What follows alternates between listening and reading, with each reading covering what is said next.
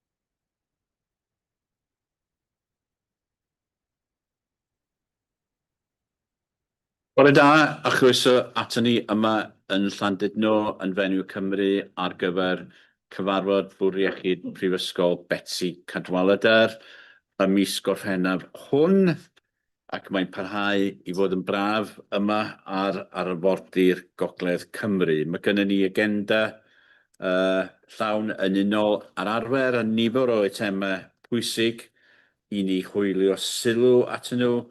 Dwi isio tynnu sylw chi yn arbennig ar eitem ymwneud â tywyn, a dyn ni'n croesawu rhai y gynrychiolwyr tywyn ato ni heddiw i wrando ar y drafodaeth. Dyn ni hefyd yn croesawu sŵ o llais sydd yma i gyfrannu at y drafodaeth yna. Sŵ, diolch yn iawn am ddod ato ni. Mae'r eitem yna yn mynd i fod bore yma. Mae gennym ni hefyd eitemau o gwmpas gofal wedi cynllunio sydd yn bwysig wrth i ni ymateb i gynigion a gofynion y Llywodraeth o ran ariannu cymorth ychwanegol. Mae gennym ni hefyd adroddiad ar adrannau brys mwyn i ni weld y cynnydd sy'n digwydd yn unol ar strategaeth a'n cynllunio ni. Felly mae yna nifer o eitemau pwysig unwaith yn rhagor ac rhai o'r rheina dwi wedi tanlinellu diddordeb. Diolch i chi os ydych chi wedi ymuno â ni ar-lein. Diolch am bod yn bresennol yma efo ni'n Llandudno ac diolch os ydych chi'n gwylio'r recordiad o'r cyfarfod. Does na ddim disgwyl dril tân y bore yma. Os oes na alarm tân yna byddwn ni yn mynd allan trwy drws fel mae'r arwyddion yn dangos ac yna yn trefnu mynd ar y prom tu allan. Mae yna rhai ymddiheuriadau. Mae Angela Wood yn ymddiheurio a hithe ffwr. Does na ddim ymddiheuriad arall wedi dod i law.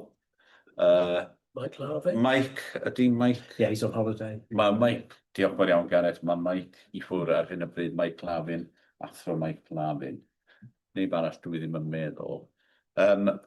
Dwi eisiau tynnu sylw at ddau berson, un sydd yma, un sydd ddim yma. Mae Tamina yma yn ei chyfarfod ola o'r bwr heddiw.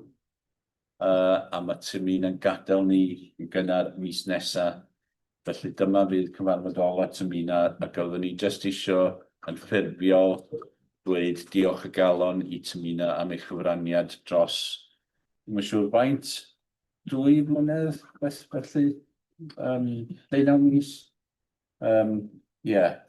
Ac mae Tamina wedi gwneud cyfraniad pwysig iawn mewn swydd sydd yn llawn cyffro ac llawn sialensau, dwi'n meddwl. Felly diolch yn fawr iawn i Tamina am ei chyfraniad ac am ei gefnogaeth. Ydyn ni'n mynd o'n dda iawn i Tamina i'r dyfodol.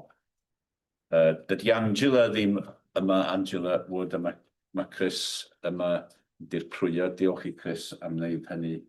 A mae Angela yn gadael y bwr iechyd. Bydd hi'n wneud hynny tan tua diwedd mis nesaf. Felly fydd yna gyfle gyda ni i gyd i ddiolch i bryd hynny, ond oeddwn ni eisiau yn ffurfiol gan bod cyfarfod yr bwr heddiw, ond eisiau'n ffurfiol diolch i Angela am eich cyfraniad a dymun o'n dda iddi hi hefyd.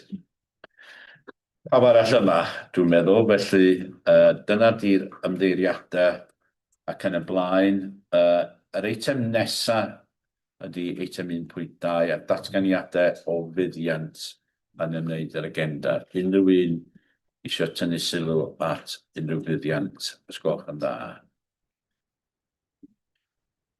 Na, o'r gorau, ymlaen i'r eitem nesaf, y cofnodion y cyfarfod blaenorol. Mae yna 2 gyfarfod wedi bod ers i ni gyfarfod dwytha, sef Mai 8 a Mehefin 25, dwi'n meddwl. Gallwn ni jyst cadarnhau ein bod ni hapus gyda'r cofnodion cyn i ni droi at y camau gweithredu. Pawb yn hapus efo'r cofnodion? Diolch yn iawn. Felly y camau weithredu. A dwi jyst am droi at pam rhag ofn bod na rhywbeth eisiau tynnu sylw at y pam. Diolch yn fawr Cadeirydd. Just the only one I probably to draw and then invite any exec colleagues or board members to comment on. There's an action there relating to the the emergency department business case and the health inspectorate Wales report. So just wanted to confirm that the draft report has been received. It's in the process of going through factual accuracy. I have shared a draft version of that whilst we work through the next stages. And as you'll recall, we've established an oversight group chaired by Gareth, urgent and emergency care, to have oversight of as we work through the next stages. The next meeting of that is planned for the 10th of August. So I just wanted to, if you're happy, I think that one could be closed. I sent that out, but other than that, I draw on colleagues to provide any updates the board may wish to receive. Diolch yn fawr. Anyone? Yeah. Yeah, we agreed, in fact, to the proposal to become a Maethu Cymru partner and friend foster. I just wonder why it's going to take so long. The proposed date is January 27, and I just wondered if there was any way we can move things on a bit more quickly. Debbie, are you able to respond to that? Yes, diolch. We are meeting with them actually in August, in a couple of weeks. We've got a meeting with them on the 12th of August. We're doing a lot of work in the background to ensure that we meet the accreditation, but yeah, we're meeting with them formally in a couple of weeks. So if it's possible to get to that position sooner. Yes, I don't see why we can't. Okay. Yeah. Yeah. With that, Gareth, are within Paul. Just a small point, and I don't really want to interfere with People and Culture Committee, but I noticed that we've got an open action which is about discussing opportunities to support young people into the workplace. And I remember this came up this time last year because of your visits to the graduation, and I did one of those. And I think I'm not sure it's saying this needs to wait for foundations for the future, but there's a link there in the narrative, and I think it would be unfortunate because it's obviously a Foundation for the Future at the moment is at the top level, whereas this is so. I'm just a plea really that we could try and progress that quite quickly because it's so germane at the moment to the questions about young people really struggling to find employment. So. Different out. Within Paul. I'm not quite sure where it is, but in our last board meeting, I raised a question about making the savings more visible from value and sustainability and transformation and innovation. And I haven't seen that down as an action. So I just wondered if we could have a look at, where that went and what we're doing with it. Okay, different out. Make a note of that then in minutes. Yeah. So. Okay. Paul. I don't know if I'm jumping the gun here. It's one of the actions proposed for closure. Am I going too soon on that, or you're covering that? The first item, which is all about PFIG reviewing how savings can be achieved in relation to value and sustainability to ensure this information becomes more visible. The AAA report in the file here is for the previous PFIG. So we won't see this until the next meeting, which will be September, October. So that's be halfway through the year before we see anything on value and sustainability and getting the finances into balance. I wonder if through the chair we can ask whether PFIG actually covered this at their last meeting. And secondly, when will we see this as a board so we can look at it before we're halfway through the year? Yeah, I mean, it is in the AAA report, which I think was the right one, that we had a session, but we're going to have an informal briefing session because, to be honest, the issues need to be teased out more. So I think we can make sure through the pan that when we have that, which I think is already in the pipeline, that's open to all members. I think it's important to say as well that this is not entirely linked to the question of where we are in terms of identifying savings. I think we've got a fairly clear picture of that. To be honest, it's trying to understand what that means because I don't think we necessarily do it all. Okay. You want to add, Carol? Yeah, we've got an item later, but just to say at this stage, We've been working through sort of step one, which is the 2% savings for all budget holders. They've been doing very well, actually. A lot of I've been very impressed with colleagues' commitment to that. Stage 2 relates to value and sustainability and what's under there. So that's still very much in our minds, and we can share more of the detail on that. Once we've evaluated both of those, which is in the just coming weeks now, we'll know how far adrift we are from the total savings that we need. And that's where step 3, where we bring actually perhaps more difficult choices in front of the wider board for us to determine how what steps we may take to get to a break-even position. Other health boards have a worse financial challenge, a bigger financial challenge than us, although ours is challenging enough, and they're already at that step 3. So that's all in train. It's going reasonably well. I'm wondering if I'll pick up with Gareth about the PFIG data and that sort of thing, so that we can make sure everyone has what they need around that. Yes. Could I just ask, how does that link to make savings from transformation and innovation visible as well? Because I think that's something that we don't really have clarity on. So may I suggest we have that discussion in that session? Let's put everything on the table and I mean, the value and sustainability is the more transformational step, as well as the so they're both but unrhyw un arall efo unrhyw beth dan y camau gweithredu. Os nad oes ydy pawb yn hapus I ni dderbyn camau gweithredu ac yn ni sicrhau bod fi'n digwydd yn unol ar dyddiadau sy'n mynd ati fyna. Diolch yn iawn.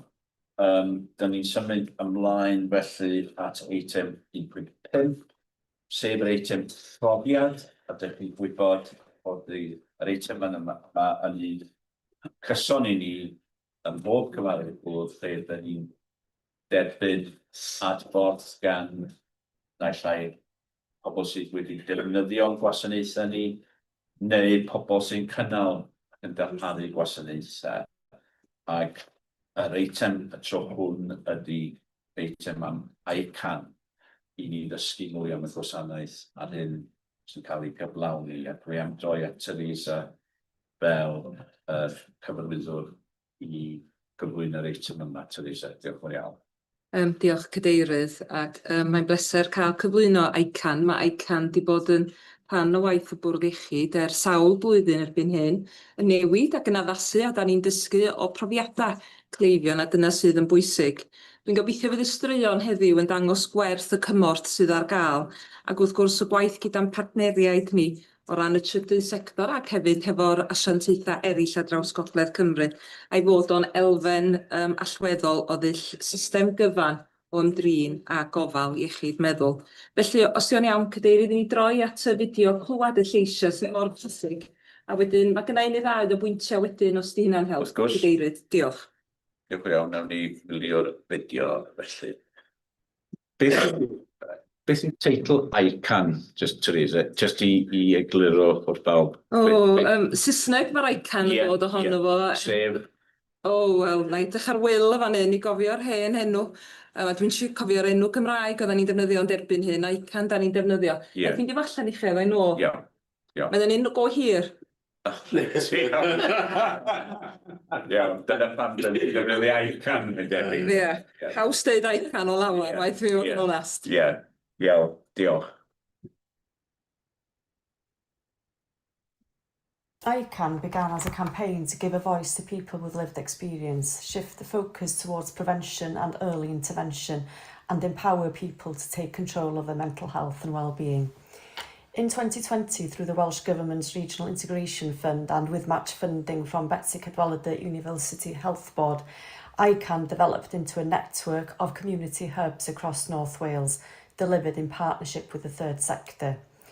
BCUHB currently commission 14 ICAN hubs, each providing open access, community-based support with no referral or diagnosis needed, ensuring people can access help early before reaching crisis.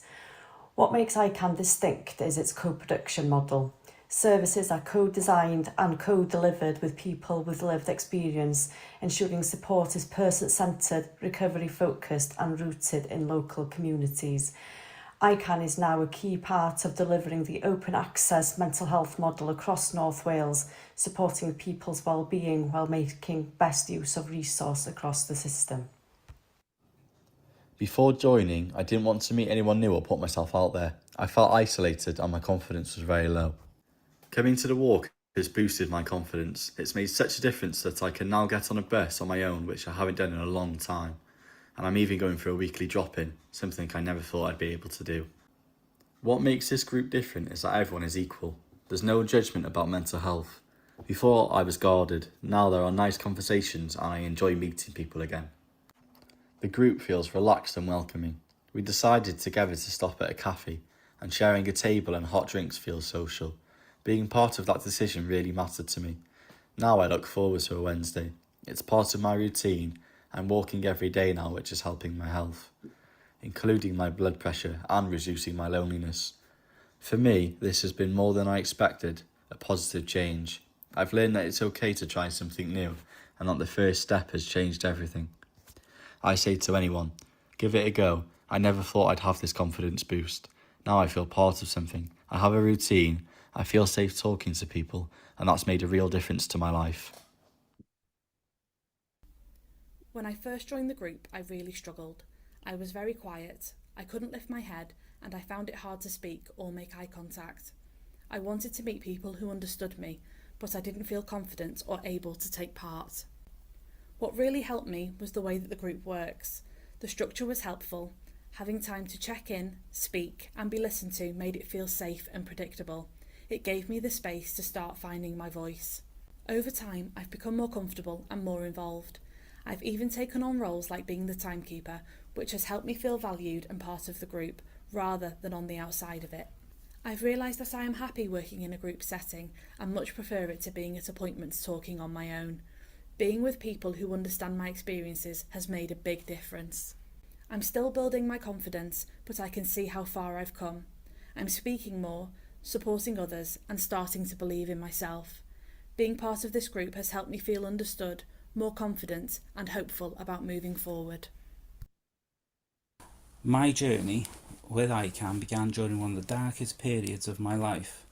After losing my job, I experienced extreme depression, anxiety and isolation. For months I barely left the house and had severe thoughts of suicide, believing everyone would be better off without me. Everything changed when I was encouraged to attend an ICANN hub. At first I was defensive and struggled to engage. I didn't want to admit how much I was struggling, but through continued support I began to realise my life had value and that people genuinely cared about me. Over time my confidence grew. The groups and courses gave me structure, routine, purpose. Instead of withdrawing, I started to take care of myself and focus on recovery. When I was asked to volunteer, it gave me a huge boost. Someone believed in me. I found purpose in supporting others and for the first time felt part of something. Even when doubts told me I can't do this, I applied for the job and I got it. Today, 4 years later, I am proud to be an ICANN coordinator for North Denbighshire. I absolutely love my job and I support people who are struggling with their mental health, and I believe that having my own experiences of poor mental health has given me much more empathy towards people. I no longer feel alone and worthless. I feel part of a team which is there to help and support others. Furthermore, thanks to ICANN, I am now trained to deliver applied suicide intervention skills and training. While imposter syndrome still hits me occasionally when standing in front of a workshop, it is incredibly meaningful to teach suicide intervention given my own history. ICANN didn't just support my recovery, it gave me a life, a career and a purpose.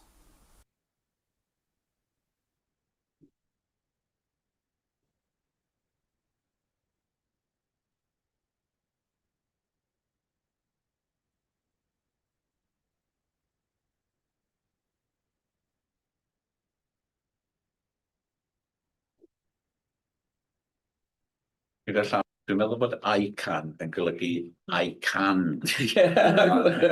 Oherwydd mae'r Gymraeg yn fedra i. Yndi. Felly dwi ddim yn sefyll am unrhyw beth arall yn gyda dwi'n medru. Fwy fi. Bach fwy fi. Ond da chi'n agos iawn. Dyna di'r gwirionedd. A mi fydd Will yn cofio'n iawn y gwaith yn y cefndir. Gwni sbio wan, 2017 nath gwaith dechrau. A pan o'n i yn swydd arall ac ar ôl y gwaith hefo'r astudiaeth anghenion y poblogaeth, yr Population Needs Assessment. Yn edrych ar rywun sy'n gwaith. Mae o'n dŵad o'r geiriau, a dwi am ddarllen hwn i mi gael o'n y drefn iawn, neu beth cofio. Independent, contributing, active, a network. Mae'n Will yn edrych. Cofio be oedd y 4 rhan. Ond erbyn hyn, a da ni blynyddoedd lawr, a mae pethau wedi newid ers Covid, nath pethau newid dipyn go lew efo ICAN. Dyna lle oedd ICAN, a dyna pam oedd y trefn ICAN. A dyna ni projecta, mae ni ddal gwahanol agwedda ICAN. So, da ni wedi trio gwahanol bethau reid bob fwy llwyddiannus na'i gilydd.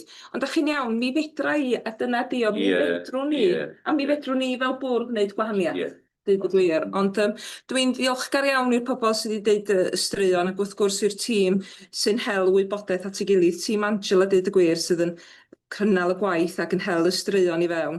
A diolch i'r tîm iechyd meddwl, a mae'n aelod wedi dod hefo ni heddiw i'r bwrdd i gwylio'r fideo ac ymuno hefo ni, ac am o gynnon ni bapur iechyd meddwl nes ymlaen. Ond be ydi ICAN mewn ffordd ydi dull system gyfan o weithio. Mae'r trydydd sector, fel o'n i'n deud, yn bartner cry yn y gwaith, a da ni yn gweithio hefo caniad, ond mae'r gwaith ledled Gogledd Cymru. Mae o yn rhoi ffocws ar ymyrraeth cynnar, mae rhai mi ddeud. Ac wrth gwrs mae hynna'n cyd-fynd hefo'r strategaeth cenedlaethol ar hyn o bryd ar draws Cymru. Wedyn oedden ni ar y blaen pan nathon ni ddechrau'r gwaith yma.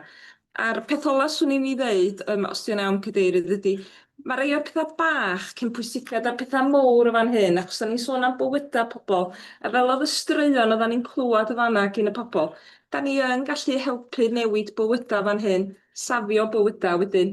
Mae o'n waith arbennig, swn i'n deud, ond dwi'n meddwl oedd o'n cyd-mynd yn ddel efo papur sgynnon ni nes mlaen. Diolch cadeirydd. Diolch yn iawn, Teresa, am y geiriau yna, ac diolch. Will, dwi'n meddwl sydd yma, diolch am y gwaith, a diolch i'r tîm. Mae'n waith arbennig iawn. Reit, cwestiynau sylwadau. Yn gyntaf, Gareth sydd efo'r trosolwg o iechyd meddwl fel aelod annibynnol ar bwrdd, of course. Gareth, trosolwg. I think it's very short because Teresa's made a lot of the points, but really encouraging, and it's very timely to have this year. I've been to couples, ICAN's more than a couple, and they do impressive work. And I want to thank the team, and also Llynnos Edwards, who was narrating that. She was not too shy to show herself, but she does fantastic work along with the rest of the team. The point I really wanted to make was that, this is completely in line with the Welsh Government strategy, which is going to be very challenging. It challenges a lot of preconceptions about how we deliver help, but it's all focused on those help straight away in small ways, not necessarily a 10-week program, just and this really can work. But as I said, it's a big change, and I want to recognise that for our workforce it will be a big change, but it's absolutely, in my view, the right thing to do. I also think it's a very timely reminder of the role of the third sector, and obviously we've been talking a long while about needing to get our commissioning arrangements better with the third sector. I mean, this has actually worked quite smoothly, I think, but we're going to have to recommission fairly soon, which is obviously it's the right thing to do. They're external bodies, but we really need to work this. And the final point I want to make, which is perhaps a bit more challenging, is that the strength of this is that it works with local partners, so they don't all deliver the same thing. Now, there is a question about equity, but actually, if you're going to deliver an effective service, what you need to do is work with the people who are on the ground and who can deliver something that fits with the ethos that may not be exactly the same as the office somewhere else. And I think that is quite challenging, so we want to make sure there's an equitable access, and there is access across North Wales, but it may be slightly different. I just think in the real world, you need to build on the strengths that are there out in the community, rather than try and construct a sort of absolutely even pattern of provision. So thanks once again for bringing this. I'm really encouraged by it. Diolch iawn, Gareth. Nesa, Claire, wedyn Dyfan, a wedyn Ydda. Diolch. Thank you for the item, Teresa. One of the ICAN hubs is based in one of our homeless services in Rhyl, and So I've seen it firsthand, the hugely positive impact that that service is having. And I think one of the things that's crucial to the success is that it takes away the stigma of going through a door and asking for some support and help because of where they're located. So I think we really need to build on success of ICANN, which has shown that place things in the community where people are comfortable going and they'll access the services. Linked into that, I was just thinking through later on in the agenda, we're going to be through the performance paper, looking at really big concerns around the weights, around psychological assessments for people with mental health issues. But what we never have in our reporting is some of the really positive things happening at the kind of preventative level. So it's a request really, I think, that to Russ and his team in terms of what we measure and what we report on and see as a board. Yeah. Those things are really important, that we know where we're not doing well. But actually, the success of things like ICANN will prevent some people from needing to have a formal assessment or needing something more intensive. And I just wonder if we can find a way to keep the board a bit more sighted on how many people are accessing those services, what were the impacts, the outcomes, so that our performance reporting is as qualitative as quantitative, because I think those are things we need to know are working, and we need to sustain, we need to build on those moving forward into the future. So, Claire, I think that's a good point, and a general point actually. At the moment, we are concentrating very much on waiting lists, waiting times, and that is the correct thing to do. But I think we also have a real ambition to move the focus on outcomes for patients, as you say. Yeah. And we need to consider how we can capture that. So, and I'll bring Russ in at the end just to explain maybe what the team can do about that. But that is definitely something we want to reflect, because that's why we provide services, particularly with that early intervention, as you say, which is what we should be doing wherever possible. Dyfed, wedyn Arthur. Diolch, ia, mae'n braf gweld yr impact mae hwn yn gael ar cymunedau ni. Y gwaith ataliol mae o'n neud, a faint o arbediad, os da ni angen sôn am, a dwi'n eistedd drws nesaf cyfarwyddwr cyllid wrth gwrs, ond y bottom line, hwn yn mynd i arbed arian i ni, lle dyn ni'n gallu defnyddio y cyllid yna mewn rhywle arall lle mae fwy o angen. Ond be mae hwn yn, i mi, yn neud ydy dangos gwerth cydweithio a partneriaethu. Mae hynny yn sawl un o'r papura da ni'n weld heddiw ar draws sawl maes o'n gwaith ni fel bwrdd. A mor bwysig ydy partneriaethau, bod o'n jyst y sector, bod o'n awdurdodau lleol, neu pwy bynnag. A dwi'n meddwl bod hwn yn jyst yn dangos gwerth hynny, a mae o'n gweithio, mae o'n gallu cael yr impact yna. Felly diolch am ddod â hwn yn blwyddyn ni. Diolch yn iawn. Arthur. Yeah, diolch yn fawr, Dyfed. I'd just like to share that I had the pleasure of being involved in the ICANN project, I think in 2017, in one of its first formations, Teresa, and I was involved across North Wales in training the volunteers.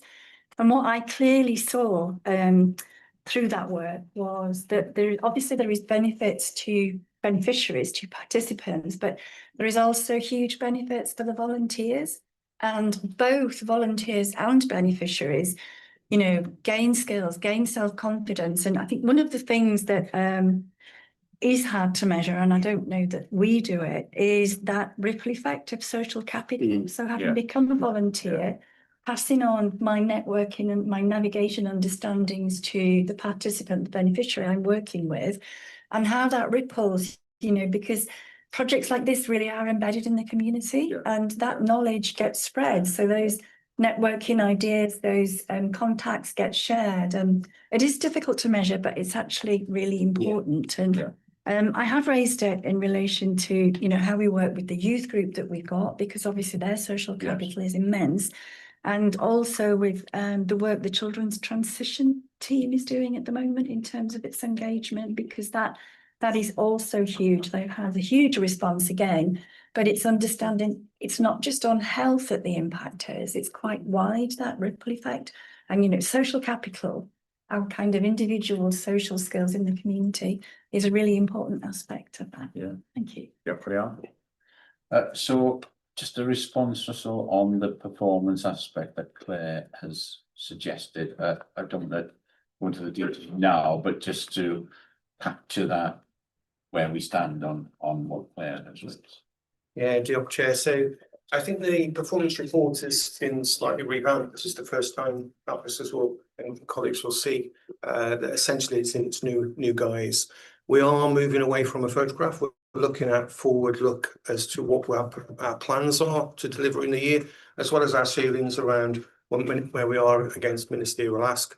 And we've given a very clear narrative in there and a section for officers to elaborate on all the good work that's progressing as well, so we can share that with colleagues. So I think as we develop, and we had a fairly interesting discussion through executive about how we develop this report and the narrative to pull out all the areas of good practice, all the things that are going on that are going to support performance, to give that visibility, especially within committee as well as through up to the health board itself. And so although it's in its infancy in terms of its new reporting, we are going to be adding those elements too as we go forward, and I think we'll find it, and it will become more visible as to those areas that we'll improve as we go through. Diolch yn iawn. Carol, a wedyn Teresa i gloi. Well, thanks, Teresa, and for the people who shared their experience. I couldn't agree more with Eartha and with Gareth about the importance of this being rooted in communities. The stories were really inspiring, actually, and thinking about the sort of grassroots support in communities that have a big impact. And I was particularly interested in the person who became the volunteer and got employment. Employment is a really key protective factor for mental health and well-being, as well as wider, economics and things like that. When we get to the paper later, there'll be a mention in there of peer mentoring as well. So there's connection here to the next level of support and role that people can play. We don't always have to look to highly qualified professionals. People with experience bring so much. So I think this is really, really good. On Claire's point, just wanted to add a little bit more. The outcome framework is on the agenda under the mental health paper later. That's been developed with people about the things that matter most to them. At the moment, we measure largely the things that Welsh Government say, which is about the speed of access to assessment and intervention. What we're keen to do is to measure against the outcomes that matter most to people, and then have a very clear performance sort of dashboard, whatever it might be, that is much broader than how long did it take for you to get to part 1 and part 2 of the mental health measure. So that's under development. It's still quite early days, but that's where we want to get to. And then ultimately it'll be wherever you access support, did it help you with the challenges that you're facing? And what can we do better? And I think that will help us to develop the service further. So we'll touch on that a bit more later, perhaps. Teresa i gloi, sgwrna. Wel, mae Carol di sôn am y fframwaith canlyniadol, ni'n mynd i sôn am hwnna gyda'r sylwada. O'n i eisiau jyst sôn am yr ariannu'n dod trwy'r rhaglen RIF, yr gronfa integreiddio rhanbarthol, y RIF sydd yn helpu hwn hefo arian gyn y bwrdd iechyd hefyd. Wedyn, mae yna waith i ail-edrych ar hwnna ar gyfer y dyfodol ar hyn o bryd. Ond wrth gwrs, da ni hefyd yn cymryd y cyfle i edrych ar hwn hefo'r coleg adfer, a dwi'n edrych ymlaen i ddod â fwy o waith am y coleg adfer drwodd ym mhen amser os gaid cadeirydd. Ond dim ond i ddeud diolch am y sylw i'r gwasanaeth unig swn i'n deud erbyn hyn. A dwi wrth y modd fod o di gwreiddiol yn cymunedau ni. Dyna lle da ni angen y gwaith yma. Diolch o'r iawn i chi, cadeirydd. Diolch yn iawn. Felly diolch i bawb sydd wedi cyfrannu at y drafodaeth ac sydd wedi bod yn rhan o'r gwaith ac sydd wedi rhoi fideo at ei gilydd sydd wedi bod yn waith fawr iawn. Diolch o galon. Ac mae'n dangos, dwi'n meddwl, y bartneriaeth yna sydd mor allweddol rhwng grwpiau sydd wedi seilio yn y gymuned a'r bwr iechyd, ac sicr mae hynny'n arwydd o'r ffordd ymlaen byddwn ni'n awgrymu, ac yr her fydd i fod yn gallu cefnogi'r gwaith yna yn yr hir dymor. Dyna di'r her bob amser, felly mae rhaid ni fod yn barod i weld hynny'n digwydd. Reit, pawb yn gefnogol i'r gwaith yna, diolch yn iawn. Mae droi yn sydyn at yr eitem nesaf 1.7 sef adroddiad cadeirydd, ac dwi jyst eisiau tynnu sylw at un y ddau o bethau yn yr adroddiad. Mae wedi bod yn gyfnod digon prysur yn dilyn yr etholiadau, wrth gwrs sy'n golygu bod gennym ni aelodau yn newydd o'r Senedd. Mae gen i 24 rwan yn ein rhanbarth ni, sydd wedi sôn o blaen, ac mae gennym ni weinidogion newydd fel dych chi'n ymwybodol, a mae rhai o'r cyfarfodydd yna yn digwydd yn gyson rwan. Mi fydd y gweinidog ar ymweliad ei ysbyty Glan Clwyd, mae wedi bod yn ysbyty Gwynedd hefyd, gyda swyddogion a wedi cael ymweliadau da, wedi cael adrodd dda o'r gwaith sy'n digwydd yn ysbyty Gwynedd, ysbyty Glan Clwyd, ac wedi gweld y safle yn ysbyty Llandudno'r gwaith sy'n digwydd yna. Mae'r prif weinidog wedi bod yna bore yma, ac oedd Carol wedi gallu wybio heibio i groesawu'r prif weinidog ac i weld y datblygiad pwysig sy'n digwydd ar y safle yn Llandudno. Un cyfarfod arall sydd wedi bod ydy'r hyn sy'n cael ei alw'n bwrdd uwch gyfeirio, sef y byrdde iechyd, mwy neu lai bron pob bwr iechyd sydd o dan unrhyw statws uwch gyfeirio yn cael cyfarfodydd gyda'r Llywodraeth, ac gafon ni un mis Gorffennaf yma gyda'r gweinidog yn swyddog y Llywodraeth yn gyffordd Llandudno, ac mae yna ragor am y cyfarfod o dan adroddiad Carol fel prif weithredwr, dwi'n meddwl.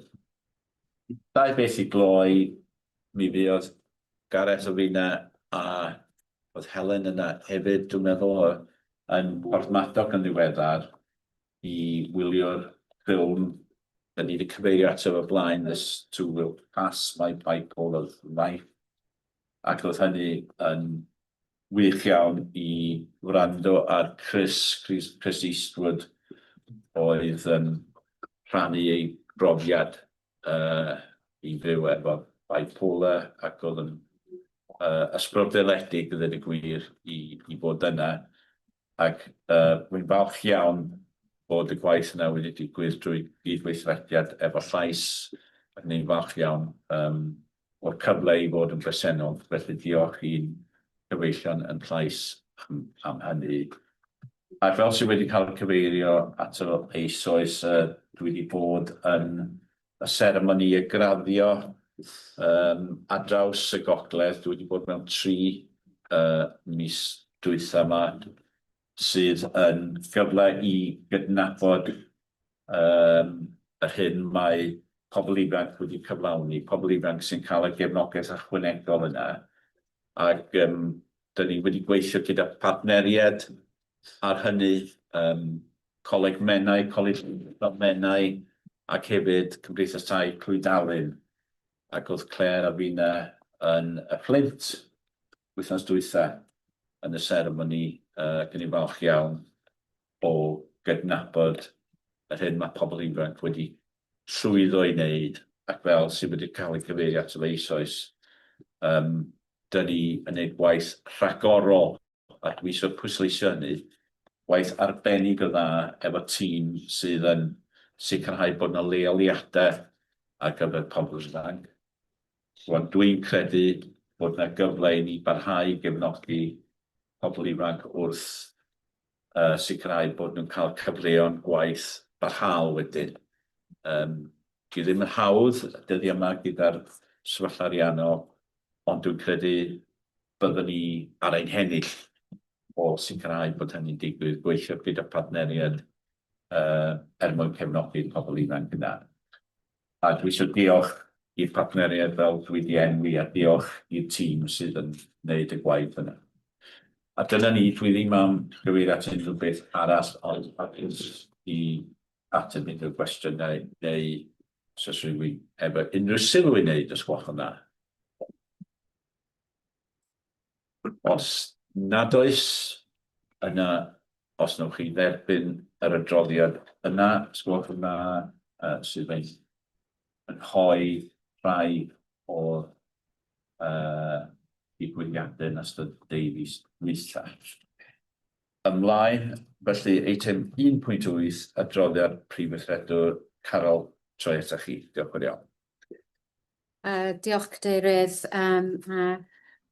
I've got two reports this time, and I'll just briefly cover the first one and pull out just a couple of remarks. The Cadeirydd has mentioned the ministerial visits and the post-election work that has been done to connect with members of the Senedd, so I won't cover that.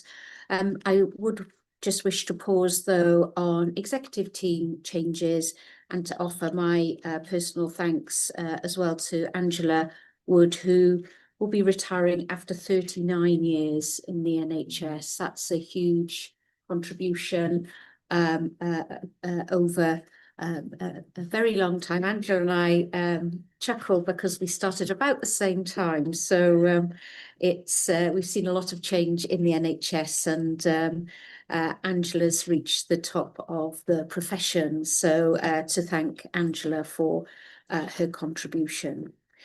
Saying a cheerio, but maybe it's an au revoir to Mina. The Chief Operating Officer role is one of the toughest roles in any health board, but in Betsy Cadwallader particularly so. But it's been an important time to have someone who's been able to lead teams and show that encouragement to people to keep moving forward, even under challenging circumstances. And moving forward, we have been, and I'll come to that. And then I think Russ will have another meeting in September. So congratulations to Russ on getting a role as Chief Finance Officer, but I'll come back to that. The reason I mention that is that's clearly three really key executive roles, and to offer some reflection that we are moving forward very positively with securing colleagues to join us while we recruit. And we've always taken the stance of being very thorough in our recruitment approaches for roles that are, you know, pretty demanding, to say the least. So I'm grateful to Debbie and her team for all the support that I'm getting, and with the remuneration committee as well. Just finally to say on my own report, there were a couple of summits held as part of the new government's 100-day plan. So I just wanted to draw attention to the primary care summit in particular. I'm very keen for us to consider primary care and the development of community by design again at the board, and perhaps have a conversation with yourself, Gareth, about the timing of that, because there's a lot of excitement around this and the need to move forward. And then we did have the graduates summit, and that's some of our challenge around a success of retaining more staff, which is fantastic, but also the challenge of newly qualifying graduates coming into roles. And we've really stepped into that space as an organisation, but it is quite low profile, and we will continue to do all we can to offer roles for people who have committed to their training in Wales. So we've got a good work stream in place for that. I always put in a little bit on recognition, and I'm sure there is more that I miss. But my main report today relates to the escalation meeting that we had. And as the Cadeirydd has said, the Cabinet Minister chaired the meeting in Llandudno Junction. It was good to have a meeting in North Wales and good to have visits. Often these are in Cardiff, so that felt really good. And the key areas that I'd like to draw to your attention, clearly the Cabinet Minister has announced a well-led review. We don't have well-led reviews in the same way as in England, so we're waiting. The detail is starting to come through a little bit now on what that will look like for us. Although the Cabinet Minister did indicate in his statement that quality would be part of that, it's now been confirmed that that will not form part of the scope of the well-led review, but it will look at our leadership, capacity, capability, our organisational structure, and how well set up we are for the change that needs to happen. There'll be a more detailed briefing and involvement with board members shortly on that. On delivery and performance, on planned care, so important to recognise the Health Board is currently meeting the de-escalation criteria in relation to the referral for treatment time for 104 weeks. That's a result of really tremendous work over the last 18 months, 2 years or so. It doesn't mean we reached zero. No. But we reached 98% of people having their treatment within 2 years. So that's really good. And then on diagnostics, we certainly have moved forward, and we're 10 percentage points from meeting de-escalation criteria. We were able to share that with the meeting with the Cabinet Minister, and he was encouraging of the progress that was made and asking us to keep driving that forward. And indeed, the government has asked every health board to submit a plan relating to the eradication of 2-year waits and over 8-week diagnostics and plans for sustainability. They have £100 million investment available, so we are submitting those plans and we'll discuss those a bit later. We talked about urgent and emergency care. We will obviously got a paper on that a little later, and this has been our big focus as a board over the last 6 to 9 months. So I won't go into much more detail, but there are 2 de-escalation criteria that the Cabinet Minister is encouraging us to achieve by the end of September, and our confidence is growing, dare I say, because of progress over recent weeks, that we will be close to that. There wasn't a lot of time to do a detailed discussion on quality, but Caroline very helpfully raised the role of the QSE Committee, Quality, Safety and Experience Committee, in overseeing fragile services plans and other mechanisms such as the quality management system. And then there were questions about planning and the number of areas in our strategy and our clinical services plan.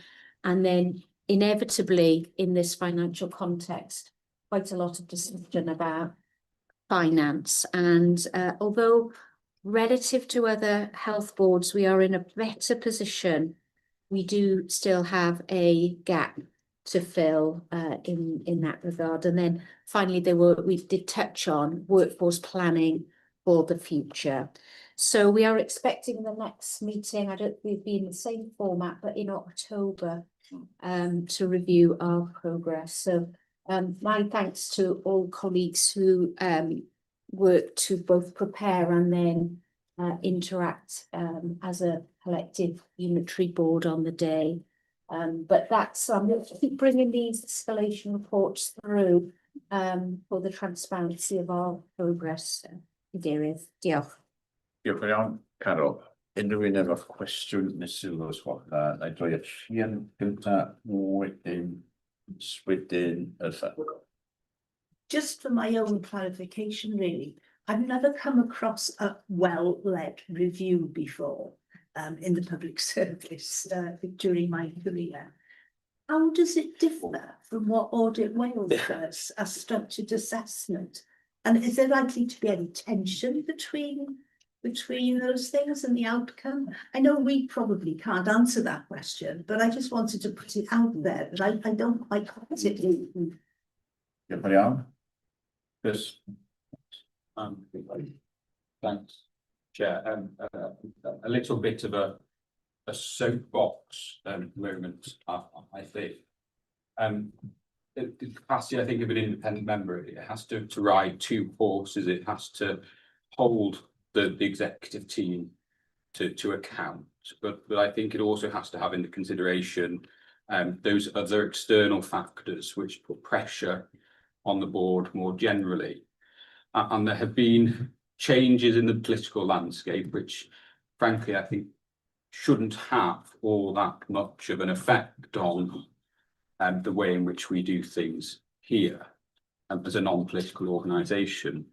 But it is difficult to ignore the comments that are being made at present by those recently elected to the Senate. And I think that the point of that is this, is there's an awful lot of talk about, and I think this goes into well-led as well, leadership challenges. And I wanted to take the opportunity to say, from someone who sits on the inside and the outside, that there is an inherent benefit in stability. And I think it's right to say that we're perhaps not where we might hope to be, and we might not have made all the progress that we might have wanted to make, but we've made a significant amount of progress over the last few years, and that is in no small part because of the quality of the leadership at the top table, as it were. And I fear that if that's derogated and people are moved on, then what you're faced with is then an unstable organisation, which any good work and progress that has been made will inevitably be derogated. So I think perhaps, and this is why it's a soapbox moment, there's no particular action that flows from this, save for those that might well pick up these comments that a view might be taken that stability at the top of the tree, so to speak, is entirely preferable to moving things for the sake of moving them. And I pay particular mind to a statement made recently by the Health Minister, and would urge caution as to that.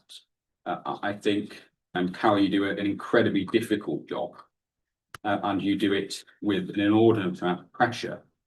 And for that, I think you can only be congratulated, albeit I know you hold yourself to a standard which far exceeds where we are now. As I say, a soapbox moment, Chair. Important, I think, to say what perhaps others can't. Chris? Well said, Chris. Yeah. Sorry, I could hear. So diolch yn fawr iawn, Chris, for making that clear in response to quite a lot of the challenges that are being given to BCUHB at the moment, and in particular, the higher leaders of the organisation. So thank you for making that so eloquently. Carol, thank you for clarifying in your introduction there the benefits that the progress that has been made. And my question relates to that really, because, as Chris alluded to, there's a lot in the press at the moment about basically how poorly we're performing. And I just wondered where, are we going to be able to provide answers in some sort of public arena to reassure the public of North Wales that actually there is some kind of political overview coming from Cardiff, but actually we've got real evidence that progress has been made and is continuing to be made. So that was my first question, very important. I'm quite aware that a lot of this context comes up in other papers later on, so there will be other opportunities. But my other question was around the Primary Care Summit. because we've all got an interest in community by design, and we've all got an interest in seeing a move to community health provision. I just wondered, is there going to be a report coming from that discussion that will clarify ideas, shared good practice and direction? Thank you. Diolch iawn, and then aelod Carol mewn I mater mewn munud, just to dweud rhywbeth sydyn. I think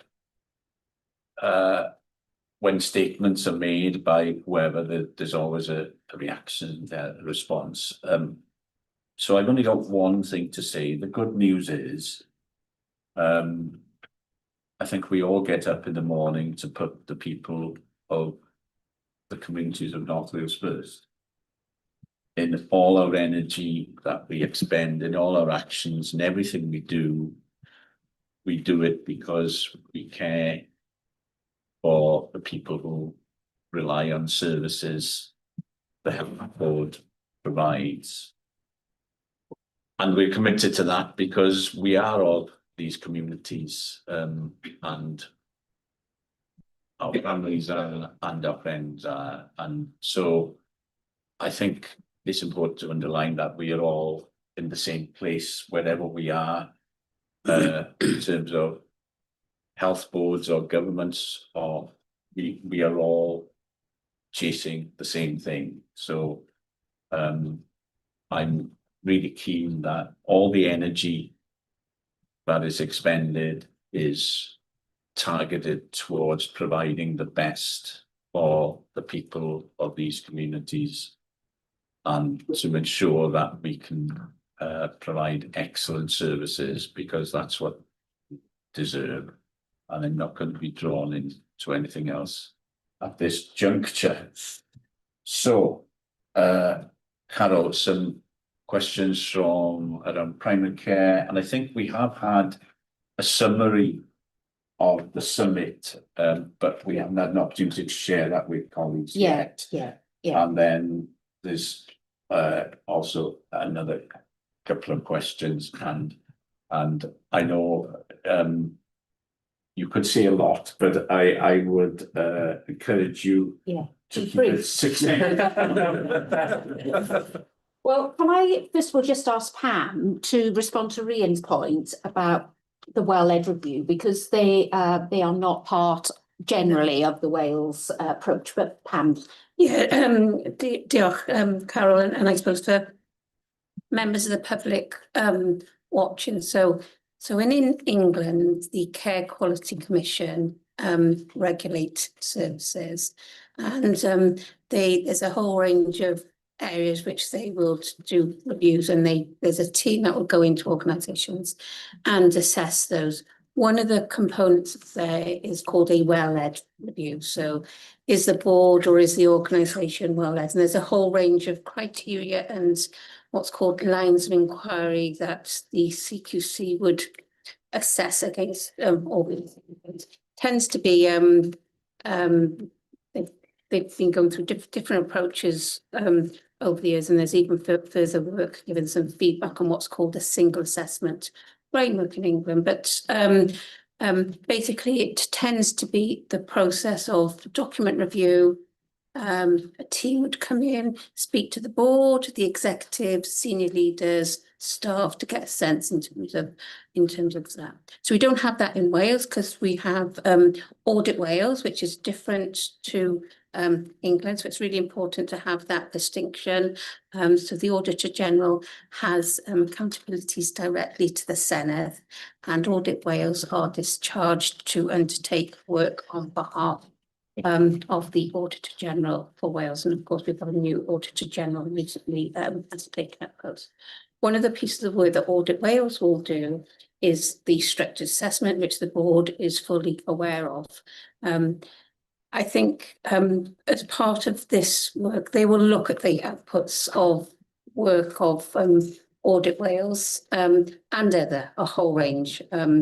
This review, which will hopefully we'll have more information in the coming days, will be an expert panel. There will be a reference group, we understand, and that reference group, Audit Wales will be not necessarily member, but will interface with that group to influence that position. So I suppose it's important to understand we don't have well-led, although there are new emerging discussions around what does well-led as a framework look like in Wales, which is being taken forward by the chairs and the chief executives. But what I would say in terms of the approach, which I can share with the board over the coming next week, probably a little bit more information. There will be a request for documents. There's the opportunity, I believe, for the board to provide its own additional documentation and evidence, because it's important that the wider context. And then there will be just a bit like Audit Wales have done in their structured assessment. There may be one-to-one interviews, there'll be collective board discussions, observations of meetings, opportunity to meet senior leaders and other staff across the organisation. What I would say, Leon, it feels more intense than a well-led in the sense of the period of time. So this review over a well-led will tend to be, they do the review and they might come in, say, for a couple of days. And then, but this, as we understand at this stage, field work in August, preparation August, field work through September and outcome October. So, so we just need to work through some of that. But hopefully that just gives, I suppose, you and wider board members and the general public an understanding that we don't have a well-led framework currently in Wales. I would say it's probably an assessment of following, but similar lines of inquiries. But as more information is available, happy to share and engage in that. That helps you. So just briefly, just thank you to Chris for those comments. We will have a soapbox moment from time to time. So, you know, I was talking with some colleagues an external organisation who work with health and other sectors who've had long-standing challenges, and the conversation was really helpful because I was just sort of trying to reflect for an organisation like this that's had challenges from its inception, really, 2009. Where should we be as a board now, a new board 3 years in? And I know some colleagues have been here from the start, some have joined later on, and their reflection is that you don't go from where we were to being an excellent organisation in 3 years if you're really going to have a sustainable approach for the long term. And that did, you know, made me think a little bit more about where our steps on our journey are. So we all want to race quickly. I'm impatient, more impatient than most, I suspect. But where are we now? And that's what I hope the well-led will also help us with, is the perspective about how long this journey would be. I remember the chair, David, saying, this is a 5 to 10 year endeavour. So where are we now as a board, and where are we going to get to next? So it leads into the comment from Eartha, which is, how do we get that where we are now across to the public? Because there is a narrative, and you know, we can become very downhearted. I can say that myself, but when we look at the facts of matters on the ground, we have made progress. Now, there are things, inescapable things that we think are not good. Our patients and our citizens experience that every day, and our staff experience that every day. But have we got a plan to tackle those? I think that's our challenge. So I think we've got a bit more to do on the messages to the public, Eartha, and hopefully through things like these meetings, we can get those across. And then on the primary care, yeah, we're hoping that we'll have something come back through in the coming months on primary care. Yeah. And we did have an email earlier this week. Sorry, we haven't had a chance. I say earlier this week, yesterday. with a report on that primary care summit, I've just sent it on to be shared, just seen it, so make sure that is shared with everybody. Apologies, I'm not opportunity to do that till now. Pawb yn hapus I dderbyn yr adroddiad gan Carol, gan ddiolch iddi am gwaith yn ystod yr wythnosau misoedd dwytha. Diolch yn iawn. Dyn ni'n troi felly at yr eitem nesaf 1.9, adroddiad Rhys-Gadeirydd Gareth.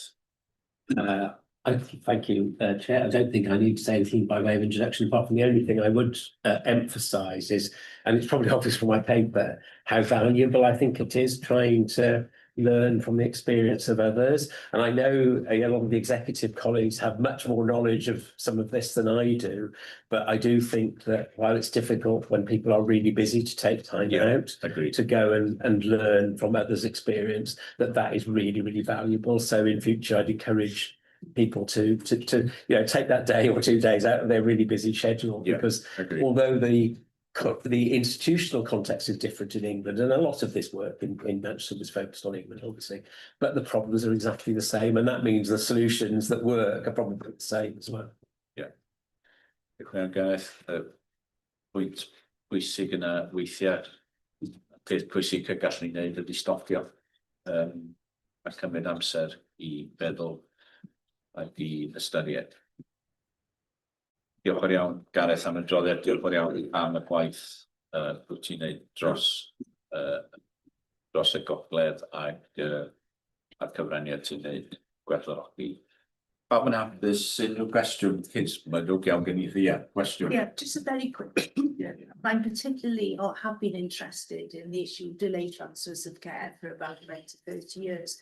And, since you focused on some good things that are happening elsewhere, sometime, obviously not now, I'd like to know what strategies we're putting in place, what learning we're taking from elsewhere to deal with delayed pathways. So something maybe, but I'd like to get it down and see, see what's going on. If I can comment very briefly, I mean, Tamina might want to.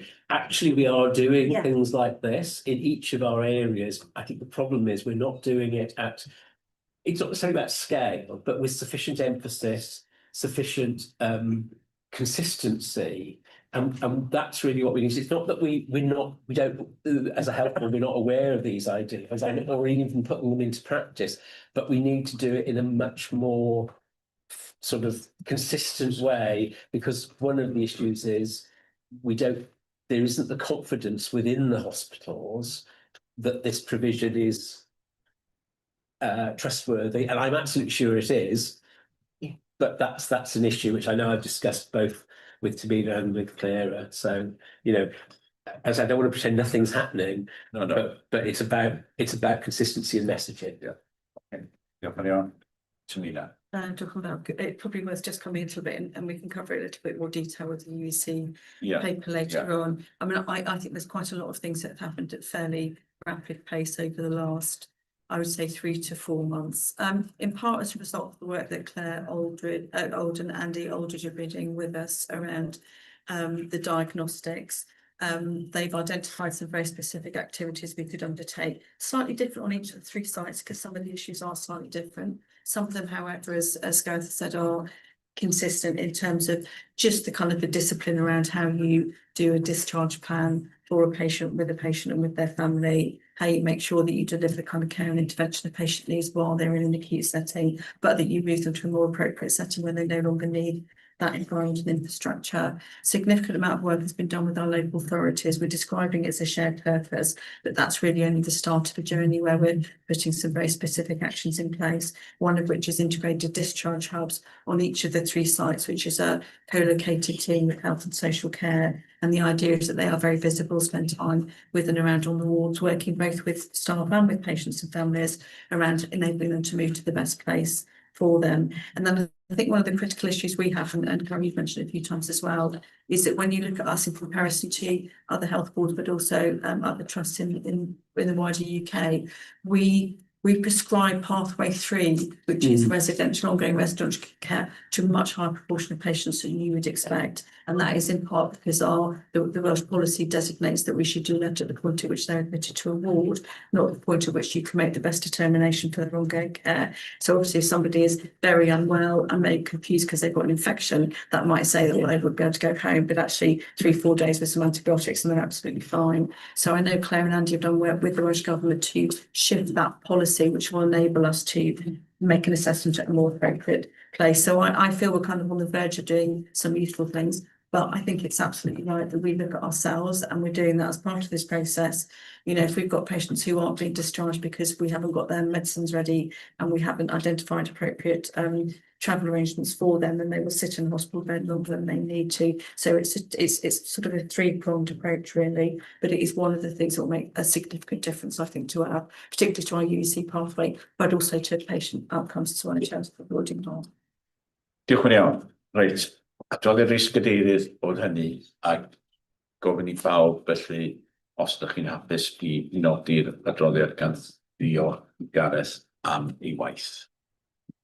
Bawb yn hapus, diolch yn galon. Ymlaen felly at eitem 2.1, ysbyty cymunedol Tywyn ar achos dros newid, ac yn ogystal â'r croesawu mae gyfeillion o ardal Tywyn, dan ni hefyd yn croesawu swydd o ffais sy'n mynd I gyfrannu I sôn am y gwaith mae llais wedi bod yn neud hefyd. Felly, eitem yma rwy am droi at Paulo, os gwelwch yn dda. Diolch Cadeirydd.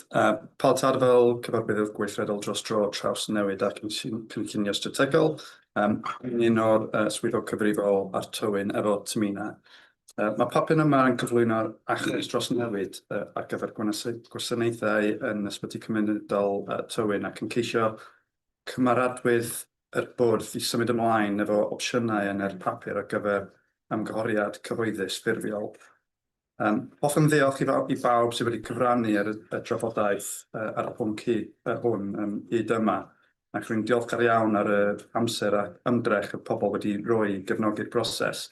Mae hyn yn wirioneddol yn dangos cryfder y teimlad yn y gymuned ymgylch y mater hwn. The temporary closure of W Ward in 2023 highlighted long-standing challenges associated with maintaining a safe and sustainable inpatient service within the Tywyn Community Hospital. The need for the closure of the W Ward was due to patient safety issues driven by workforce constraints, including difficulties in recruiting and retaining appropriately skilled nursing staff. Since the temporary closure, resources have been used to deliver a range of alternative community services to the local population, including a treatment room, a Tuag Adref service, which is a service at home, wellbeing hub, expanded minor injury unit and wider community-based care. Healthcare delivery, I think it's fair to say, has changed significantly in recent years with increasing emphasis on providing care closer to home and often in people's homes, reducing avoidable hospital admissions and supporting people to remain independent within their own communities wherever clinically appropriate. At the same time, I think it's important to note that the population served by Tywyn Community Hospital is ageing, with increasing levels of frailty, multiple long-term conditions and complex health needs that require coordinated multidisciplinary care. Additionally, the community services are increasingly required to respond to a broader and more diverse range of needs across the population, including providing appropriate support for younger people, individuals experiencing mental health challenges, and those requiring a wider range of preventative rehabilitation and ongoing care services. As a result, I think the community provision has got to be flexible and responsive, ensuring that the services are inclusive, holistic, and capable of addressing wider health needs. So the review that's been conducted has sought to identify clinically effective, sustainable, and potential models for delivery of community healthcare services from within the Tywyn Community Hospital. Important point to note at this point is that the scope of this work is limited to the operating model of the W Ward and directly associated hospital services. So broader issues such as dentistry and maybe specialist mental health are out of scope. Following the decision by the board in May 2025, the review of the service and developing sustainable solutions for the future, we've been working since July 25, and the health board's undertaken a programme of pre-consultation engagement to make sure we understand the experiences of those within the local community, as well as supporting the development of potentially viable options for the future services. Between September 25 and June 2026, a series of balanced room community engagement events were held to generate and then shortlist options to form the basis of a consultation. In the spirit of openness and transparency, I'd like members to also note that we re-ran Balanced Room 2 in March 2026, having realised that the scoring from the original Balanced Room 2 was not balanced. The Balanced Room process was supplemented by an extensive set of other face-to-face and online community engagements, including attendance at community shows, community councils, town councils, older people's forum, evening youth club, parent and toddler groups, and more recently holiday makers and caravan parks. The pre-consultation engagement has identified a strong public support for retaining and enhancing healthcare services within Tywyn, and highlighted the importance of local access of care for a predominantly rural and ageing population. Stakeholders consistently emphasised the value of services being delivered as close to home as possible, particularly for older people, carers, and those with limited access to transport. The feedback from the engagements demonstrated a strong attachment to the local inpatient provision and highlighted concerns regarding the travel, accessibility, and the impact of service changes on patients, families, and their carers. And the engagements identified support for exploring opportunities to expand a range of locally delivered community outpatient rehabilitation and preventative services. Whilst there's been a detailed analysis of the options, as you can see in the paper to date, it's important that we note that there's no preferred option being recommended and no final decision is being sought at this stage. The proposed consultation, should it be supported by board today, is intended to test the evidence, the assumptions, and the impact assessments presented in the case for change. And the consultation period allows for consultation responses, additional evidence, reasonable alternative proposals, all of which will be carefully considered before any final decision is made. So there are two options being proposed to taken into a consultation following the pre-consultation engagement. Option A, which is a return to the inpatient model. This proposes reopening the 10-bedded inpatient Dovey ward, noting a caveat around being able to maintain sustainably safe staffing levels. This would provide local provision for patients who need care and who do not need care in our larger acute hospitals, but may need ongoing rehabilitation support, as well as step-up care for those in 24/7 support, but not full consultant-led hospital care. The ward would also provide additional support and options for inpatient end-of-life care for those who choose hospital setting as their place of death. The other option, option B, is a retention and expansion of the current community services that were put in place following the temporary closure. These are the ones that I listed earlier, such as tear-gas-retrofitted treatment room, etc. The community have asked that if this option was put forward, that it come with a caveat that the Dovey ward, its equipment, facilities, etc., would be retained so that it would be available for any future use. However, the space under this option would be repurposed as a day treatment centre. This would continue with the expanded provision of inpatient beds in Dolgellau Hospital, and local nursing and residential homes continuing to offer additional options for end-of-life and step-down care where appropriate. During the pre-consultation engagement, many people expressed support for a hybrid of these two options, retaining the existing community services and reopening the inpatient beds. The technical appraisal process considered the viability of this and concluded that it was not able to support that on the basis of deliverability and sustainability, predominantly in relation to being able to resource this option. The board is asked today to approve the proposed options being taken forward to formal public consultation, noting that no final decision is being sought at this stage.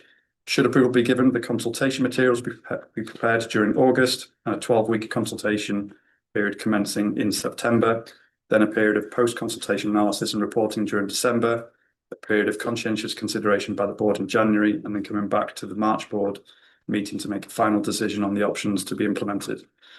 I think it's important to note that the length of time it has and is taken to conclude this matter.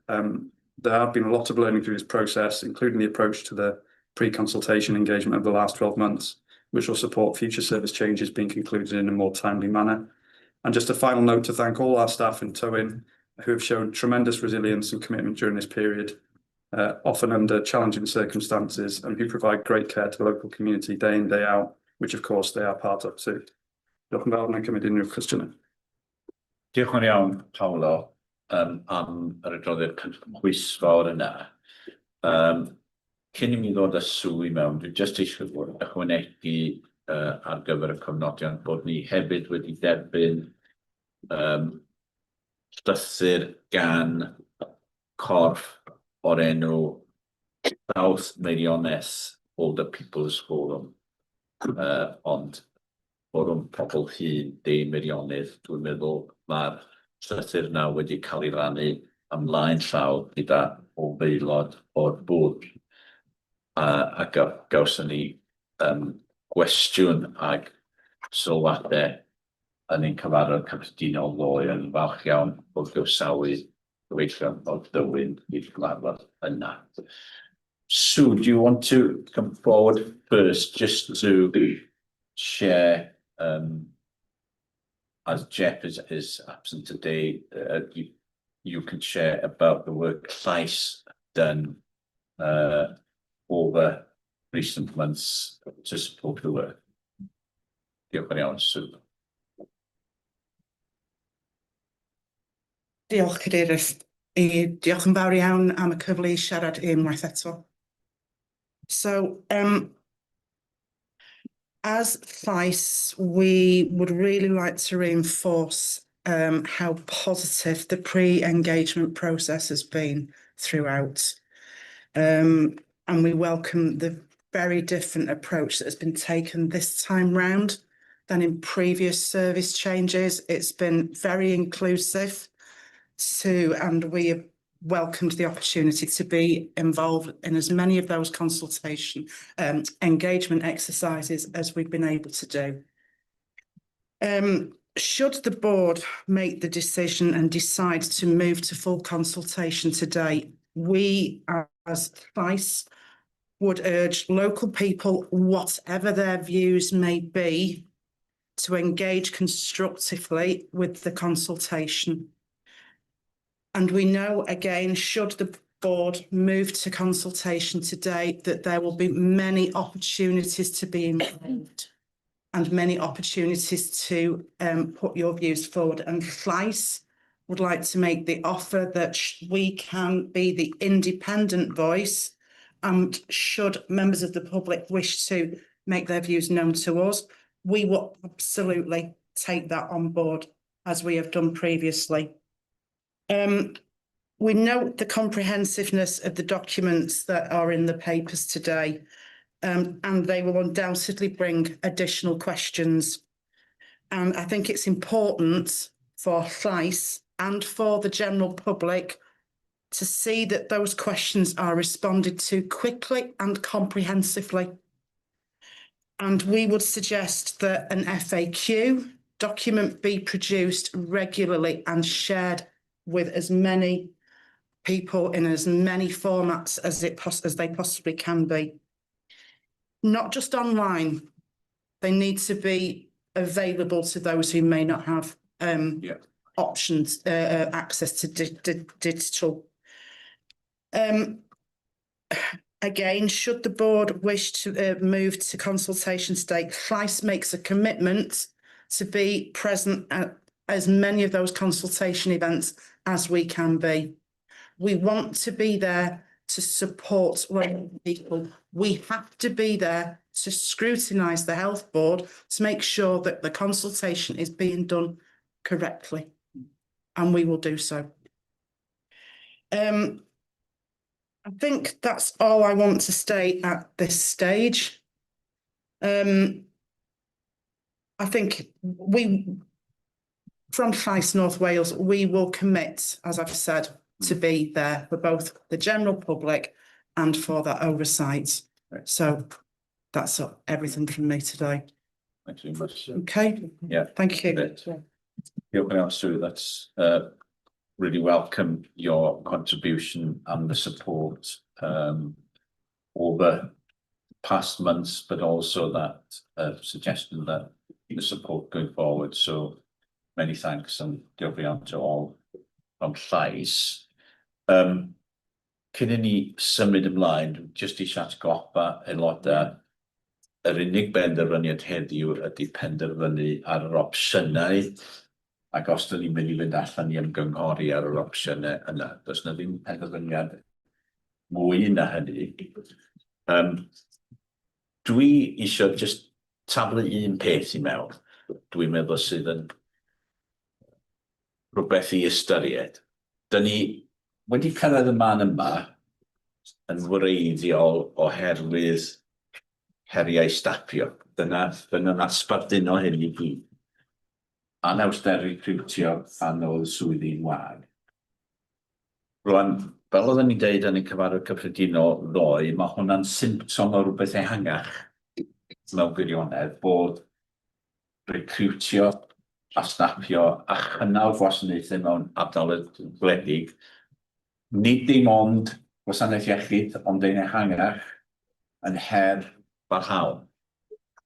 Felly mae yna gwestiwn fyna, dwi'n meddwl, i'n partneriad, awdurdod lleol, llywodraeth, i ystyried o'r gorau beth yw'r darlun i'r dyfodol ar gyfer ein hardaloedd gwledig ni. Rhan o hynny, i'w darparu gwasanaethau gofal a lles. Felly mae yna rhywbeth positif, dwi'n meddwl, os dyn ni'n barod i agor y bocs yna i edrych ar o'r gorau beth yw dyfodol gwasanaethau yn ardaloedd gwledig. Mae'n ehangach na gwasanaethau iechyd. Mae yna heriau yn y maes gofal yn does, yn ogystal mewn ardaloedd gwledig. Mae yna heriau hyd yn oed wrth recriwtio i swyddi yn y sector breifat, dwi'n gwybod.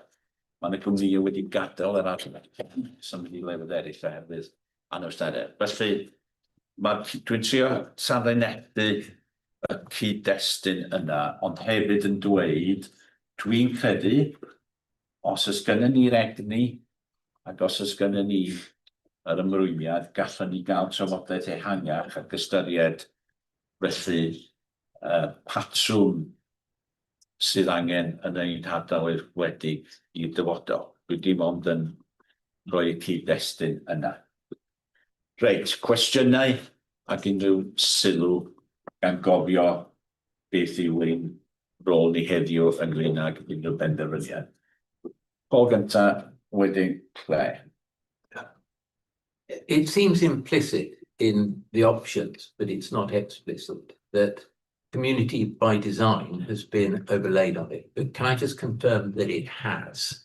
That whatever community by design is or is going to be, and whatever options that might be within that are overlaid on these options, so that it's there for the future. Good point, and I know that Paolo yn ôl ar y diwedd i ateb rhain o'n cwestiynau. Claire. Diolch. So I'm supportive of the two options for consultation. I think this is the third time, it's at least the second time we've discussed towing here. And so I repeat something that I still think is perhaps lacking in the paper that we would need to see when we're being asked to make a final decision. So we've got good data in the paper now about the current and forecast needs of the population. So we will be able to check whether the service models are going to meet the needs of those populations. But what I think is still missing is, from a financial perspective, the report refers to the West IHC and the current budgets and the pressures therefore around West. And we're one health board with one budget. And I want to see a closer alignment in the proposals to the resources that are needed in that population to deliver what it needs compared to the needs of other populations across our communities. Because we're working off what we've got, and I have said this before, rather than perhaps us as a board having a clear understanding that the model we're going to have in place in the future, following consultation and everything else that needs to happen, is delivered proportionately and fairly and equitably across the whole of our organisation. So I think that's something that needs to be included in any final papers that we receive in the future. Gareth nesa. Yeah, just as a point I wanted to sort of question really in a way that, I mean, I absolutely understand that our responsibility, and I'm fully supportive of this, certainly, but is to look at our services and what we provide. But it's also important, and I think this is something that can be discussed in the context of consultation, to look at the wider provision, because Tallinn is tangential, if you like, is at the margins. I know people feel it's very much from our point of view, but obviously it's not it's in the centre of other activity. Right. We've got Machynlleth, we've got Bronglais in Aberystwyth, and you know, I'm not trying to sort of shift, the responsibility. It's our responsibility, but clearly some of the services that we currently provide, like the wound dressing, both aid the population from having to go to Bronglais to have stuff done, but also aid Bronglais from not having to do it. So we need, in the context of the broader discussion, which isn't about our direct responsibility, to look at what is the pattern across that whole area, and the question is really, to what extent are we outside, if you like, the formal boundaries of the consultation, talking to Harold and to Powers Health Boards about that whole area, which can feel marginalised from the centres of power, if you like, both in Harold and here. Diolch yn iawn. Bertha, wedyn Phyllis. Diolch yn fawr, David. So the question of rural provision has come up for me in my voluntary sector background, because you always get the same money, but actually it costs more in a rural area for reasons of transport and scarcity and other things. But within Betsy's finance across Betsy as a whole, rather than as one area, do we have a way of allowing for that extra weighting needed because the costs are higher to live in rural areas, to travel in rural areas, to make provision in those areas? Thank you. Yeah, Phyllis. Yeah. Just to looking at the info that has been laid in the paper, that indeed the intention is to meet community need. But I wondered, and this might be closely aligned to what Claire's just said, the questions are still around sustainability, that this is indeed a good thing, the option, but the challenges, the problems on why it closed, have we really addressed them in these options? How do we assure sustainability workforce-wise and financially? Maybe if that can be made clearer, I think the options will be easier to evaluate. Diolch yn iawn. Na i ddod Dyfed yn sydyn, a wedyn na i ddod at Paolo a Carol. Just mae pwynt Ertha yn bwysig iawn y fanna, sef effaith. Dwi'n meddwl na gwledigrwydd ydy'r term a diffyg ar draws y sector gyhoeddus fel ti di gyfeirio at, mae'n diffyg mawr o gyfeirio at hynny, a mae hynna'n creu problemau enfawr ar draws lot o wasanaethau. Wedyn dwi'n falch bod chdi di copi hwnna. Dwi'n meddwl bod y pwyllgor pobol a diwylliant yn y gwaith da ni'n neud ar gynllunio gweithlu. Dwi'n meddwl bod yr elfen yna yn elfen bwysig i ni edrych arno fo, oherwydd mae'r rhan helaeth o'n ardal ni o fewn y bwrdd iechyd yma, yn ardal wledig yn cael ei chyfri yn ardal wledig, wedyn mae'n bwysig yn ehangach nag ardal De Meirionnydd bod ni'n edrych arno fo yn ehangach hefyd. Diolch yn iawn, ac mae'n werth atgoffa, be mae nifer ohonych chi wedi deud, mae'r ardal yna o'r gogledd, mae gen i un bwr iechyd, ond mae gen i bwr iechyd gyfagos dros Aber, yr Afon, y môr. Mae gen i bwr iechyd wedyn i'r chwith, bwr iechyd arall, a mae gen ni 3 awdurdod lleol yn ogystal. Felly mae yna 6 orff yn ffiniau'r ardal yna o leia, a mae pobl yn croesi'r ffiniau yna. Mae Machynlleth ydy un o'r llefydd sy'n tynnu pobl, enghraifft, mae pobl yn mynd o Dywyn i cael ei addysg yn Aberystwyth, dwi'n gwybod yn aml. Felly, mae'r cyfle yna i edrych yn ehangach, dwi'n meddwl, yn un bwysig, ac y cwestiwn ydy nid gymaint bydd ni ddim isio, ond bydd ni isio. A ddewch ni'n symud y drafodaeth, beth sydd angen ar gyfer y cenhedlaeth nesaf o ran gwasanaethau iechyd a lles, sut ydyn ni'n mynd i ddarparu nhw. Dyna ydy'r drafodaeth, falle bydd os dyn ni'n penderfynu fynd i ymgyhori, bydd yr broses yna yn falle esgor ar drafodaeth felly gawn ni weld. Reit, dwi eisiau dod â Caro a wedyn Paolo i gloi, a wedyn dwi eisiau chi benderfynu ydyn ni'n mynd allan i ymgyhori ar yr opsiynau sydd wedi cael eu cyfleu i ni. Diolch, Caro.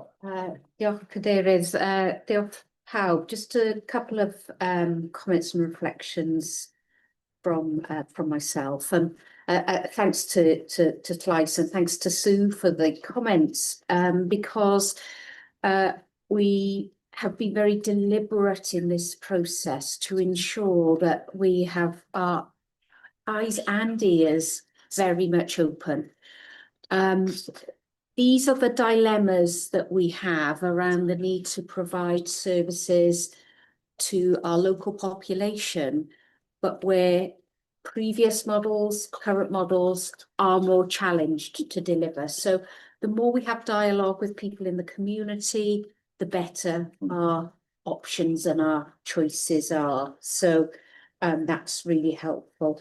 There's a theme through it all about rural healthcare. Yes. And as chief execs, we have agreed that we will encourage the government to consider having a rural healthcare plan, because a lot of health boards have rural areas, even Cardiff and the Vale, in parts of Anira and Bevan. And of course, with my own background in Powys, we were grappling with the challenges of rurality, but also the benefits of rurality. And can I just say the strength is in communities in rural areas that I find. So Gareth, your question about, I think it was Gareth, but the wider provision is really important because the context in which we're operating as a health service around that wider area is really important.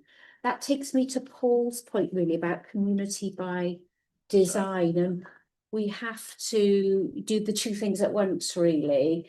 What's sustainable here and now as we develop the longer term, and we don't want to make a decision that might be counterintuitive to the longer term, but we were much more talking about place-based assets in the community. So what is it the community has that helps health and well-being?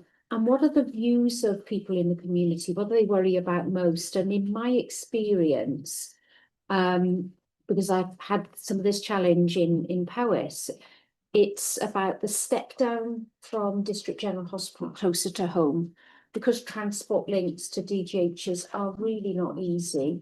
And particularly for this area, to Bronglice is quite a way, and the bus service challenged. But also end-of-life care, if we can provide that closely and in the community. They're the two most important things I think people in communities talk about. So I think we should be giving particular attention to those. And then I think, just to say, whilst we've got two options here, and Paolo did say this, and I wrote it down and underlined it, Paolo, to make sure I repeated it, which is this is a process about reasonable alternative proposals. So the NHS doesn't have them on good ideas. People will have thoughts and ideas and be able to draw those in.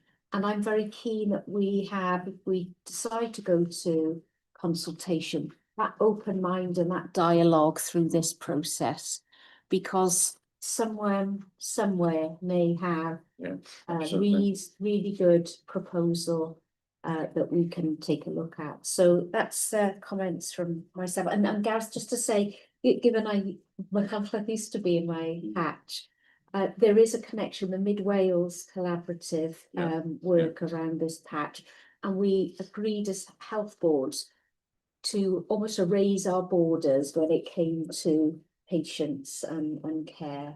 So, yeah. Carol, I think that the rural health plan in this, I think, goes back to 2009, right?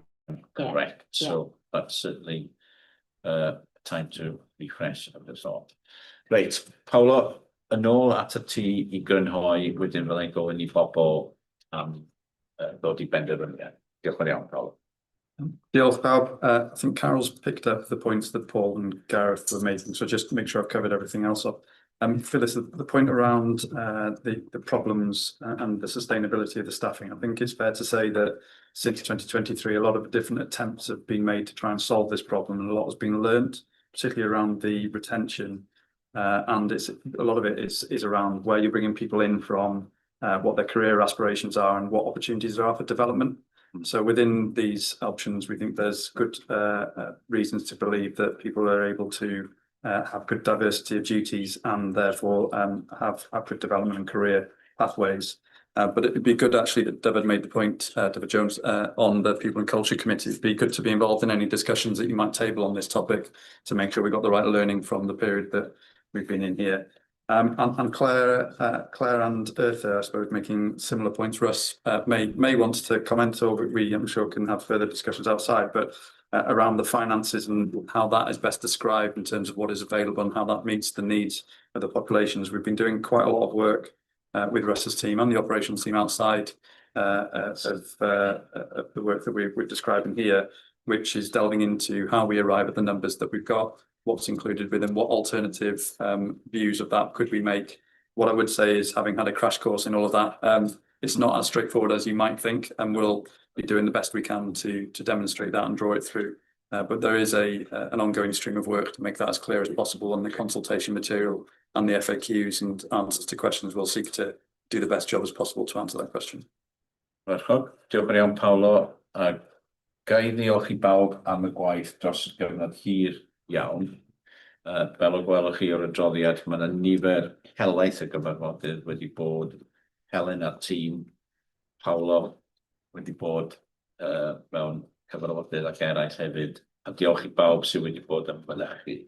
Reit, yn dod I benderfyniad, sef I ystyried yr opsiynau sydd wedi cyflwyno fel sail I fynd I ymgynghori cyhoeddus ffurfiol, nodi I hynny ddim yn golygu bod unrhyw benderfyniad wedi wneud a bod ni'n ystyried yr holl dystiolaeth a'r asesiadau amrywiol, asesiadau statudol, nifer ohonyn nhw I bod yn rhan o'r gwaith, a bod felly yn bod ni'n dechrau ar yr ymgynghoriad ffurfiol ac bod yr ymgynghoriad yna yn dod yn ôl I ni fel bwr y Mawrth 2027 fel sydd wedi disgrifio yn yr adroddiad.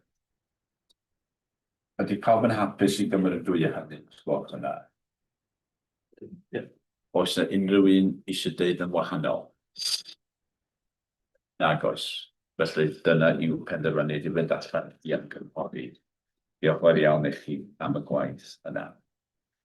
Ymlaen felly at eitem 2.2, adroddiad strategol iechyd meddwl.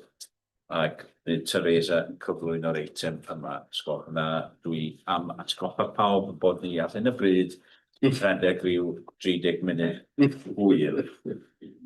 Ond Teresa, diolch. Diolch yn iawn, Cadeirydd.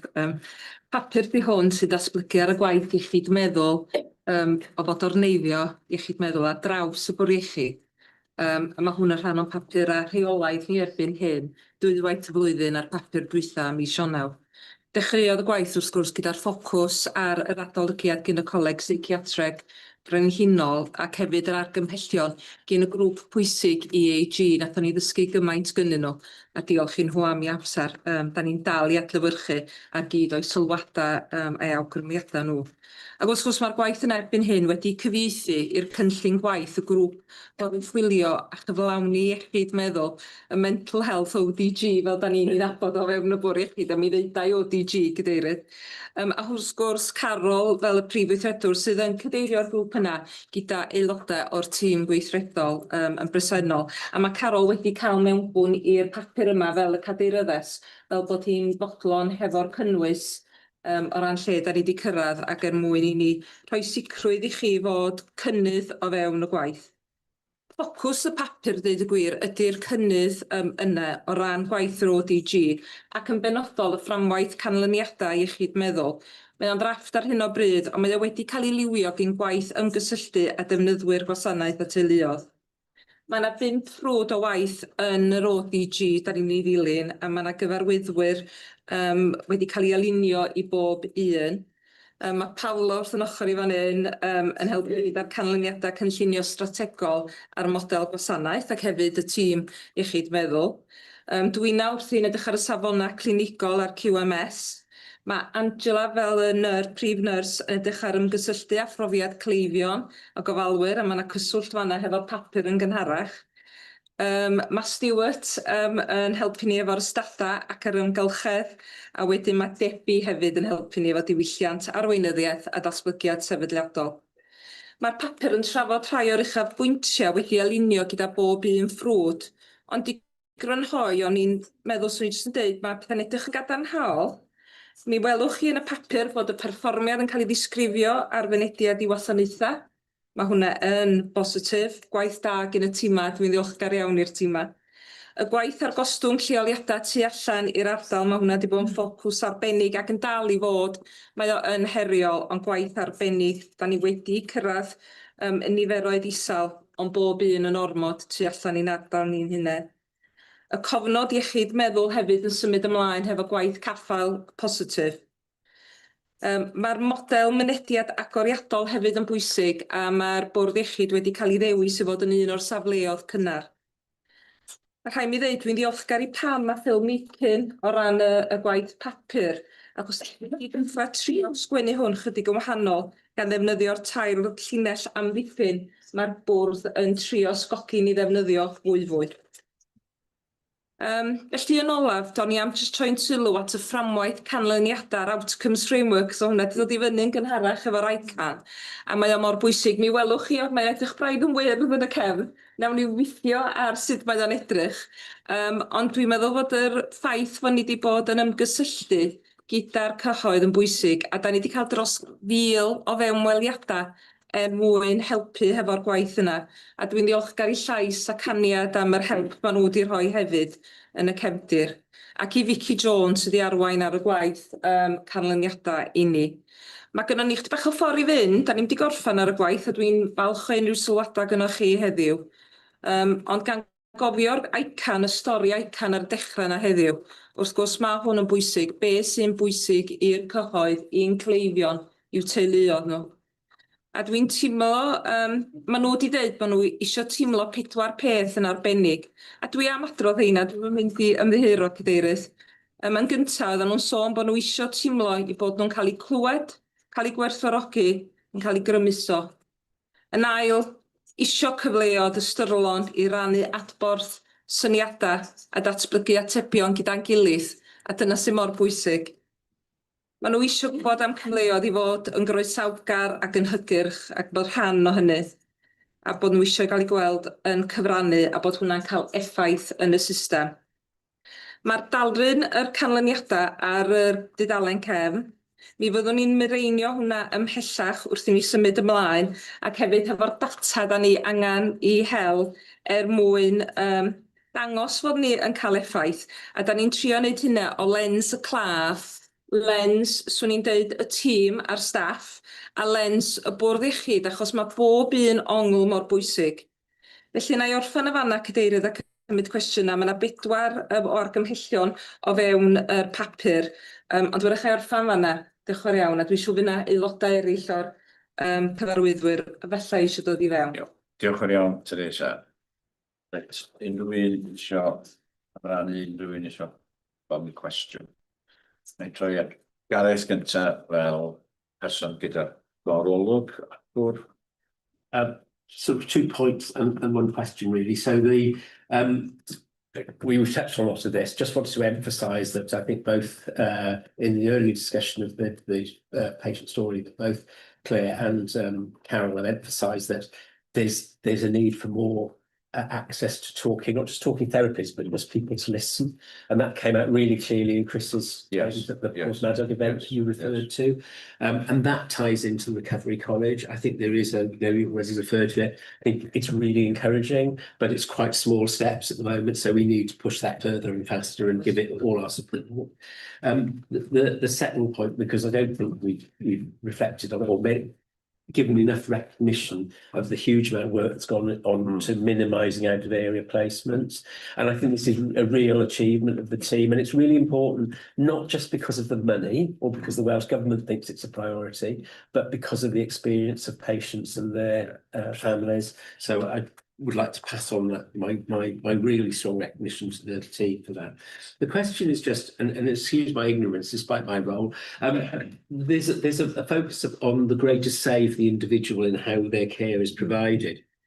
And of course, when people are in serious crisis, they may not have capacity to contribute. So I know one of the things that I've heard talked about a lot is the use of advanced statements, where people, when they're who've got, if you like, a history of recurrent mental health problems, when they're in a better period, can make very clear what they want. And I just wondered how much we use that. And I'm sorry if I should know that, but I'd be really grateful for an answer to that. So yeah, nawn ni ddod at Teresa mewn. Mae yna nifer ohonych chi eisiau cyfrannu, nawn ni fynd yn y drefn ar hyd fan hyn. Carlain gynta, wedyn Jean, wedyn Wrtham, Paul eisiau dweud. Felly wedyn nawn ni droi at fan hyn.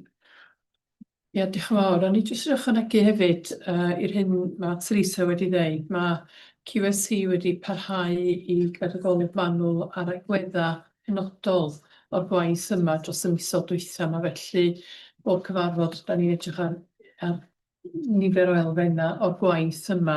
Da ni wedi edrych ar y mesur iechyd meddwl rhan 1 a hefyd y gwaith yn y gymuned o dan rhan 3 a 4 hefyd.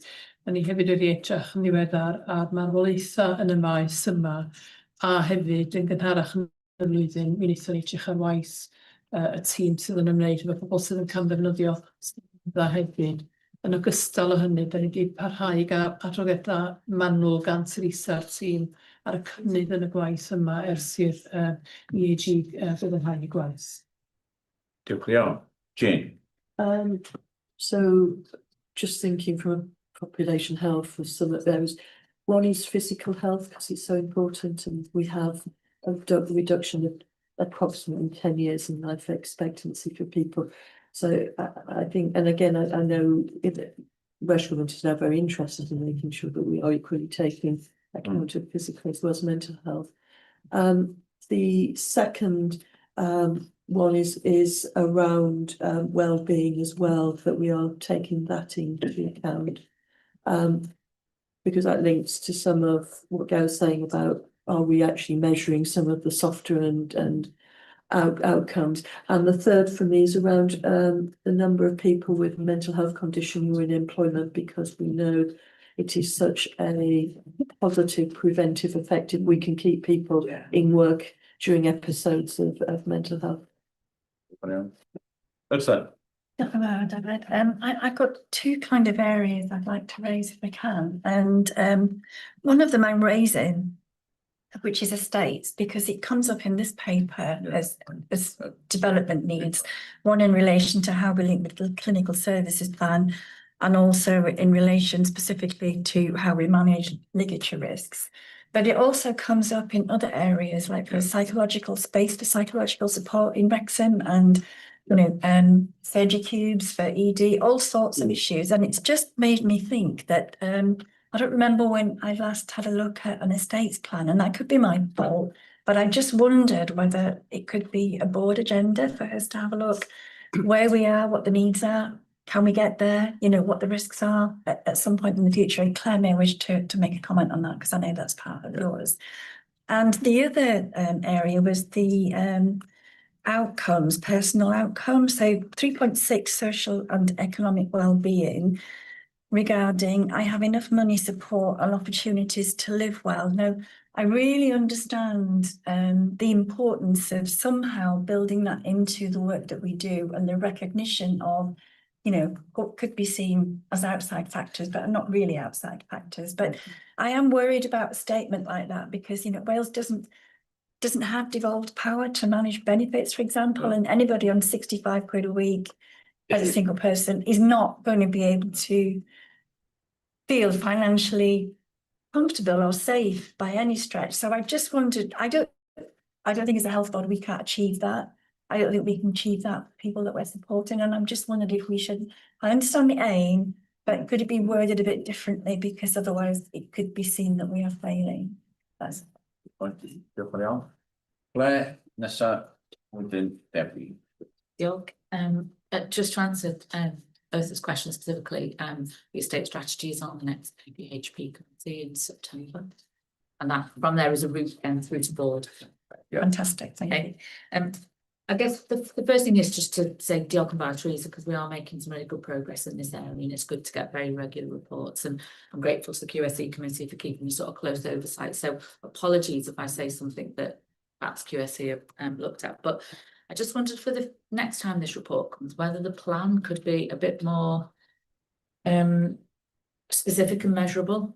So if I take ligature, that has been an ongoing discussion area for a long time. I can't see a date when we expect to address both the training and the physical needs in that area. And the service model for dementia, the actions are telling us all about the Welsh Government strategy, nothing about well, when are we going to have one? So it would be really great if we could keep this document so it just become more target driven with dates and time things. And then this must be my reading of the document, because I know we've done an awful lot of work around working with people and family members affected by mental ill health.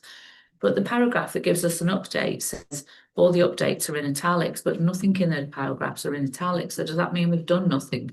Or is that a typo? Because I'm sure that's be a typo. Because I know that's been the last time this came to the board, that was one of the strongest areas of discussion, and has been an ongoing journey around how much better we are working with people affected by mental health and their relatives and family members. So it is it's my fault. Okay. Diolch yn iawn. Debbie. Diolch.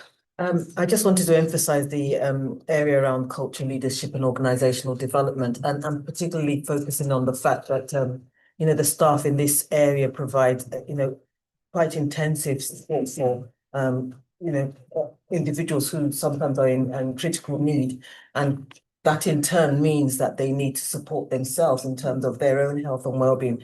And the focus here, and actually they do some really good work around that. And the focus in terms of this piece of work has been supporting them to bring all the areas of that work together so that they have a holistic plan, and then they can also measure the impact of the interventions they're putting in place for staff. So I just wanted to bring that out and bring that to life in the paper. Diolch. Diolch yn iawn. Stuart, on the matter of environment, briefly. Yes, briefly. So just to remind, we do have an estate strategy that's valid until 2033. Insofar as ligature, every year there is a prioritised list of ligature reduction works, which comes through the capital programme, and every year we're spending in excess of £1 million on ligature reduction, and that's prioritised by the service, the teams on the ground. I've been getting out to meet the teams on the ground to actually go around, and I've got the next whole day of visits to different MHLD facilities on Monday coming, and it's quite heartening to hear how the clinical teams assess the needs of a service user or patient against the environment that they've actually got on the ground to ensure those are matched. So I'm happy to give you the details of the individual ligature reduction programme, but I think this year it's actually over £2 million worth of work. Paolo. I just really wanted to reinforce the point that Teresa made. This isn't just a mental health and learning disabilities issue, this whole organisational approach. And it's got a really good team around the issue, I think, across the various exec portfolios. For me and my team, for example, we're connecting on the strategic planning outcomes and service model that you mentioned, and working closely with Alberta and your team on that, but also a broader 10-year strategy, the clinical services plan, and more latterly the quality management system. So just wanted to join some of the dots for folk and to reassure that this isn't just Teresa and team alone to drive forward. Yeah, Diolch yn iawn. Teresa, i gloi drafodaeth. Diolch yn fawr iawn. Dwi'n gwybod lle i ddechrau bod. Ond o ran y therapi a siarad, bydd rhaid rhoi adborth yn ôl i Gareth o ran lle da ni arni ar y comisiynu ag ati. Mae yna fwy o waith i wneud fan'na, ond da ni wedi cymryd y cyfle oherwydd rhai o'r sylwadau a'r sylwadau gyn yr EAG bod ni angen wneud mwy yn y maes hynny. Da ni'n dallt hynny ac yn edrych ar yn opsiynau ni. O ran y cynllunio diogelwch, fel swn i'n ei galw, mae gynnon ni gwaith a mae o wedi cael ei arwain yn genedlaethol, a mae yna waith lleol mwyn helpu'r staff i helpu'n cleifion ni i meddwl am sut maen nhw'n teimlo rŵan a sut maen nhw'n teimlo yn y dyfodol, beth sy'n helpu nhw, beth sy'n angori nhw pan mae yna pethau fwy crisis yn digwydd. Wedyn mae gynnon ni rhaglen waith go dda yn y maes yna, dal i dyfu, ond mae o yn ei le ac wrth gwrs fydda'i rhoi diweddariadau boed o'i QSE neu chythos fysa fo'n helpu. Dwi'n ddiolchgar fod ni'n cael y sylw yn QSE. Dwi'n meddwl bod hynna'n bwysig bod iechyd meddwl yn cael y sylw. Mae yna gynnydd da, wrth gwrs efo hynny, weithiau mae yna lai o ffocws o ran y mesur ag ati, ond yn ddiolchgar o hynny a'r cyfle i siarad efo llais ag ati hefyd. O Jane yn sôn am iechyd corfforol ochr lles, ac mae yna waith da ar yr ochr corfforol, iechyd corfforol. Mae hwnna di symud ymlaen gen un o'n arbenigwyr ni'n arbennig. Bwy wneud, dwi'n cyfadda, a mae'r nyrs newydd sydd wedi ymuno fo ni dod â llygyd newydd at y gwaith yna wedyn. Dwi'n siŵr fydda ni'n gweld cynnydd yn hwnna, gan gofio, mae'n siŵr fyddwch chi isio adroddiad ym mis Ionawr.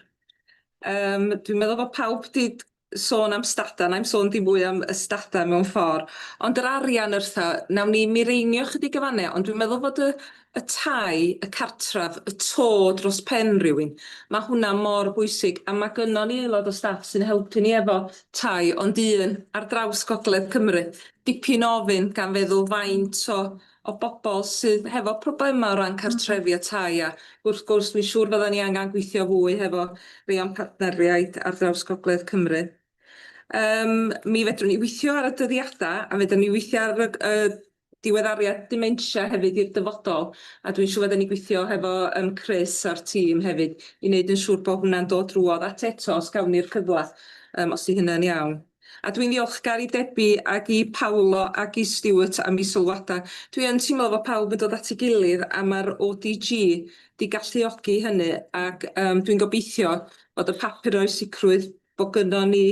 Da ni'n gwybod lle da ni'n mynd, da ni'n gwybod fo'n fwy i wneud, a da ni'n gweithio hefo'r tîm cenedlaethol, achos mae yna gymaint o syniadau'n dod drwodd. Mi fydd angen i ni cadw'n golwg ofalus ar be di'r syniadau newydd yn dod trwodd, yn neud yn siŵr fod y bwrdd yn hapus hefo yn cyfeiriad ni'r dyfodol. Ond dwi'n gobeithio bod chi'n fodlon efo hynny. Deirydd. Diolch yn iawn, Teresa. Ie, fodlon iawn. Carol, sylw byr i gloi. Just very briefly, I chair the Mental Health ODG. It's a pleasure to do so. I think Claire's comment's absolutely right. We've got to get a better balance of the plan with the milestones delivery and whether we're on track and whether it's impacting with the sort of summary here. So I think we'll work on a bit more detail around that. I think the paper has managed to demonstrate that the eye is still on the Royal College of Physicians report. The EAG connection to that and how it flows into the work programme for the ODG. So I'm comfortable around that. Just to thank Gareth for raising and congratulating colleagues for the out of area placements. This was a affected area and I'm the EDG, and what I was most concerned about was that these are often very elderly people accessing a placement hundreds of miles away. We're the best in Wales. The progress we've made is the best in Wales, and others are looking to us now. Interestingly, the government's just introduced a new measure of reducing our out of area placement, but given we've already done it and we're quite low, that's going to be a challenge for us. That's effective. Yeah, we'll ask for that. But thank you for the comments. You know, it's really important that we have mental health strategic report every 6 months. That's the commitment we've given to people. We've also said about an annual dementia report, actually, Claire. So, you know, that will come through and there'll be much more in there. So, yeah. Diolch yn iawn, Carol. Reit, pawb yn hapus I nodi cynnydd yn un o sydd wedi cael ei amlinellu ar gwaith mae'r grŵp yn cyflawni ers Ionawr 2026, ers Ionawr eleni. Pawb yn hapus felly I ystyried y fframwaith sydd wedi cael ei amlinellu ni, fframwaith ar gyfer deilliannau iechyd meddwl, ac pawb yn cymryd sicrwydd bod y pwyllgor yn gweithredu yn unol y gofynion llywodraethu ansawdd a rheolaeth, a bod yna gyfle I ni gael adroddiadau pellach gan y grŵp yma. Pawb yn hapus ar gyfer hynny, gwelwch yn dda. Diolch yn iawn. Reit, mae'n bron yn 5 munud yr 20 I 12, dyn ni yn rhedeg yn y hwyr. Nawn ni gymryd toriad o 10 munud ac nawn ni ail ymuno am 11:44.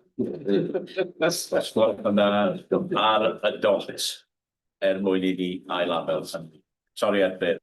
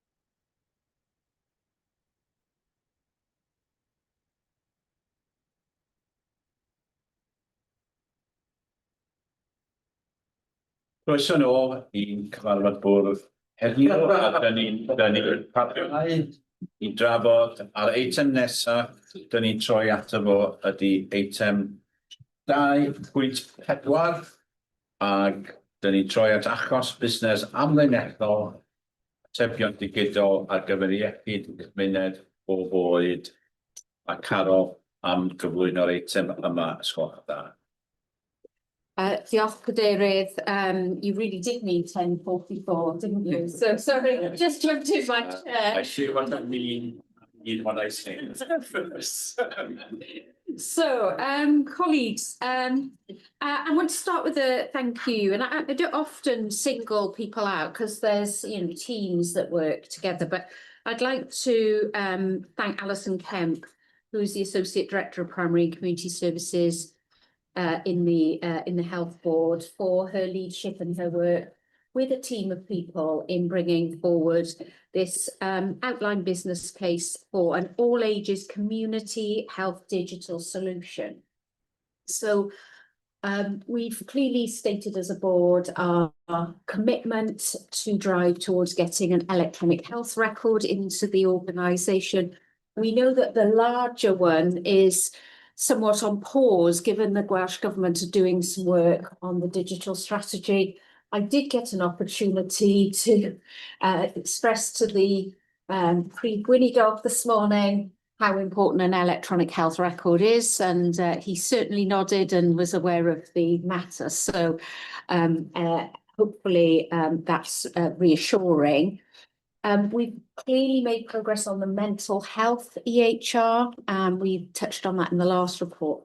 But our community service, when we're talking about community by design, really does need to have those digital records and connections through. Some colleagues who've been around the table a long time may remember WCCIS, the Welsh Community Care Information System. It had a challenging past, and I should declare that I was the joint SRO, so I know how challenging it was.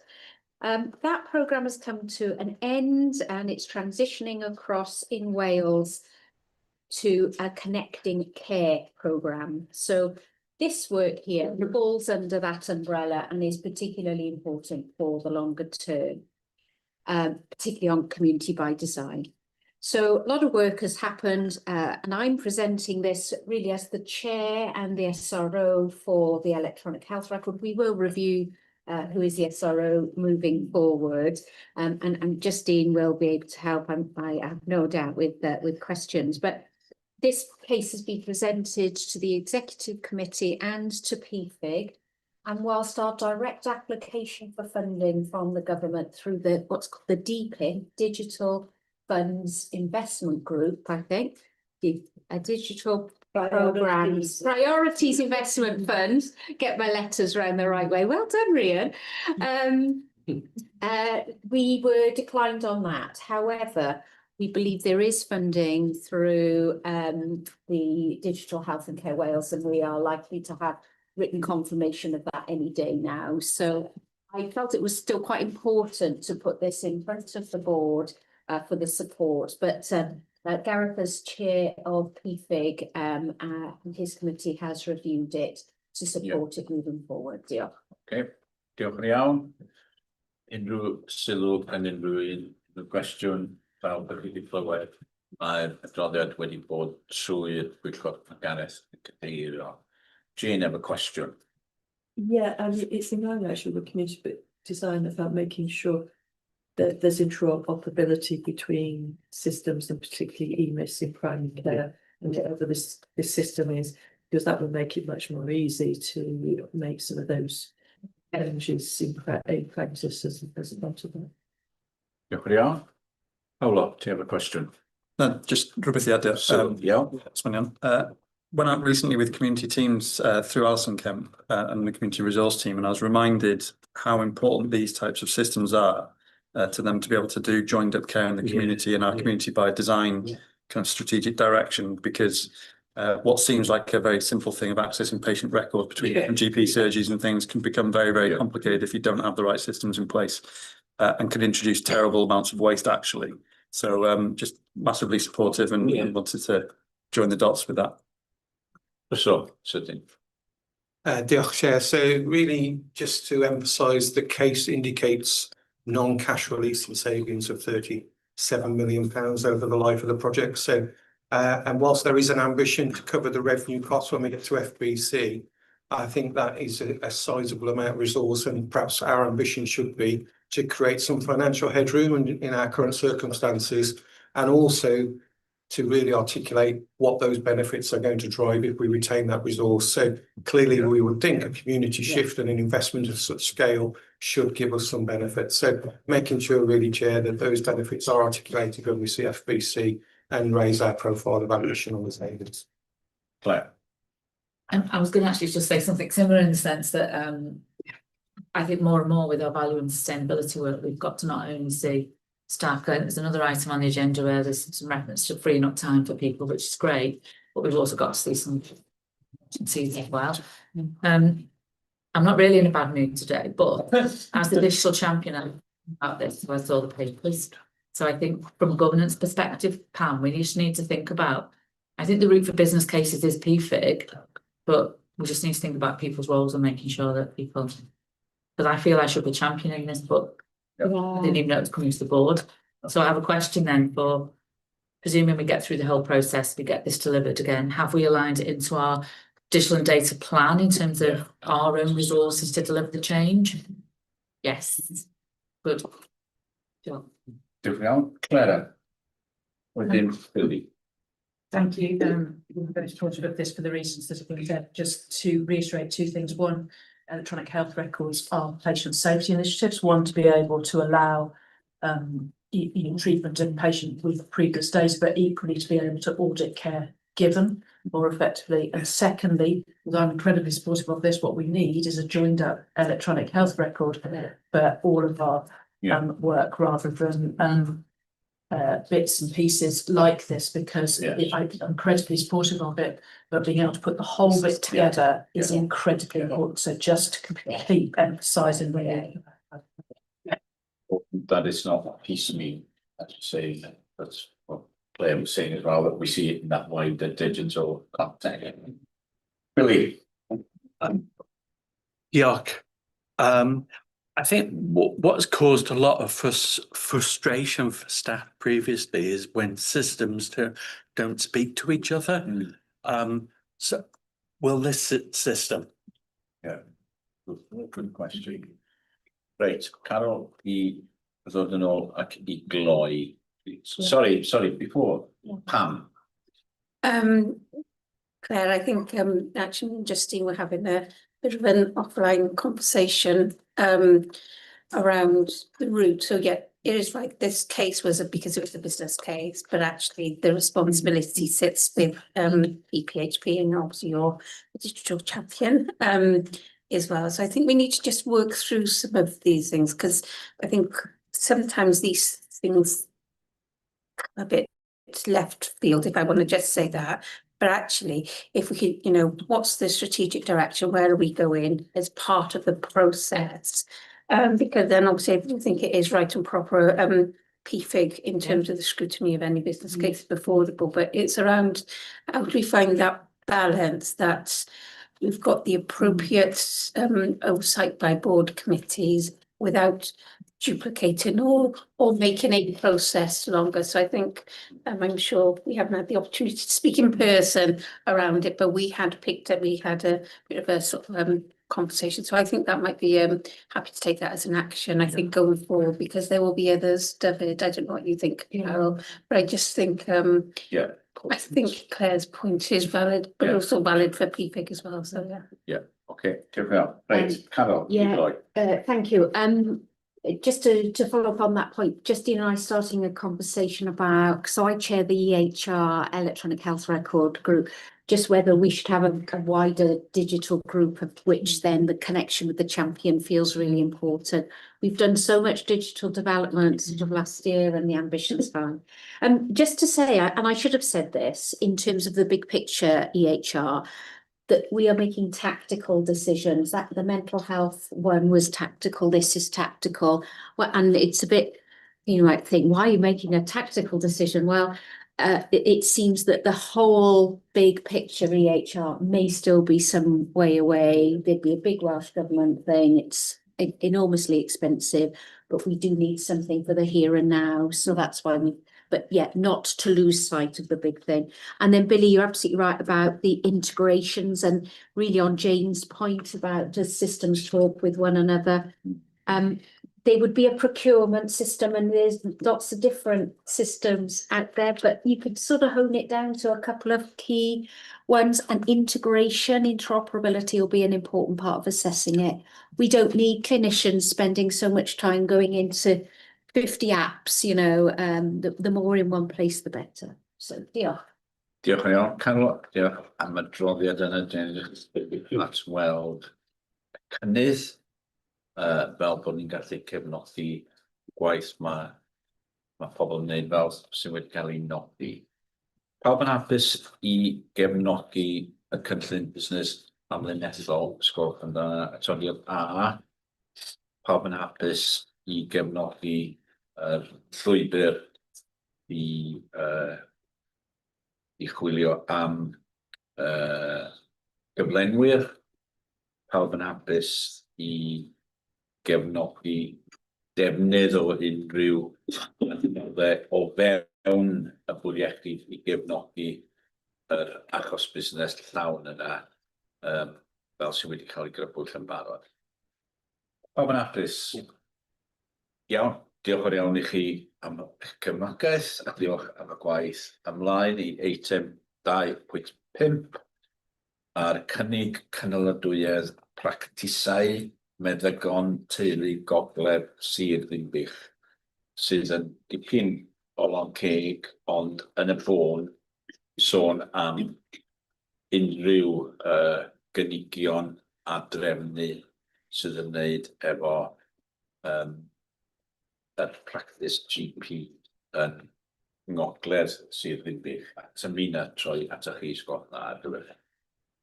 Diolch yn fawr, Cadeirydd. So I hope you've had a chance to review the paper. So effectively, Healthy Stafania was established in 2016, and at that point it had 23,000 patients. However, the practice numbers have fallen by more than 20% to approximately 17,500 patients. However, the boundaries for access into or allocation to that practice haven't changed. In line with that, there's an associated issue, which is some of the neighbouring practices have expressed a need and a willingness to grow their patient lists. In part to improve sustainability, it will support workforce development. It enables them to strengthen succession planning and to secure long-term service provision across the whole cluster. So recognising this is part of a sort of a broader cluster, and as we know, there is an ambition, and our sort of future travel is to work primary care across all at one practice to enable sustainability and better use of resources and expertise. The mechanism to increase or reduce the size of practices is effectively through boundary change. So the reason we've explored this is this feels like it's the most straightforward mechanism, but we recognise none of this can be done without good engagement with people who might be affected. There's approximately 5,000 patients who might be affected through this, 4,500 to 5,000. So the teams have undertaken fairly considerable engagement from the 4th of June, and it finishes tomorrow. So that's involved writing to all of the affected residential houses, and also they put in drop-in sessions at the surgeries and also in other places in the community where people will go, supported by local practice staff, community staff, and actually some of the counsellors as well who've been very supportive in enabling engagement. And I did just want to call that out and say thank you very much for their input, but also their hospitality in supporting that. Broadly, patients would be asked to transfer into a practice either closer to or no further from them or their residence to their current practice is. There are around 330 patients, however, for whom that isn't the case. And there has been specific discussion with them and with the local practices about what might need to be put in place to enable them to travel to. So rather than them going to the nearest allocated practice, there may be one that works better for them in terms of travel arrangement. Some themes that have come through are obviously around continuity of care, where people have had long-term health issues and they've been engaging with particular clinicians in their local practice. We're really clear that there are patients for whom this would not be appropriate for, in particular, people on an end of life pathway. And we need to make sure that where patients are currently on waiting for for a diagnosis from the cancer pathway, similarly, it would not be appropriate to move them at this stage. So there's been due consideration given to those patients who may be vulnerable or affected adversely as a result of this proposal. We have looked at travel and public transport access as well as part of this deliberation.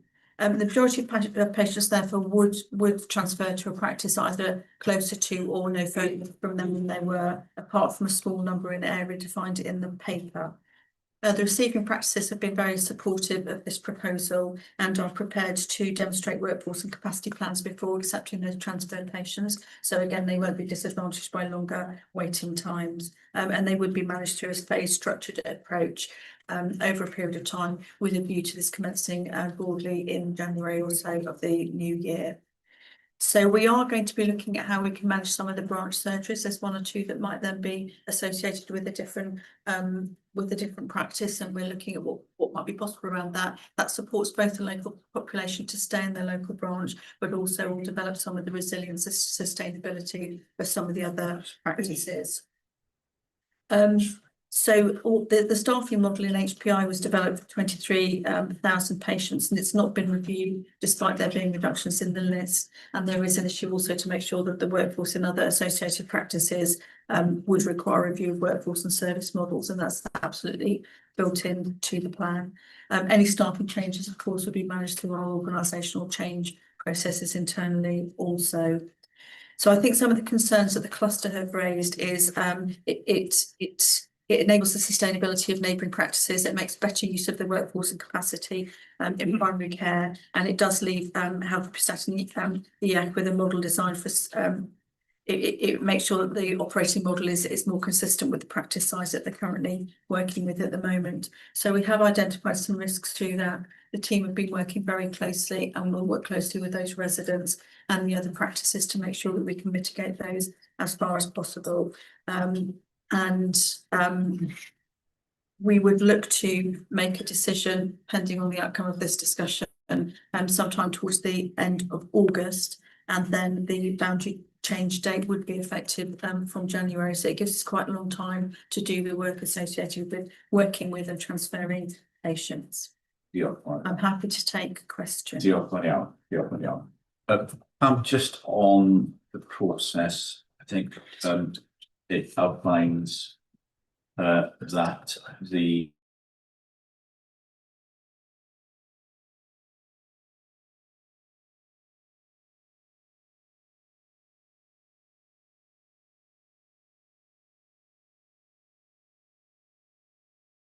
We've been doing certainly through Paolo's team around the approach to service change and so it's a matter reserved for the board, so the board will need to make the decision.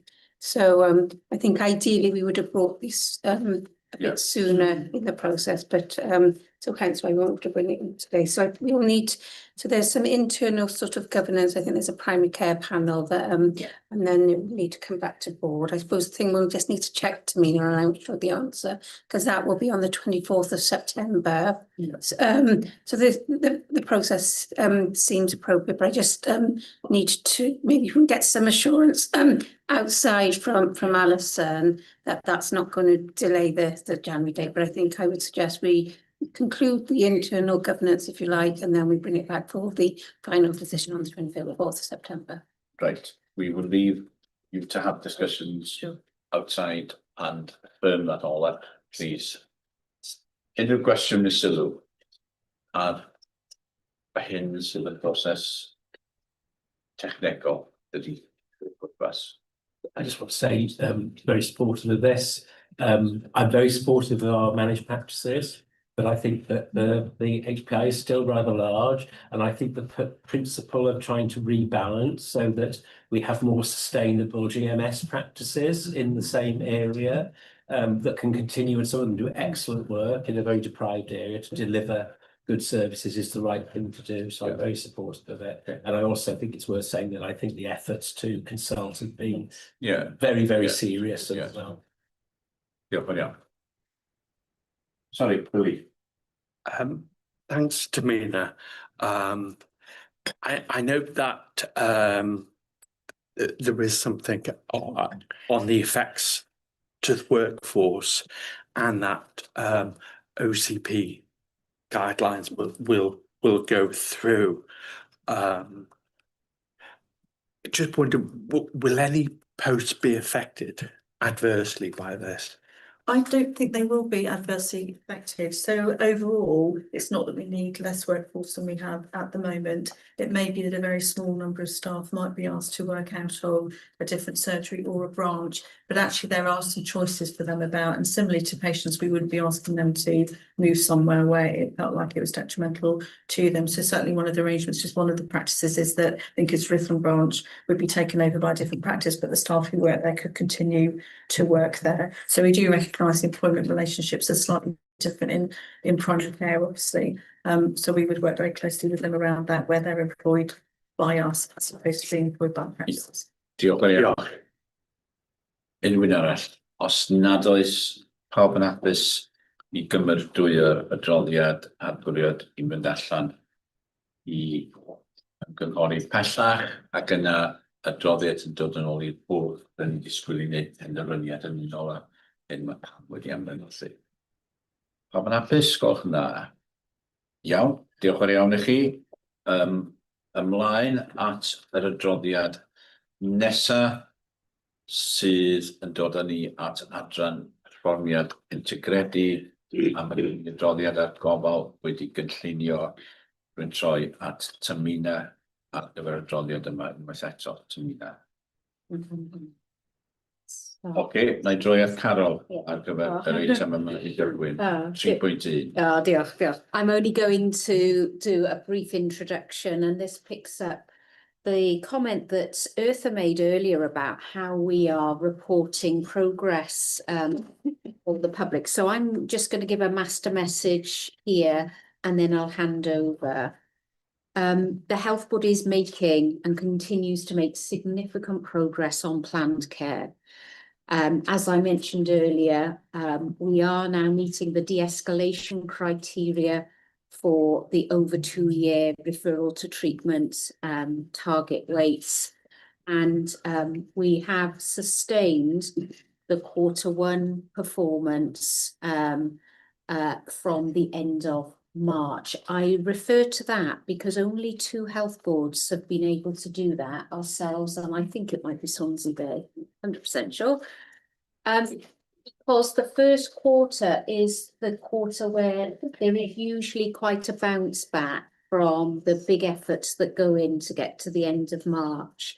So today we have, or at the end of June, I should say, we have in the region of 2,167 patients waiting over 2 years. We do, of course, have the cohort that comes in, so that number does go up and then comes back down. But when we look at the comparator of our progress with others, the gap between us and other health boards is reducing, and that's because we are now seeing more patients than other health boards in this category. So that is very positive.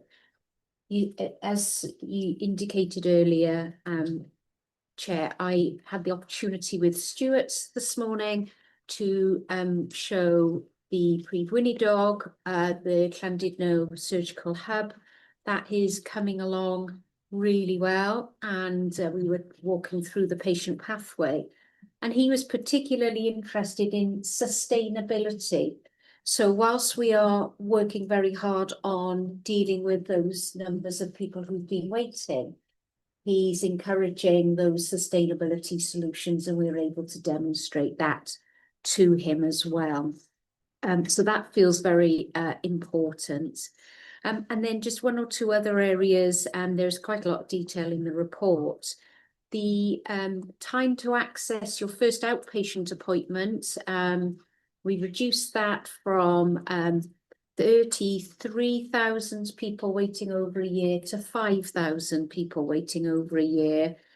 We've got to move that down to a very small handful of numbers. So that's where we're focused on at the moment. So really, really positive progress. And I want to take the opportunity to thank everyone, because the amount of hard work that is going into this across the health board is absolutely amazing. Yeah. And I, you know, it's important with all of the other messages that the public realise that the staff in Betsy, we're working hard together to make these improvements happen. Diolch iawn. Beth i ychwanegu? Yeah, thank you. Okay. Just a few other points. So this is still around the major change programme. So you'll see some very detailed information in the report about how we've done against the various work streams that have been in play for, I think, around 18 months or so now, maybe a little bit longer. One of the things we indicated in the report is, rather than having different delivery plans, different improvement plans, that we are consolidating that into a single recovery plan, as we're describing it, which will absolutely pull into and accommodate these specific areas of work in the major change programme, recognising we need to be delivering sustainable transformation and change into the future. But we also recognise, notwithstanding the progress we've made, which is substantial, there are still areas of improvement to make, some of which we need to do really rapidly, because obviously we don't want patients to be waiting longer than they would need to. So I'm also really foregrounding that in the future, this should effectively feel like it's a single plan that we're putting together and that we're reporting to the board on. Some of the things I'd also observe, building on why it is that we're making this progress, I'm seeing a really significant change in the way that my teams are working across the region now. We're talking less and less about site by site and much more about specialty by specialty. And certainly the recovery plan will be, and I think I've indicated this before, will be based on a specialty review, looking at how we best use our capacity and expertise across North Wales, so that patients aren't advantaged or disadvantaged depending on where they live, and we can make sure that we are utilising the capacity in the best way possible. I'm really pleased about that. There's been real support from that internally as well as externally, and that will effectively form the core of how we take our plan going forward. There are some very specific areas of improvement that will give us some real benefits. One of those is around theatre utilisation. I think it's fair to say we haven't made the progress that we need to on that. This is a piece of work that is very useful to do, but it requires a very specific set of expertise and quite a lot of capacity to be in and around theatres day in, day out, making sure that each day we're delivering against the kind of core operational technical standards that we're used to. So we absolutely will and must build that into the next stage of our plan, because that will hopefully release a significant amount of capacity for us, and also helping clinicians to work towards the GERS standards in terms of the number of patients you might see on a specific list, how to make best use of lists and capacity, etc. So that will absolutely be one of the stages that you will see reported on going forward. I wanted to make a little bit of a note on, I think Carol said it earlier, about the progress we've made on our diagnostic rate. So 65% now, we're aiming for 75%. Not just that we've put additionality in, but also that we're asking our teams to work much more effectively. We have someone now really looking at our demand capacity modelling, so that we're identifying where there are bottlenecks coming through so that we can ease those through. And then I think through community by design, which is where some of the linkages come with all of our major change programmes, how do we then look at how we use referrals in primary care and better use some of the expertise in primary care, so that we're not referring people into secondary care where they can be managed more appropriately, possibly more quickly, and closer to home as well. And then the final area that again we've referred to earlier is a significant amount of funding that's been allocated across Wales. There's no specific allocation by health board. What they've asked each health board to do is come up with a plan that shows how they will deliver against key trajectories in year and by the end of March. Not just in the year, but also how we will use that additional funding to make sure we deliver that sustainably going forward. I think as a health board, we've demonstrated that we can hold our place and hold on there, particularly through Q1 when we have Easter holidays, for example. But we also need to demonstrate that as we bring in more funding and use this additionality in a different way, that we are less and less reliant on external providers to support us, where we think we can deliver the efficiency and the productivity to enable us to manage that demand and that activity internally. And the teams are really geared up to support that as well. I think they recognise that it's safer, it's easier for us to control and manage when we're delivering the greater proportion of our activity internally. However, we do know there are subspecialties in particular areas where it's either difficult to recruit or the numbers are so small it wouldn't be safe for us to deliver that care internally. So the areas that Russ's team have been working on is building on the partnerships we've got, how we develop strategic partnerships with other providers, so it feels like it's really seamless care for the patients of North Wales. So those were the main areas I wanted to pull out. I'm happy to take any questions on this, but I think, sort of echoing Carol, I really want to commend the teams who work extraordinarily hard to continue to improve the position, and I've been incredibly impressed by them. Reit, diolch yn fawr iawn, Tamina, diolch yn fawr am y gwaith ac dyn ni'n nodi'r cynnydd. Oes unrhyw gwestiwn? Mae o'n gynta. Cwestiwn. Ella sylw mwy na cwestiwn. Da chi'n darllen y adroddiad a da chi'n cael manylion ynglyn â'r ag-rating dyna. Ie. Wedi wneud darn oed sydyn iawn yn y cefndir rwan. Pan da chi'n rhoi hwnna ti gilydd, mae'r darlun yn edrych yn positif iawn. Dydy? Ac ella mae angen bod yn well yn rhannu y dathliadau o beth da ni'n medru wneud yn well gyda'r cyhoedd yn mynd yn ôl i sawl pwynt sy'n cael ei wneud bore yma. A bod mae darllen y droddiad fel yn anodd. Ydy. Ond ella mae angen dal y gwybodaeth yna mewn ffordd sydd yn weladwy i'r cyhoedd mwyn gweld y gwahaniaeth. A wedyn y peth arall swn i'n ofyn os modd mynd i mewn i chwarter 2, 3 a 4, cael y tabl yna so bod yn cael ei weld a bod yna rhywbeth yn dangos os da ni ar ei fyny neu ar ei lawr, yn syml iawn i bobl, felly da ni'n gweld beth sydd wedi digwydd a lle da ni'n mynd a lle da ni eisiau mynd, a bod yn dangos y siwrna. Diolch iawn, a mae hynny'n rhywbeth dwi yn tanlinellu yn wythnosol bod ni angen gweld lle dyn ni bod, lle dyn ni rwan, lle dyn ni am gyrraedd. Ac gai ofyn i ni edrych ar sut dyn ni'n cyfleu ein perfformiad o ran penawdau syml. Penawdau syml sydd yn ddealladwy o fewn 10 eiliad. Os dyna beth mae pobl yn neud, jyst yn sbio rhywbeth am 10 eiliad. Ac yn ail, mae siŵr jyst i ychwanegu diolchiadau, di gwir am bod da ni'n gweld yn lleol, fel awdurdod a lleol y gwaith calad sy'n mynd gan staff yn strategol ac yn weithredol i'r gwaith yma o ddydd i ddydd. A mae'r gwaith yna'n cael i'w sylwi ar lawr gwlad pan da ni ddim yn gweld mor gymaint o gyfeiriadau allan dod i fewn tra mae bobl yn cael y gwasanaethau iechyd maen nhw angen. Ie, wel, diolch am hynny neu'n gwerthfawrogi. Reit, Dyfed, sylw neu gwestiwn Clare? Sylw sydyn ar defnydd y theatra. Mae hwnna'n holl bwysig oherwydd ac yn enwedig o fod yn trafod Llandudno a yr adnodd arbennig da ni'n mynd i gael, bod ni yn gwneud y defnydd o hwnna, a bod hwnna, mae Carol wedi sôn am, y Prif Weinidog yn sôn am rhywbeth yn gynaliadwy, ond mae cyrraedd safon o ran defnydd theatra, gallu cadw fo ar y lefel yna, mor bwysig. Felly, dwi'n edrych ymlaen i weld sut mae hwnna'n sut mae'r cynnydd yna yn gwneud.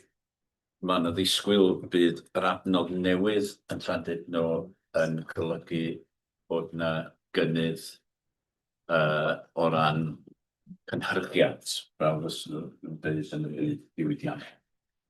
Clare? Wedyn Paul.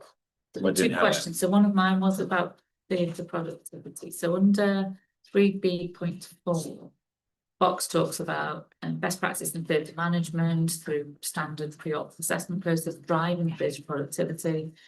So we're marking ourselves as either achieved or expected to be on track, but there isn't anything I can see about what work is underway around data productivity. So is that a different work stream? But actually it's mentioned in the header, but it's not mentioned in the workstream status and progress. And then again, I must be being confused about this one. So workstream 6, we talk about cancer diagnostics and that workstream's on hold. And yet that's one of our big areas of challenge. So I just wondered again, what I missed, because I know there must be some work in that space. Paul? A couple of very small points. The areas of risk, I don't think it's worth us going into that at the moment. but I would like it brought back if there's still areas of risks in the next quarter, and whether the board should concentrate on it. Not specifically about this paper, but we've already had, I think, 2 or perhaps 3. Mae ffôn rhywun yn canu, pwy bynnag sy'n efo'r ffôn, os newch chi rhoi clec iddo fo, sgwrs yma. I think we've already had 2, perhaps 3 occasions where people have suggested that we need to applaud what we're doing in public. Can I caution against it? Really caution against it? I used to commute. My train was invariably an hour late. And then I was told, isn't it tremendous? It's only 10 minutes late. I think we need to applaud the staff internally, but nothing externally until we can really applaud it. Because if you do it too early, it will end off with it. So I think the work that's been going on is tremendous, but it doesn't need to be pushed in public because it's too early. Progress is important to get the progress, as you say, and not, you know, let's not celebrate being less bad than somebody else anyway. Helen, perhaps on a similar theme, I suspect. Diolch, Cadeirydd. Just on the matter of putting the information into the public domain, my team, Rachel, who's here today, has been working really closely with our Director of Performance to ensure that we are putting the progress alongside the balanced view of how that sits in terms of nationally and where we've still got work to do, and building those pages quietly in the background so that we've got not just one but several before we start to talk about that. And I think we're now at a point where we can indeed start to push that out a bit more. So the balanced performance updates are available on our website. Okay, diolch yn iawn. Right. Well, munud, right? Yn unig. Yes. Munud a munud I Carol. Very quickly, I just. On 30 seconds. We know how quickly I speak. I suppose I just wanted to differentiate between overall achievement against what we want to, for example, around theatre utilisation, and the fact that what this is referring to is that we've achieved the 2 particular elements we wanted to in Q1, which was around pursuing surgical hub accreditation and doing a self-assessment against the clinical improvement network guidelines. So that's specifically what we achieved. And I think this is just where it's not so much confusion, but there's that overlap between, are we making the progress we need to in the way we use our capacity in theatres, and have we delivered against the major change programme quarterly kind of ambitions? And I think that will become reconciled with the single plan going forward. We haven't paused activity on cancer. What we said is we recognise a significant amount of work on cancer diagnostics that are being effectively delivered elsewhere through recovery plans led by our network managers and the new person who's leading on that. So I think it's referencing the fact it's not currently sitting in the major change programme, it's however sitting in recovery. And again, I think that'll become much cleaner and easier when we report back in September, because we will have that reconciled plan by then. But it's a good thing to call out because it does help us make it clear, I think, for people that do that paper. And I only have one comment. This is the dilemma, Paul and Vaughan, around recognising progress but not getting too carried away. We've still got a lot of work to do. You know, there's no 2 ways about it. But people have their sleeves rolled up and they're on it, so that's encouraging. Yeah. Important to show progress, I think. That's in context. Right, diolch yn iawn am ddod yna. Lot fawr o waith fydd digwydd, ac na bobl weithio galed iawn, a dwi'n meddwl bod yn bwysig iawn I gydnabod hynny yn gyhoeddus, a diolch I bobl. Pawb yn hapus felly I nodi yr adroddiad, ac dyn ni'n edrych ymlaen i'r gweld y cynnydd yn cael ei gynnal ac yn barhau, ac dyn ni'n edrych ymlaen hefyd at gael cymorth ag gefnogaeth ariannol gan y Llywodraeth o bosib yn y dyfodol agos I gefnogi gyflawni hyd yn oed mwy. Pawb yn hapus I gefnogi ac I nodi'r adroddiad. Diolch. Eitem 3.2 ydy'r eitem nesaf. Adroddiad sicrwydd y cadeirydd o'r pwyllgor ansawdd diogelwch a profiadau sef QSE. Caroline, at y ti, os oes gen ti unrhyw beth I dynnu sylw ato fo, please. Ia, diolch yn fawr iawn. Dwi ddim am mynd trwy'r manylion yn y rhan rhagfydd oherwydd mae rhan fwyaf o'r eitemau yma wedi cynnwys mewn papurau eraill sydd yn cael ei drafod heddiw, papurau iechyd meddwl, plan C, gofal brys a'r adroddiad ansawdd hefyd. Yr un peth sydd ddim wedi gynnwys mewn papurau eraill, felly dwi am sôn amdano fo, reit ar diwedd y papur. Mi wnaethon ni gael diweddariad gan y Prif Swyddog Meddygol, Claire a Day, oedd yn adrodd bod si wedi gofyn am adroddiad ar gwaith ymchwil Research Development and Innovation. Felly mae yna adolygiad allanol yn digwydd o'r maes yna. Yr unig pwynt arall sydd gen i wneud ydy, un o'r bethau da ni wedi drafod yn y cyfarfod dwytha, da ni wedi gofyn pan da ni'n derbyn manylion am, enghraifft, faint o incidents neu never events a felly. Fysa'n fuddiol i ni gael y cyd-destun faint o procedures da ni yn ei gynnal mewn, bod o mewn mis neu mewn blwyddyn, i ni gael gweld reit da ni cyd-destun, achos da ni yn gweld materion difrifol yr adega, a maen nhw'n bwysig wrth gwrs, ond eithriadau dyn nhw, pan da ni ystyried ystod o gweithgaredda sydd gynnon ni fel bwr iechyd.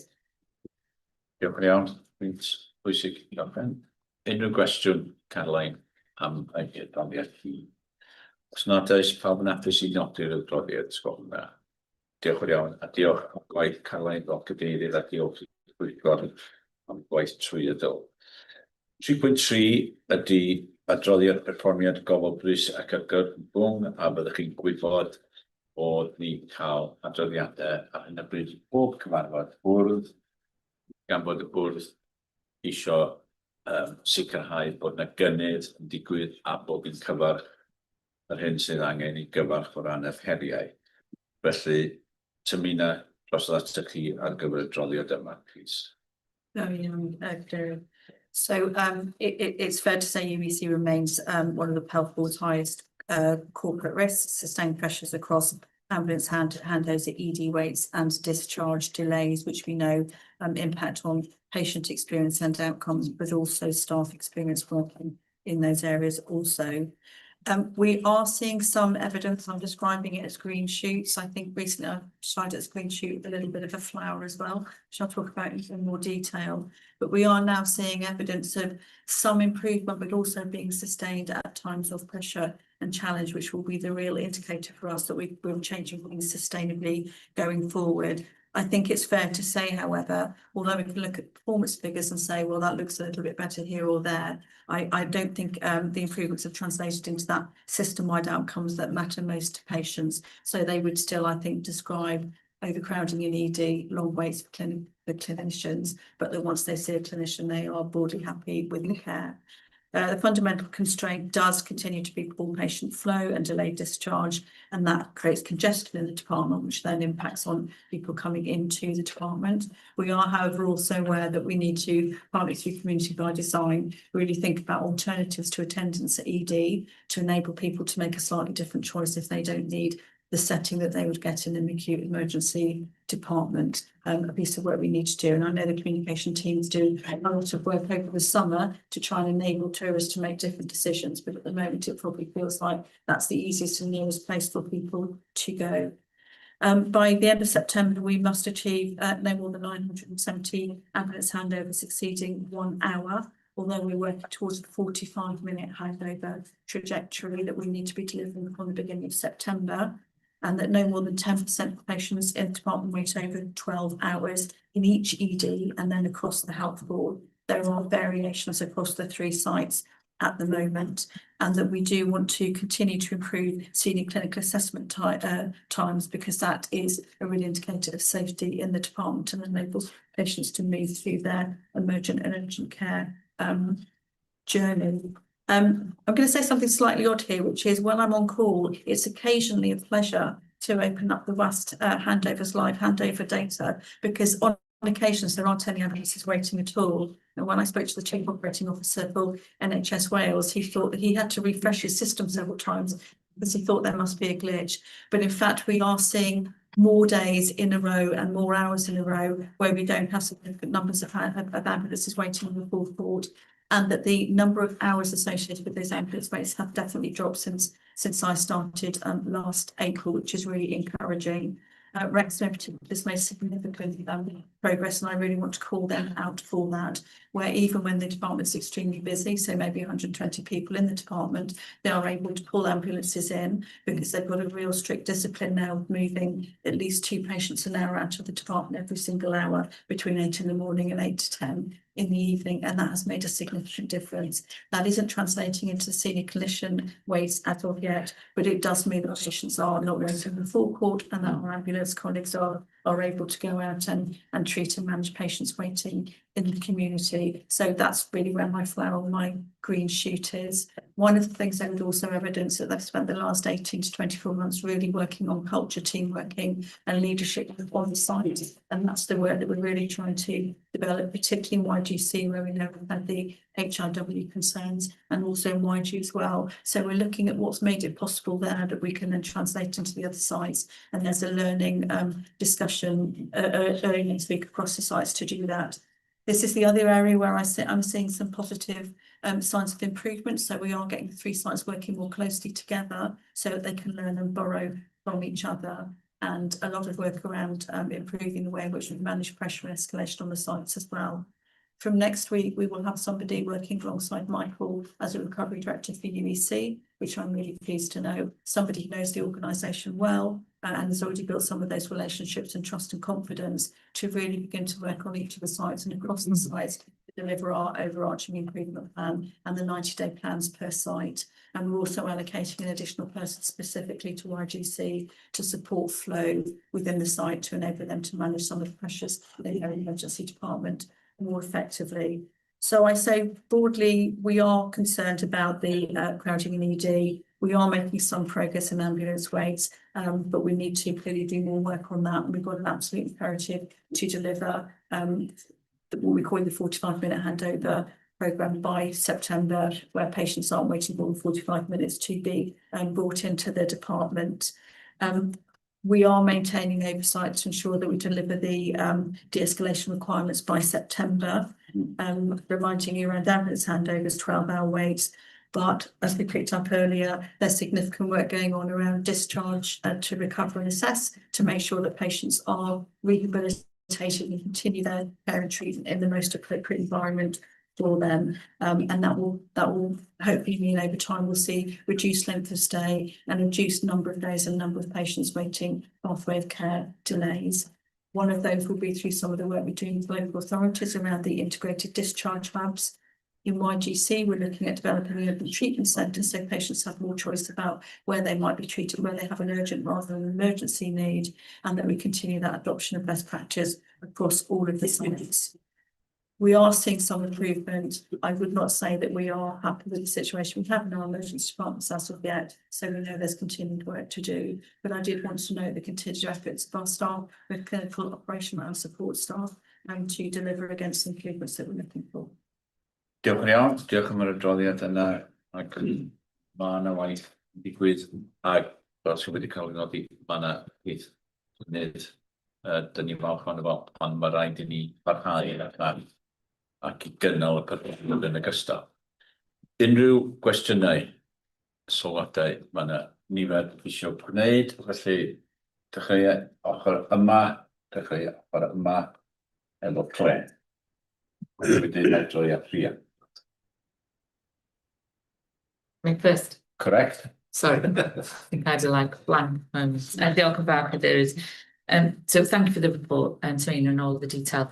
As you know, I often try to do, I was trying to triangulate some of the data within the various aspects of ED and urgent and urgent care.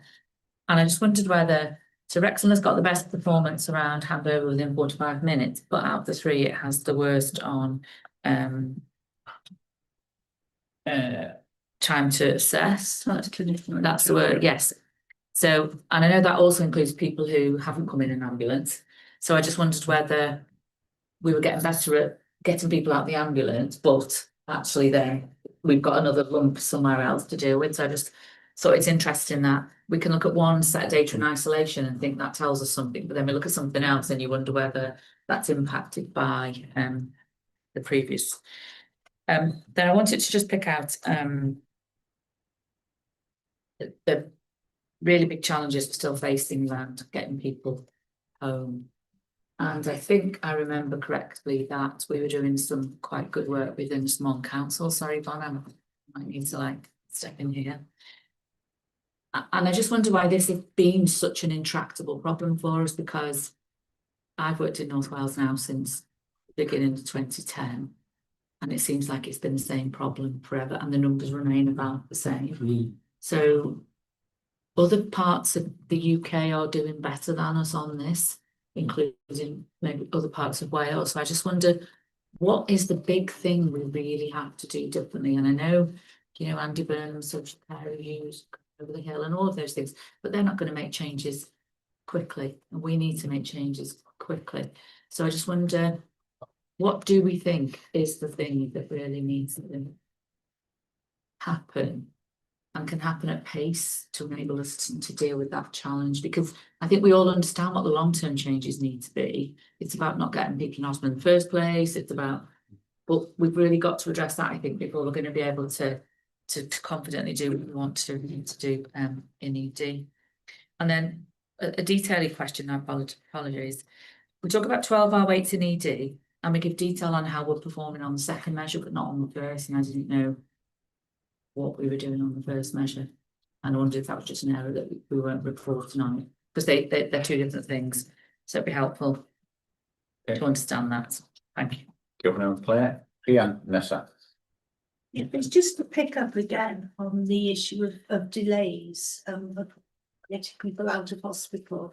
I think we've talked about this before. Of the 300 and something beds that are currently occupied, and they shouldn't be, the balance, where are they? Are they in the acute or are they in the community? Because I think a lot are in the community, and the challenges of getting people out of beds, community beds, is probably harder than getting people out of these acute beds. So I think that there are different solutions for dealing with community hospitals. And your paper itself says community hospital delays remain particularly challenging. Yes. So what are we doing about it? Because I tend to hear a lot more about what we're doing in the acute sector with discharge lounges and so on, but I'm not hearing about what's happening in communities and working with partners, third sector, local authorities to get that improvement in flow. Diolch yn iawn. Yrsa, wedyn Bob. Diolch yn fawr. I've got two questions really, and one is in relation to this 45-minute ambulance handover, which is seen to bring results in other emergency departments and other areas. But in my mind, on a practical level, I'm not sure what that would look like. Do the ambulances just do it within 45 minutes, regardless of what's going on? How does that kind of practically happen is one question. And my second question comes back to estates again, because in this paper and at other places, the space pressure is enormous. And I'm just wondering where the resource is coming from to solve it. So there's surgery cubes are mentioned, clinical space for assessment in EDs as mentioned, as well as urgent treatment centres. So that pressure on estates for space, how is that really being solved? Where's that coming from? Thank you. Paul. There's a final paragraph, which is what we are learning from elsewhere. There's an awful lot in there that we should have known dozens of years ago. I did systems science over 40 years ago, and I could have told you it's flow rate, not environment. In there, the hospital at home and virtual wards, and it says these approaches and implementations are being developed. Virtual wards were being brought in 4 years ago. Where are we? When are we going to have all of that in place, rather than it being developed? Right. Stuart, quickly Very on quickly. the estates matter and space, really, I think is the question. So there's an ongoing space utilisation audit and shared services as to how we identify and manage space. And that's ongoing at the moment. But in terms of how we can support service delivery, we've reached out to the teams across the 3 acute sites.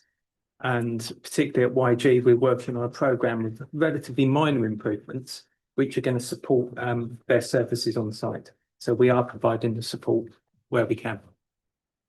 Diolch yn iawn. Gareth. Well, Chair, you've given me the unenviable task of chairing the oversight group on this. I will sort of say a word, but I just want to try and to Serena and Carol will correct me if I'm wrong. Just to answer a couple of the pet points. I think on space, I think it is important, but let's not make the mistake. It's like roads, isn't it? Roads congested, so we build more roads and they continue to be congested. It's not where the fundamental problem is.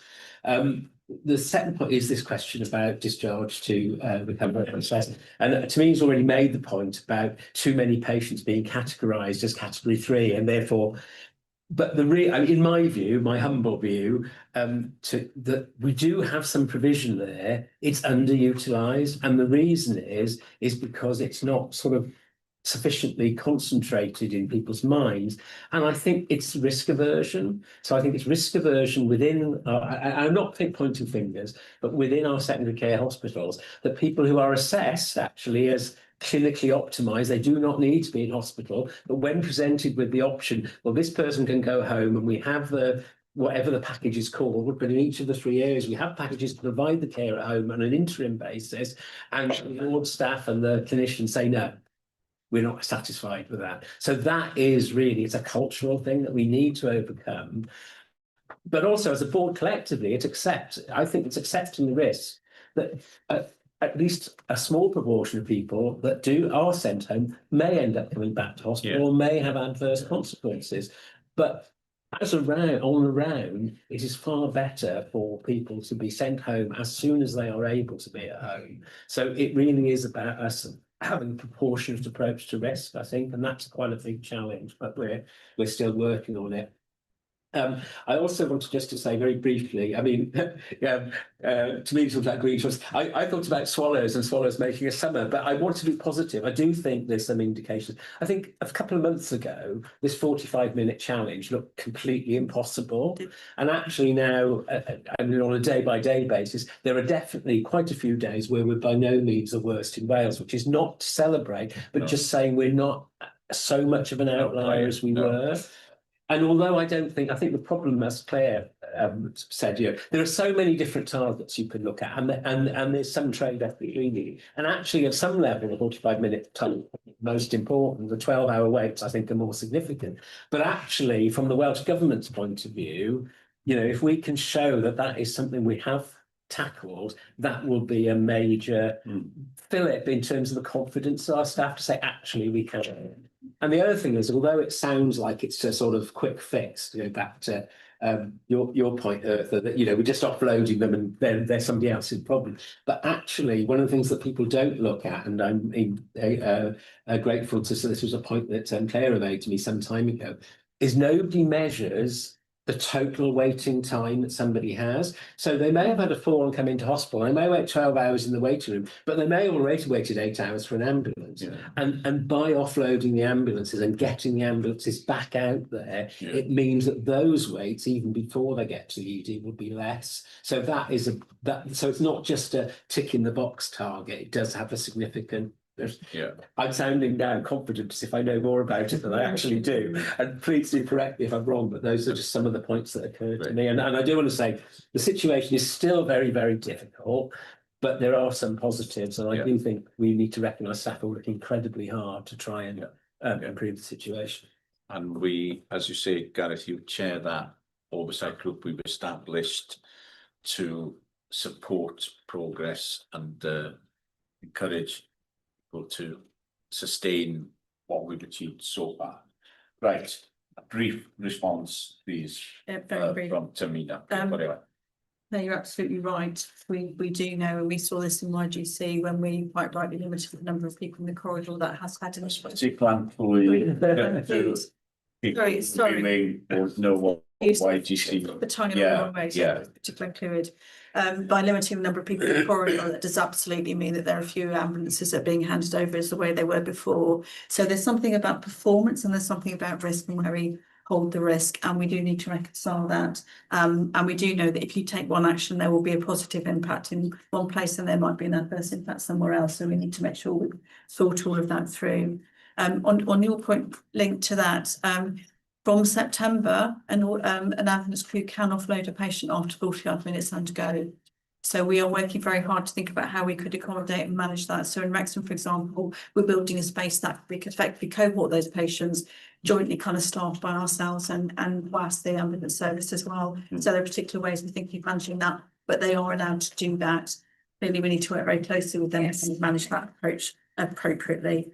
In terms of learning from elsewhere, I've been saying since I came, we know how do we translate what we know into what we do, and we're really trying to understand what it is that makes it difficult either to do it at all or to do it all of the time, and that relates to things like good discharge practice. I think there is an area of around risk. I describe it as risk appetite for discharge. I'm just slightly reframing it, and what would need to be in place to enable a clinician to feel confident about discharging. Ian Sturgis and Adrian Hopper came to speak to a room full of clinicians and operational teams, I think a couple of weeks ago. They've done a significant amount of work around sort of pajama paralysis, decompensation, and why it's important to move people on, and how you look at risk in a very different way. There was quite really good engagement, I felt, both clinically and operationally there. And one of the areas we're working on is how we work with our geriatricians and how we look at geriatric support in the community as well as in the acute setting to create a bit more confidence, and that people understand actually the level of risk that's managed very capably by health, social care, primary care colleagues all the time at the moment already. So as part of that's about socialisation.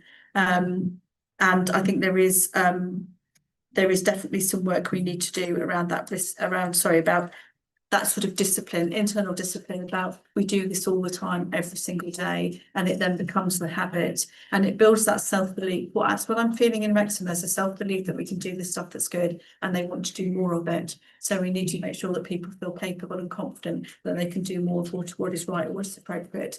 Virtual wards, I did a lot of work on that in England. They are actually quite difficult to set up because they require quite a lot of investment. Skill set is different from you would normally have around community nursing, for example, and it isn't cheaper, and it does sometimes require more staff. So I think it's absolutely the right thing to do. I really don't want people in any kind of hospital unless they need to be there. But this is absolutely part of community by design. Again, how we take this from an ambition to this is what's happening all the time, working with primary care colleagues, and I think supporting expectations in the community that where there can be care for it, and there will be. Carol, I only wanted to say two brief things, really. Well, first of all, I am Gareth. You know, if you speak with other, there is this issue of risk aversion. As a nurse, I don't know, Chris, but when I was trained, you know, it was drilled into us not to have an unsafe discharge, and I wonder at times whether that becomes an overriding thing where we need to get the balance, because we know keeping people in is worse than sometimes sending people home and giving them the chance with a safety net. So that is key to the discharge approach, is absolutely key. And then just my overall assessment of where we are. So I chair a 1 hour urgent emergency care meeting every Friday. I have seen over the last, and I started doing that probably at the end of November of last year, a much better understanding of the data that helps understand about what's happening in the system, and flowing from that, a much clearer management action about what they're doing to improve it. So that's a bit of a soft feel rather than the hard feel. We see the data come through, but I do get a sense that we are moving forward. People are leading and leaning into this, but there's a huge amount still to do. But we're inching forward. We'd like to take some leaps, but we're inching forward. Diolch yn iawn, a diolch am yr adroddiad a'r gwaith sy'n digwydd, a dyn ni'n edrych ymlaen at weld parhad y gwaith pwysig yna. Pawb yn hapus i gefnogi'r adroddiad, ysgolch yn dda. Diolch yn iawn, a dawna adroddiad arall ato ni i'r bwrdd nesaf. Ymlaen, 3.4 ydy adroddiad ansawdd integredig a Clara troi ata chi a dylen adroddiad. ti, diolch. Yeah, so I'll just take you through some of the main areas within this, and of course myself and Chris are happy to take questions associated with it, noting your comments on a correction that was required at the beginning of it, Gareth, so thank you. So first of all about never events. So these are defined as wholly preventable because national guidance exists around processes which should be followed, and therefore, if those processes are followed, they should not occur. And we have had a problem with those over the last year, really, around having more than definitely the event we having during this period of time. I come back to what Caroline says as well in some of these, is that I often approach them in what we call a safety two way, in that most of the time, the vast majority of the time, we get things right. And therefore I often ask, what is it that happened today that made this not go right? And almost inevitably, it is in the context of noise, for want of a better matter, that people are trying to do something when other things are distracting. That, of course, is why you have the processes in place to be able to guide within them. Within the events that we are having, some of the more frequent ones, and again, I would not go into individual ones in this forum because it would be inappropriate, but what are called either we're retaining foreign objects within, which is often a swab. We have something called wrong site surgery, which is often not surgery, but a procedure that has been on the wrong side. And that is where we are doing these generally outside the theatre environment. The theatre environment is incredibly controlled, and there are very standardised processes that one goes through.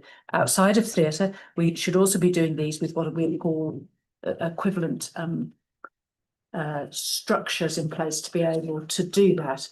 In the vast majority of places across the health board, that is happening. And on occasions, we have had these events which occurred even with these procedures happening in place. We are now making sure that we have got those procedures and those documentation for all of those procedures in place, and that the audit of them, the use, is happening as well associated with that. So there's a whole refreshed approach associated with that. Some other things just to pick up. There's been a change in the deprivation of liberty rules, which is noted within the document, and we're obviously rolling some training out across that. As we've just discussed, the emergency department, the board is aware that Health Inspectorate Wales designated as better than fluid as a service requiring improvement. There's within this report, there is some initial information about the immediate actions that were required for us to undertake, which of course have now all been done. And we have now actually received the full report in draft with a request to get the action plan back in a couple of weeks' time. We have asked our other two acute sites to self-assess against the findings of that report and looked those through, and are also undergoing peer reviews of those departments in addition. Like Carol, I chair a meeting once a fortnight in the where I look at the quality and safety within the emergency departments. I've been doing that, I think, since the middle of December. And like Carol, seen huge changes in the way that we are looking at that. And we've now just formally agreed a set of metrics for assurance associated with that in all of our EDs, which has been developed during that period of time by the departments through that meeting. A couple of other things. You can see that stroke is one of our areas where on a national audit level, we are not performing as we would want to. We're now in a national policy improvement programme associated with that, helping us to increase our time to scan and time to deliver of clot busting treatment. There is we were a borderline outlier associated with mortality in one of our units. I mean, that has been looked at in enormous depth, as you would expect. And then finally, just a couple of public interest reports from the Ombudsman detailed within there. One around time to diagnosis of prostate cancer, which has reduced very significantly associated with this particular test since that report, and around a patient who was discharged on some opiate medication and the changes that have occurred with that. I'm obviously happy to take questions, and I'm sure Chris will be as well. Diolch iawn, Clare, a diolch am adroddiad cynhwysol. Reit, unrhyw gwestiwn neu sylw? Well, Chris first. Thank you, Chair. It's just a small point around the change in the Dole's guidance. I appreciate the judgment's very it's intricate, and that there needs to be a lot more analysis. And I think with the steps that we're taking on, they appear to be right. Yeah. I think just a word of, well, in perhaps we could have some further information perhaps circulated outside as to what the changes are and what risk management are in place. It strikes me that actually if you're opening up the gambit, there's a couple of associated risks. One is that there's people that should be subject to doles that then aren't, and those that are or shouldn't be that are, and they are inevitable problems. And I do feel a little bit uncomfortable where we've got policies, or we're changing policies that are now inconsistent with current guidance, even though that current guidance itself is inconsistent with the new judgment. So I know we're in a bit of a funny place, but just so we can assure ourselves that we're doing everything we need to do to cover ourselves, as it were. I'm not suggesting we're not, but just so we're ticking the box. I think the idea of briefing notes might be quite helpful, just to capture everything, the legislation and what our response is. Don't if that would go to a committee on, we can share it with some board members, Pam. Yeah, I'm happy to do that. And Chris, just to give you some, and Chris might, sorry, there's too many Chris's. Chris might want to come in as well on this. So we consider as an executive, Chris, and it was more about some of the interim steps that we needed to put in place, because the judgment is judgment. But we need to work through some of that, and what we haven't changed any policy or anything, but it's around in terms of some of the sort of training, support, and almost like the practical implementation that we need to do. So I'm with you, because I was a little bit cautious around there's been a judgment. What does that then mean in terms of translating, and what would be the health board position on some of this? So some of, and I see this often where someone says, oh, there's been a judgment here, which is, I know there's been a new law passed, but then that law hasn't then translated into what the health board, if you like, needs to do. So so one of the things that we've taken through the exec, and it will go a bit more detail through quality and safety, but I will circulate a briefing note, is what's the implementation plan that we're going to do sort of now, in terms of some of it was about changing some of the documentation in terms, practical, how we operationalize that. But I'm happy to share, or me and Chris can share perhaps a briefing for board members, but hopefully just from a gives you a little bit more assurance in terms of some of that. Can I just say that obviously the mental health legislation committee looks at this, so we're aware of it, and we can arrange that something that's done for that. We can put a meeting and share. Okay, great. Tamina. It wasn't a question. I just wanted to thank Mary and Chris. Really, the report feels like it's really developing. It's very balanced. It's a nice mix of kind of data and the narrative, so we can really get under the skin of the quality and safety issues. I know my teams have really valued the opportunity to be really brought into and part of the quality and safety agenda, and the sort of the transparency that we're now seeing here in other committees as well. So I just want to kind of acknowledge and thank you both for that, because I think it will help us make a difference. And then finally, I like the fact that we're really learning from incidents to actually taking action as a result. We're going to mitigate them happening again, and there's a real kind of focus on action forward looking now, which I really appreciate. Claire. Claire. Claire. Sure. We're using different dates in different reports on the same agenda, which always confuses me.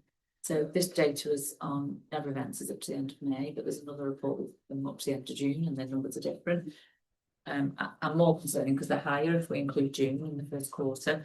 So just say, can we agree dates and can every report use the same ones, please?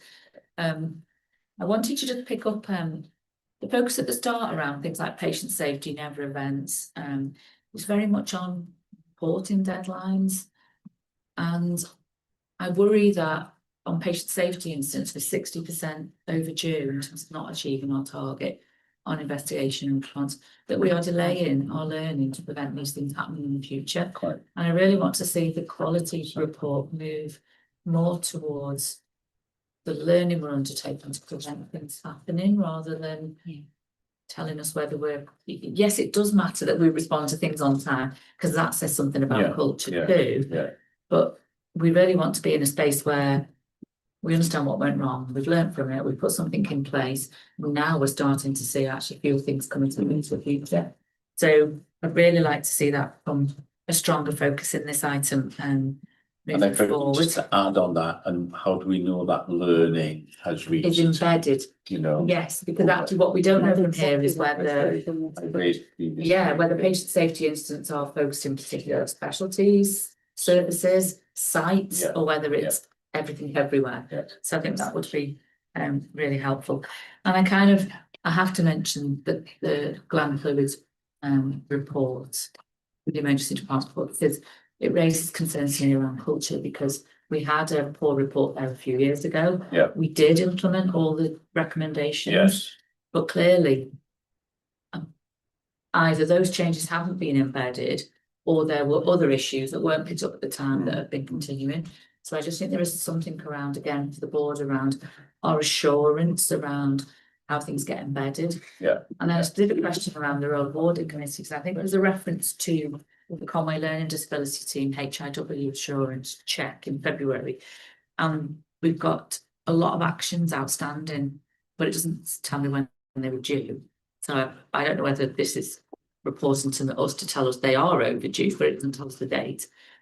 That worries me around culture too. And I wonder how the assurance committee, do you all keep a close eye on all of these things? And so are we closing the loop on things? Is what I'm trying to understand around some of those things. Well, and then the ABLET, it tells us about an inspection, and we've developed our improvement plan, but it doesn't tell us so what things we're improving. So I just think there needs to be a little bit more evidence in the reports that can give the board more assurance around some of these areas, or a connection to tell us QSE have done it, or yes. just so we know somebody's who's got oversight. Chris, for the t-shirt up down there in the best just change. Just some answers, but I'm happy to come in at the end. No, we are Paul.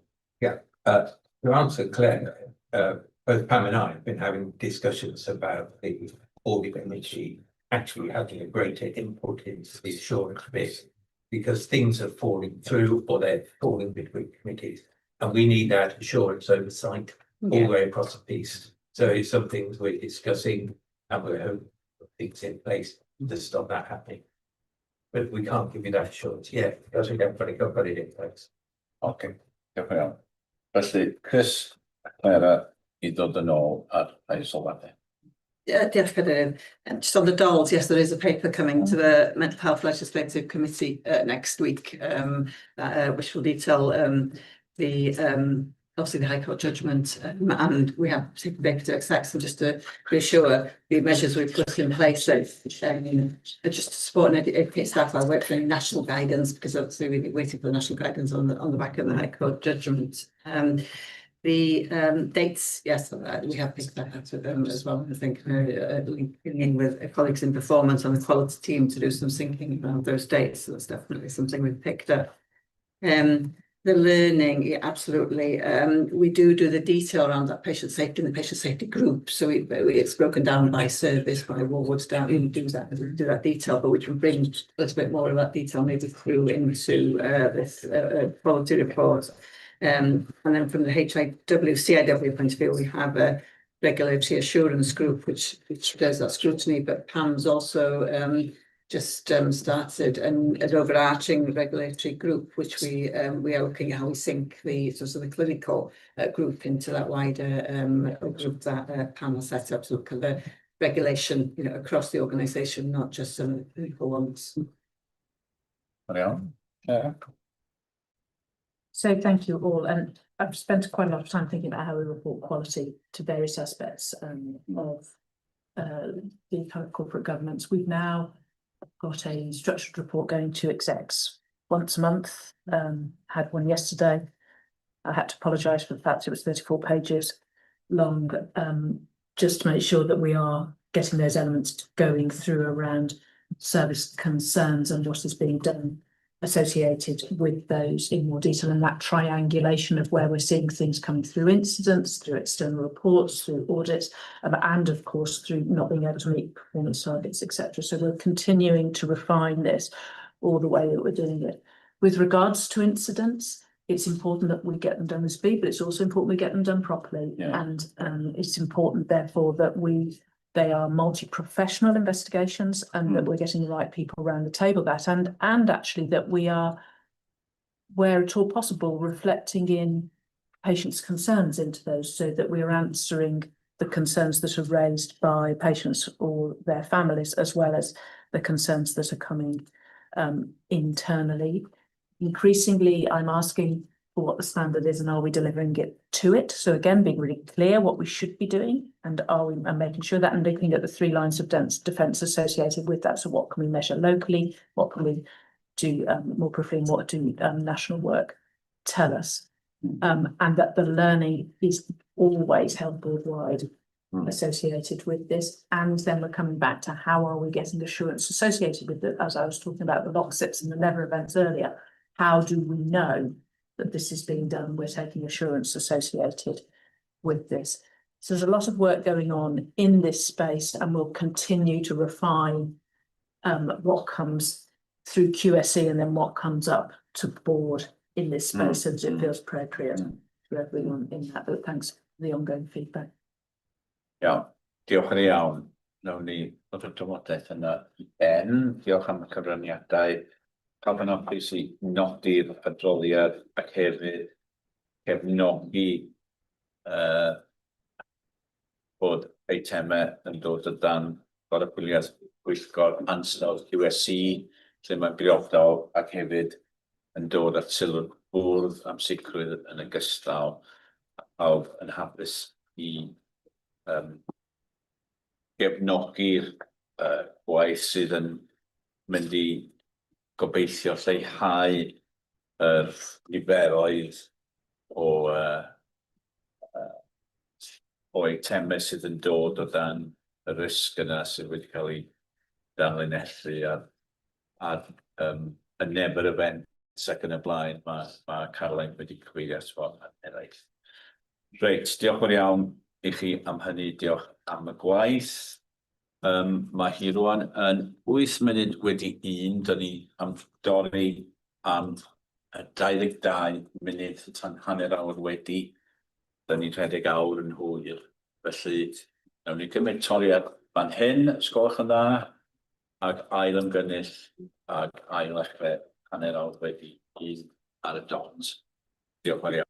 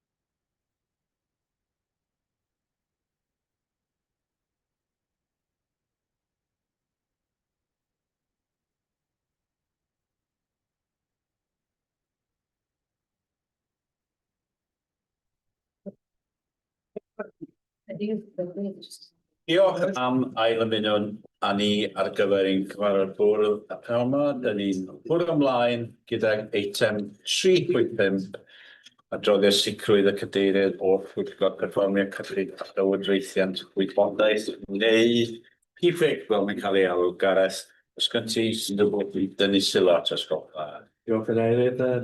No, I don't think there's anything I need to say by way of introduction. Given the time, but I'm very happy to answer any questions. Diolch yn iawn, Gareth. Unrhyw sylw, unrhyw gwestiwn? Na, os nad oes pawb yn hapus i dderbyn yr adroddiad o'r pwyllgor yna, gan diolch i Gareth am ei waith cadeirio a diolch i aelodau'r pwyllgor. Diolch yn fawr. Ymlaen at eitem 3.6, adroddiad perfformiad integredig. Bydd os yn cyflwyno'r adroddiad yma ac fel wy'n siŵr pawb yn ymwybodol, dyn ni wedi trafod nifer o faterion perfformiad eisoes yn y cyfarfod, felly falle yna gyfle dim ond i grybwyll materion eraill, ond na i droi at Russell ar gyfer yr cyflwyniad. Diolch yn fawr iawn. Diolch, Chair. So I won't touch on the finance because that follows this report as well. And what I will say to members is, as we alluded to earlier, this is a new report. We've been developing this since the portfolio change back in November. We've been linking in with the executive team and also Performance Finance and Information Governance Committee, and thanks to Rhian and Gareth as well for their support around the development. We are still developing the report. There are further meetings to happen with key committee members in the next month or so, just to go through the report, having been through committee, to make sure that we include all the amendments that those may wish to see. As you've mentioned already, Chair, this is a report that's been covered in some aspects from the earlier reports.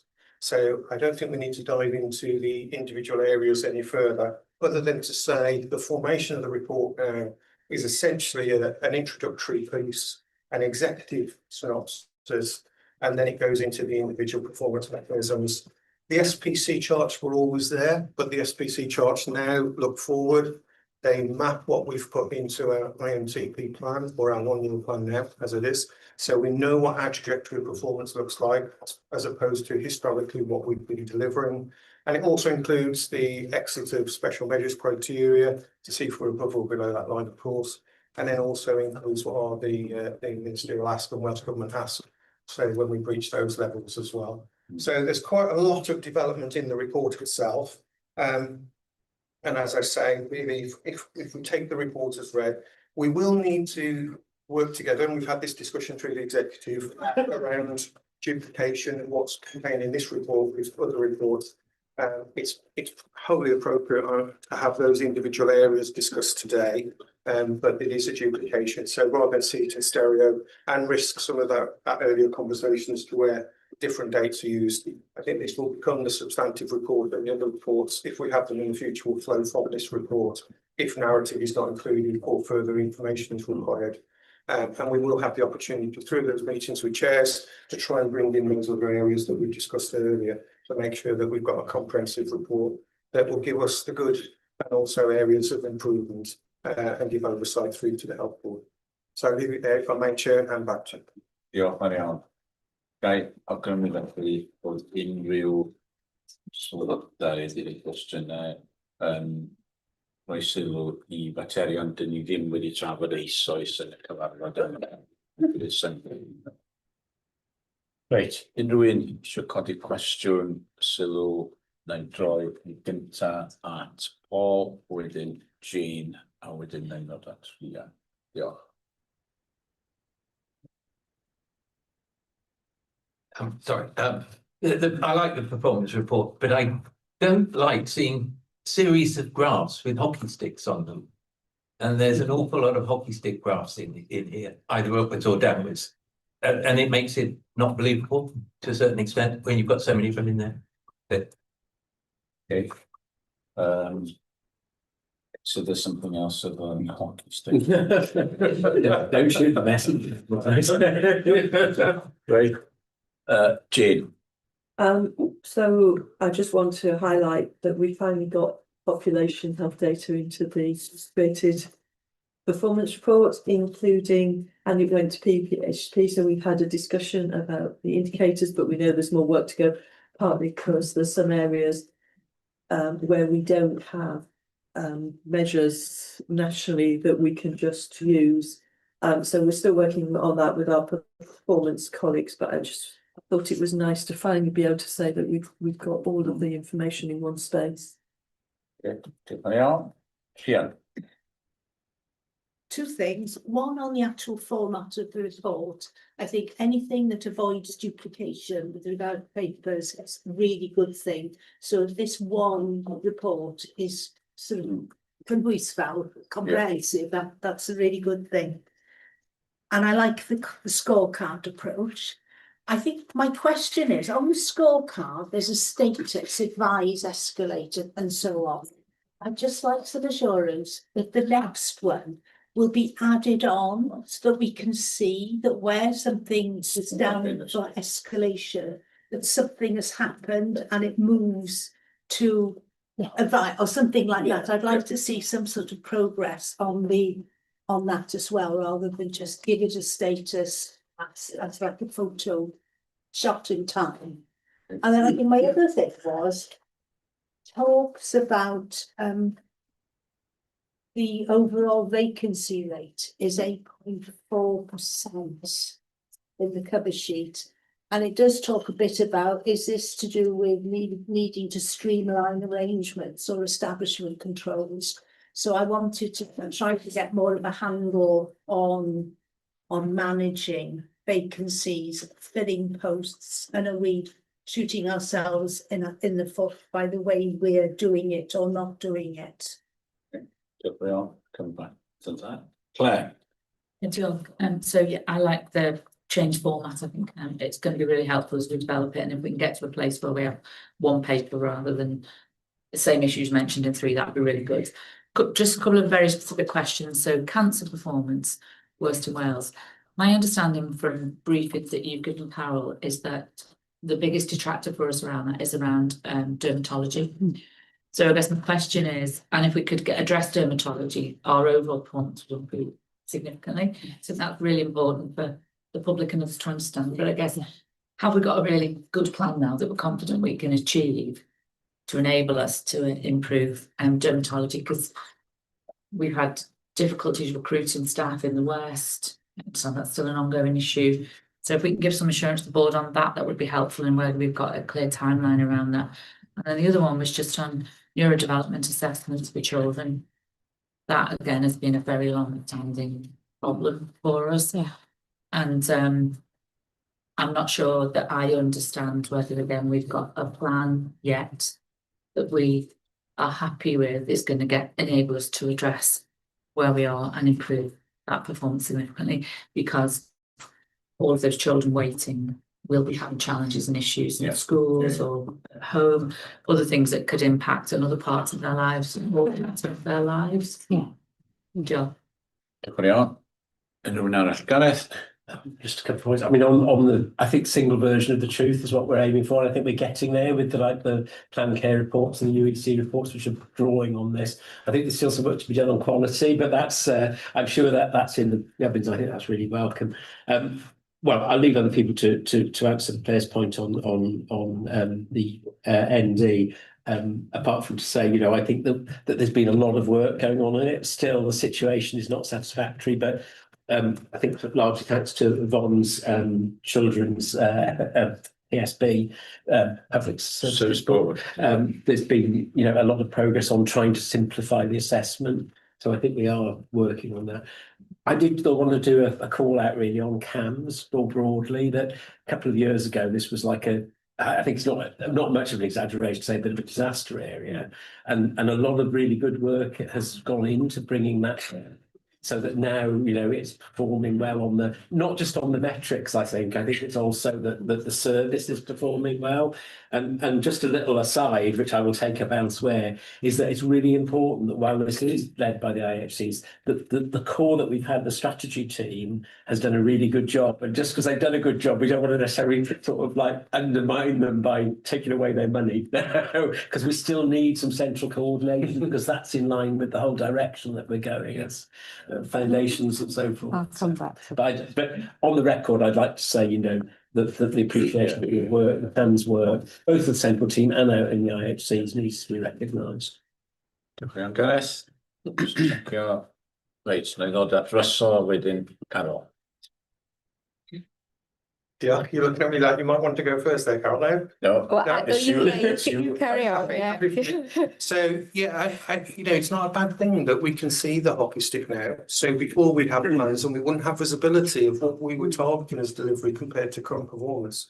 So it's absolutely the right challenge, and I think committees should be absolutely looking for assurance. What are the plans to move us forward? Because our plans suggest we need to move forward, and how can we be assured and give therefore confidence to the wider health board? So that's one of the benefits of having that forward look and mapping our plans out in that way. So I think that's probably a positive, although it does show that there are challenges for us to maintain and deliver what we've signed up to essentially through the IMTP submission, and it gives that visibility through board. Yes, population health, we wanted to make sure that was there and possibly even enhance that as we go forward. I will go back to the team and make sure that we pick up the advise escalation elements, so that is important. It doesn't just sit there as advise escalation. What does the escalation mean, and where are we seeing the benefits? And some of the discussion, as I alluded to earlier within the executive, is about each member's got to own this report in a sense as to what are we doing, and we've got to prompt ourselves to be open around and to inform the board and committees about the developments that we need to take and the action we need to take. Just on the escalation, Yeah. just add, I think what's important is that we capture the action. Yeah. And then the next report says, this is what we did, and this is what is produced. Yeah. So we're starting from a new point then, further down the journey. Yeah. That's what should be happening anyway. You know, so it's getting that historical data and narrative in place, I think.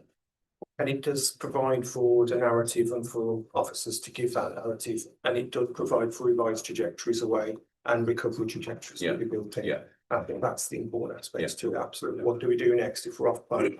How are we coming back? Yes, and what the actions? There is a dermatology plan. I'll let Carol answer that one on behalf of the wider executive. I know Claire is involved in that, and I know Tamina is quite close to that as well. And neuro diversity assessments, there is a case that we've recently seen which actually will provide more support. I think it's safe to say we have struggled to get our partner off the ground in terms of support around this area. I think they are now with us as we go forward, and actually will see benefits. There is a projected underspend which we are targeting to use in the short term as well through employee base, which will give us more security around delivery as well, and that will hopefully improve that position. We are looking to model that improvement into the next report that you will see, so you can see that investment circa £450,000 going into that area, so we should see some benefits. And then on the CAMS, welcome your support for the CAMS performance, and yes, I'll let Carol answer around the CAMS team as well.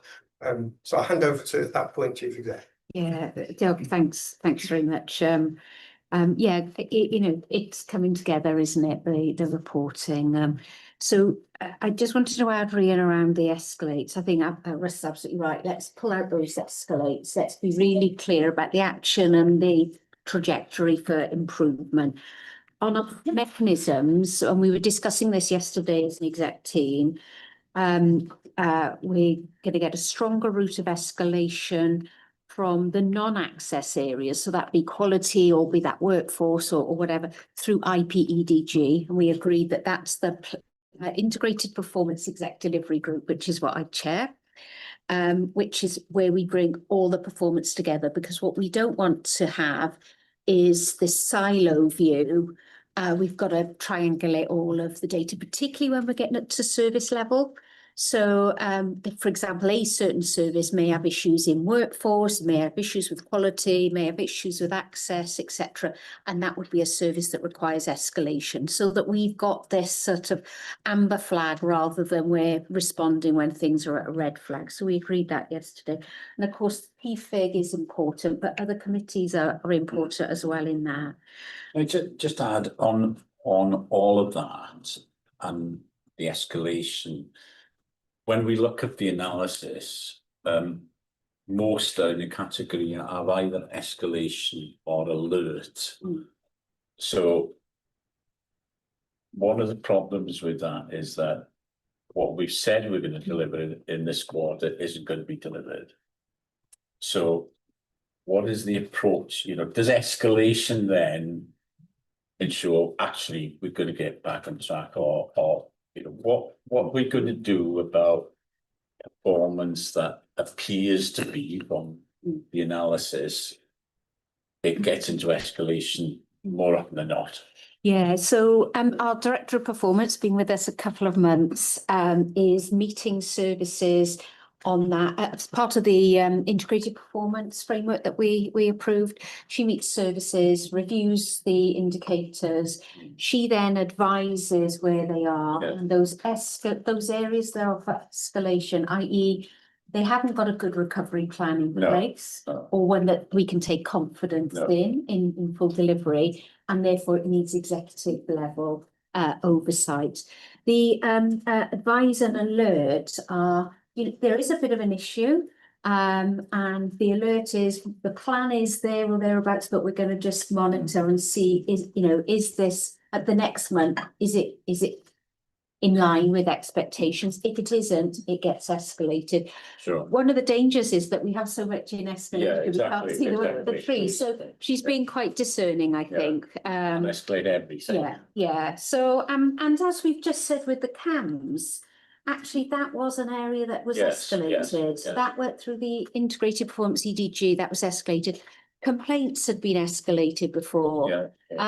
Clinical coding had been escalated before. So we grab hold of them, put a plan in, we see the improvement, we de-escalate. So I think that's important. Dermatology, I would say we're 90% towards the plan, Claire. It's my colleagues are probably going to talk about dermatology again, are we? But it's quite a hard area. The volumes are very big with the numbers of patients coming through, which is a good thing. Although a lot of our services is doing more than secondary care, so there's opportunities for more primary care in this. But we've got a recovery plan for cancer, and then we've got to sustain as we go forward. And then on neurodiversity, neurodevelopment, I want to look at the data a little bit more in detail, because the new assessment pathways come in, and that's at the front end, isn't it? So the people we have waiting have waited the longest. So we're seeing a real reduction in referrals for what I call formal assessments, because those other mechanisms are working. So we're turning down the tap because we're offering good support, is what I hear. But we've still got to get those sort of legacy assessments done. And as Russ said, we made an agreement yesterday that we would fund some of the treatment elements, actually, because at the moment we don't want to just assess people and then not offer them support. So that's that. Gareth, I think finally, I chuckle. It's been really good, the CAMS change. But we have spent £4 million on that in the last 4 years. Now that team is leaning into ND, which is great. But I've had their feedback about how they've made that happen. And I think it's taken a much more coordinated approach. So when we go into foundations, that they're advocates of foundations because they've been able to get it to work. So we will reassess, because that improvement capacity may well be needed elsewhere, but their approach has been excellent. Yeah. So can I come back, because nobody's quite addressed the issue I raised about vacancy rates. It does talk about we are underway to review establishment controls and processes to streamline this. Right, lovely.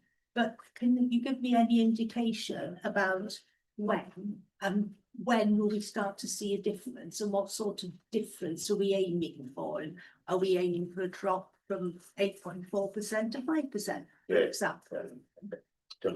And Debbie, yeah, Matt. Yeah, I did have my hand up. Oh, sorry, I So can't see. Yes, I wanted to give the board assurance that we are not unduly concerned about our vacancy rate at this stage, and that's mainly because we've got some pieces of work in train. One of which is the review of we've got a budgeted establishment review underway in terms of looking at all our budgets and just making sure our baseline is correct. Many of us have had those meetings with Carol, and we're doing that. The second thing is that we are holding our vacancies to accommodate some of our newly qualified students. So there's a piece of work underway in relation to that. So you'll see that some of those will be filled over the next coming months, Chris. And then there's also the foundation for the future. We deliberately held vacancies for that as well. So just to give some assurances, we're hoping that will shift in the next couple of months assigned to those pieces of work. Great. Diolch yn fawr. Sylw, Ola. Thank you, David. So I just wanted to give a call out, Carol, for the transition services from child and adolescent mental health and neurodiverse to adulthood. There's been some focus on it, but I think it's still an area that can get missed, and then obviously that leads to. So just to give a call out for that. Diolch yn fawr. Reit, pawb yn apus i dderbyn y adroddiad yna ac gyda sylwadau ysgol hwnna ac diolch am y gwaith ac hefyd cefnogi yr holl weithredu sy'n digwydd mwyn cynnal perfformiad ac yn wir cynyddu'r perfformiad yn y meysydd yna. Pawb yn apus ysgol hwnna. Diolch. 3.7 felly yw yr adroddiad nesaf. Adroddiad ariannol mis 3, Russell. Diolch. Diolch, Chair. So just very quickly, if I may, first of all, just reflect on yesterday. So the annual general meeting was concluded, 25-26 annual accounts review. Clearly we had an unqualified opinion signed off by the Auditor General, and the accounts are submitted back at 30th of June. So again, just a big thanks from me to my team and the wider organisation and all who contributed to that successful conclusion of 25-26. In terms of Q3, we're £17.1 million in deficits. That's 6.4 million adverse to our plan. Our plan is to have a £43 million deficit at close of the year. Clearly, because we have a deficit and we are in company of other health boards that are in that same situation, but we have to, as a key financial duty and a statutory obligation, deliver a break-even plan. Our IMTP therefore becomes a 12-month plan, and we are in a process where we have to do a financial recovery plan as well. Our financial recovery plan means we need to push our 46 million to 63 million as a savings ask in the current year. That's 2.4% of our gross turnover. So we do need to get to that place. If we do get to that place, we release Welsh Risk Pool funds of 26 million. And of course, the 82 million that's in our baseline is also contingent on us delivering that outturn break-even position and statutory obligation. So £108 million of resource essentially is aligned to our achievement of that 2.4% and £63 million savings plan.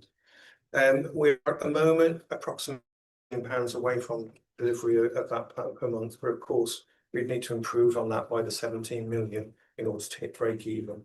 So what are we doing about that? Obviously that's a key piece of focus work for us. Welsh Government officials are also keeping a very close eye on where we are transitioning. We have at the moment reported in £24 million of green against our 46 million original plan. The Welsh Government ask was for us to have underwritten our 46 million savings plan prior to the close of the first quarter and the 30th of June 2026. We are working very hard. We've had escalation meetings. They've been largely positive, actually. And I think we've got a level of confidence. I am pushing my team to get all the paperwork through because I don't want this to be falsified in any way. We have to have green schemes that go through the appropriate documentation and are signed off throughout the organisation and through the finance teams. But we are pushing to get as close to that 46 million as possible by the close of this month. And then as we go into the next month, we haven't done the VNS work streams yet, but both myself and Carol are meeting with the leads, and then we'll be looking to pull out what resource we can from those. We may have a residual gap to get to £63 million for the year. And then that, I think that is the stage 3 process that Carol alluded to, where we may be facing some tough decisions as to how we would close that gap, and we'll be bringing those back, of course, to Health Board. But we'll be liaising and linking in through PFIG in that interim period as well. And then if we can get to that position, of course, we would be reprofiling our savings delivery plan. And then it would be about chasing through those savings delivery and maintaining our cost controls. That will change our profile for the year when we reprofile our savings delivery, of course. But we're not at that point yet. And clearly, when we get to September as a board, we will need to see the outputs and how we are going to make those savings that are needed to get to break even. So it's still a challenging moment for us. But essentially, that is the key focus, to underwrite a £63 million savings programme within the next 4 to 6 weeks. Diolch yn fawr. Oedd e'r cynnwys fawr yna, unrhyw sylw neu gwestiwn. Ni'n troi gynta at Paul gynta. Just if I might, sorry, are you right if I go? Paul gynta. Sorry. Historically, of red savings, how much of it do you actually deliver at the end of the day? Some of it must go away, and historically you must say to yourself, we'll get 90% or 80%, and whatever we've done in the past, do we not need an extra 20% to cover for that because they're red savings? Stuart, yes, sir. Yeah, so just to sort of supplement what the paper says on capital, there's a table on page 15 of the slides. Yeah. There's a lot of work that goes into the capital of £58.7 million. The data is taken from the Capital Investment Group. There's some ongoing work as to how we can sort of improve visibility of capital up to board as part of advisory audits. And if anyone wants further information or more detail, I'm happy to support. And it also just notes about the state strategy, which of course gets fed through other groups as well, which Claire, you'll be getting a presentation at the next meeting. There. Iawn, Stuart. Rwy'n arall cyn I mi ddod ar y sôn o, os nad oes Russell comes back on Paul's point in particular. Yeah, diolch, Chair. So the red schemes, we do tend to have fairly good articulation from opportunity, and it normally is a robust process of sign-off. So there's quite a high conversion that we've seen historically, and we have delivered levels of saving, not currently, but in totality, at circa £58 million in the recent past. So 63 million is not a million miles away from that figure. So it is within our grasp to do. It is achievable, of course, but we do need to do it early, because the longer you leave it, the more challenging it becomes, of course, as it's a bit of an accumulator month on month. Okay, diolch yn iawn. Bydd pawb felly yn hapus I ni dderbyn y adroddiad a nodi gwaith sy'n digwydd a yn wir cefnogi symudiadau I gyrraedd y nod erbyn diwedd y flwyddyn ariannol. Mae'n bwysig bod ni'n gwneud cynnydd y fesul mis yn dydi, fel mae'r ysol wedi ymlynesu, ac dyn ni falch o weld bod rhai y trafodaethau yna yn dwythlwyth a bod gwasanaethau adrannau yn dod ymlaen gyda chynigion. Dyna beth dyn ni eisiau gweld. Dyn ni'n gwybod bod yn anodd, ond dyn ni eisiau pawb chwarae rhan.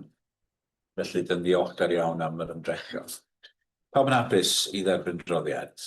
Felly, diolch yn iawn. Yr adran nesaf dyn ni'n troi ati ydy Llywodraethu Risg a Sicrwydd o 4.1 adroddiad sicrwydd a cadeiriaeth pwyllgor archwilio. Anything you want to underline from the report of the committee, Paul? This report came up to the previous board, so but I think that. Diolch yn iawn. No question. Na, pawb yn hapus I nodi'r adroddiad yna, felly diolch yn iawn. Ie, rhan o'r adroddiad blynyddol ac yma gwybodaeth I ni. Troi felly at adran gofrestr risg, ymchwiliad Covid, adrodd llywodraethiant corfforaethol, pob un o dan arweiniad am. Diolch. Diolch yn fawr, Erydd. So the first item is the corporate risk register. I'll take that paper as read. There's just one or two highlights I would like to address the board, and obviously any executive colleagues will be able to respond to their individual risks. So we've done quite a lot of work on the risk register. You'll see since the last report, one risk it's been de-escalated or reduced in risk and is within the risk appetite, and that is in relation to the regulatory oversight following the recent establishment and work in this area. So that's one less outside. And I think, you know, what I've tried to do in the report, we've been doing some work as an executive in terms of reformatting the report and where we are with the risks.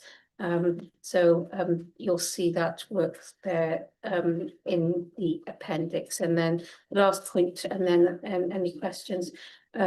We'd obviously need to review our risk appetite.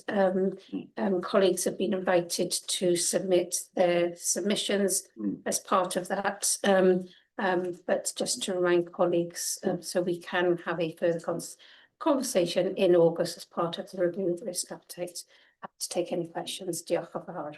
Diolch yn fawr iawn. Mae'n pam, diolch am y gwaith. Unrhyw un am y cwestiwn ar yr eitem yna?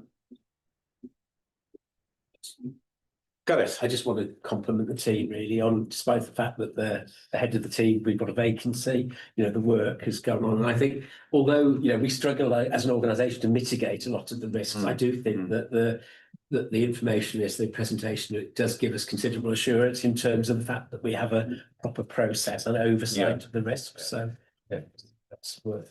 Yeah, thanks, Val.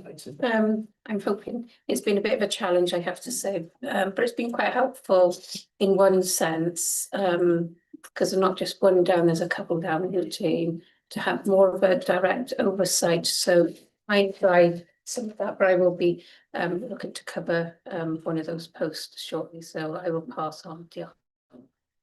Diolch yn iawn. Felly, dwi'n tri gweithio allan, dwi'n meddwl sŵn drymio.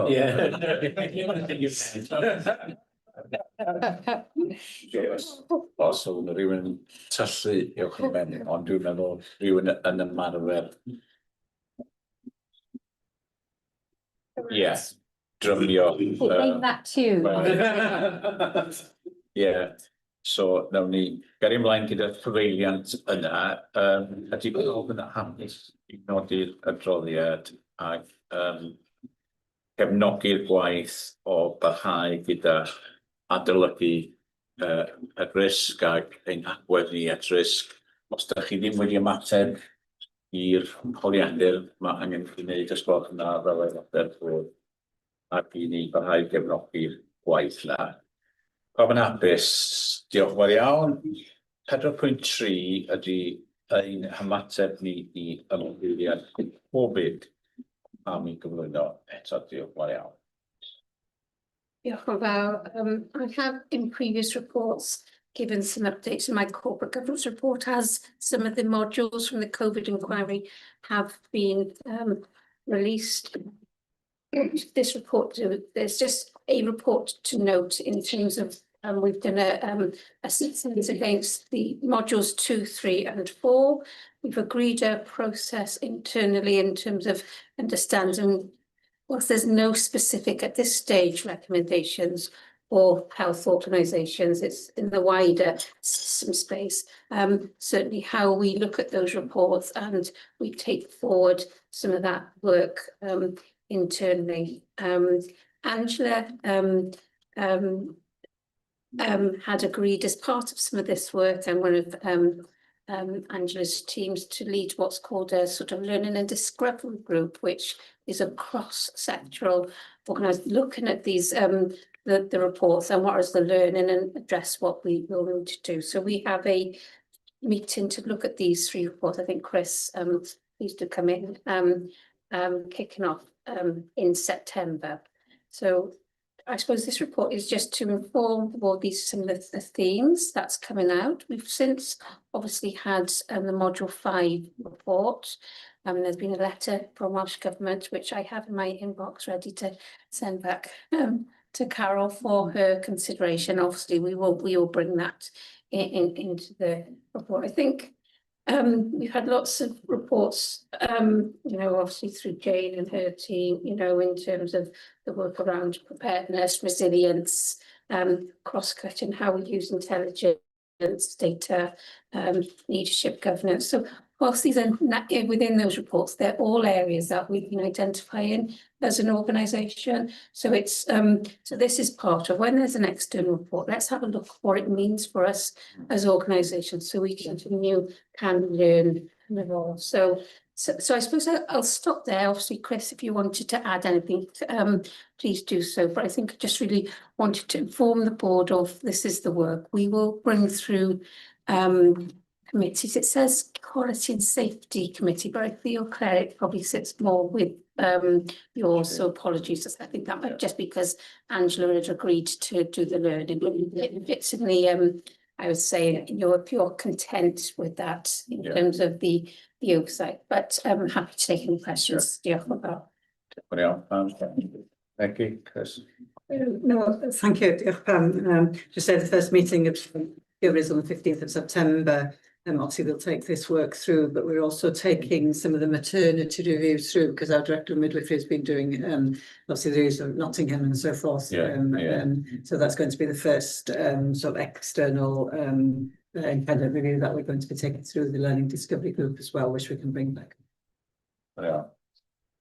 Fel sy'n cael ei nodi, y gamp ydi cyfieithu yr holl ymchwiliadau yma i fewn be mae'n golygu ni fel bwr iechyd unigol bron. I gwasanaeth iechyd gyffredinol, mae'n bwr iechyd ni yn unigol. Ac wrth gwrs, mai ni dyma ydi testyn unrhyw ymchwiliad, ond mae'n werth atgoffa ni'n fod canlyniadau Covid yn parhau. Dio ddim wedi mynd I ffwrdd, mae o efo ni. Felly pwysig I ni bob amser cofio hynny. Jane. So I will talk to Pam and Chris, but I am concerned that the learning group is not some of the key work that needs to happen here. We know waiting for national reports, pandemics don't for a start. We also know from the exercise Pegasus, and we're already being asked these questions by Welsh Government, that there were some areas where if we did have a pandemic tomorrow, we were being significant parts, particularly things like paediatrics. COVID was a very unusual pandemic in that it didn't affect children very much. So I think there is much more a need for some key work to make sure that we really are able to respond either to an outbreak or a pandemic or vacant communities. We've just had the hantavirus one where we actually had to make sure we were prepared if we had COVID, and we've got the Ebola, which is ongoing, which is probably the largest outbreak of Ebola that's been seen and has had now, I think, about 7 cases in different European, all transported back from the region. That to me, I just think we need to make sure that we actually making sure we can cover it. Well, can I encourage you to have that discussion in the appropriate place and then do whatever revisions are required, but encourage you to do that in appropriate committee or meeting. Gareth, just going to say, I think there's, I mean, I intuitively, I think that Jane's got a point, because it's the classic thing, isn't it? There's always a risk of fighting the last war rather than being prepared for the next one. Okay. Diolch yn iawn. Pawb yn hapus I dderbyn adroddiad gyda'r ychwanegiadau yna mae Jane wedi codi, bod ni'n adlewyrchu ar y gwaith wrth fynd ymlaen a bod y drafodaeth yna'n digwydd yn y lle. Diolch. Pawb yn hapus sgwrs yna I gefnogi. Diolch yn fawr iawn. Diolch am y gwaith yna. Diolch i'r tîm. Dwi'n gwybod mae yna dîm yn goredwylio ac mae'r papurau yn diri yn dydyn yn goredwylio lot o fanylion. Felly diolch i'r tîm sydd wrthi. Eitem nesaf 4.4 felly am y adroddiad llywodraethau corfforaethol. Diolch yn fawr, Cadeirydd. So there's just a couple of items in this report, and my apologies because I'd noticed that the policy is actually in the supporting pack, which but it's still there. It's just I would have preferred it in this main pack, so apologies for that. So a couple of items. The main part of the report is self-explanatory. One of the areas that the health board has a matter reserved for the board is around the approval of the policy on policies but for simple terms. We've been doing quite a lot of work on that this year because it's very complex and very long-winded, very frustrating for people trying to navigate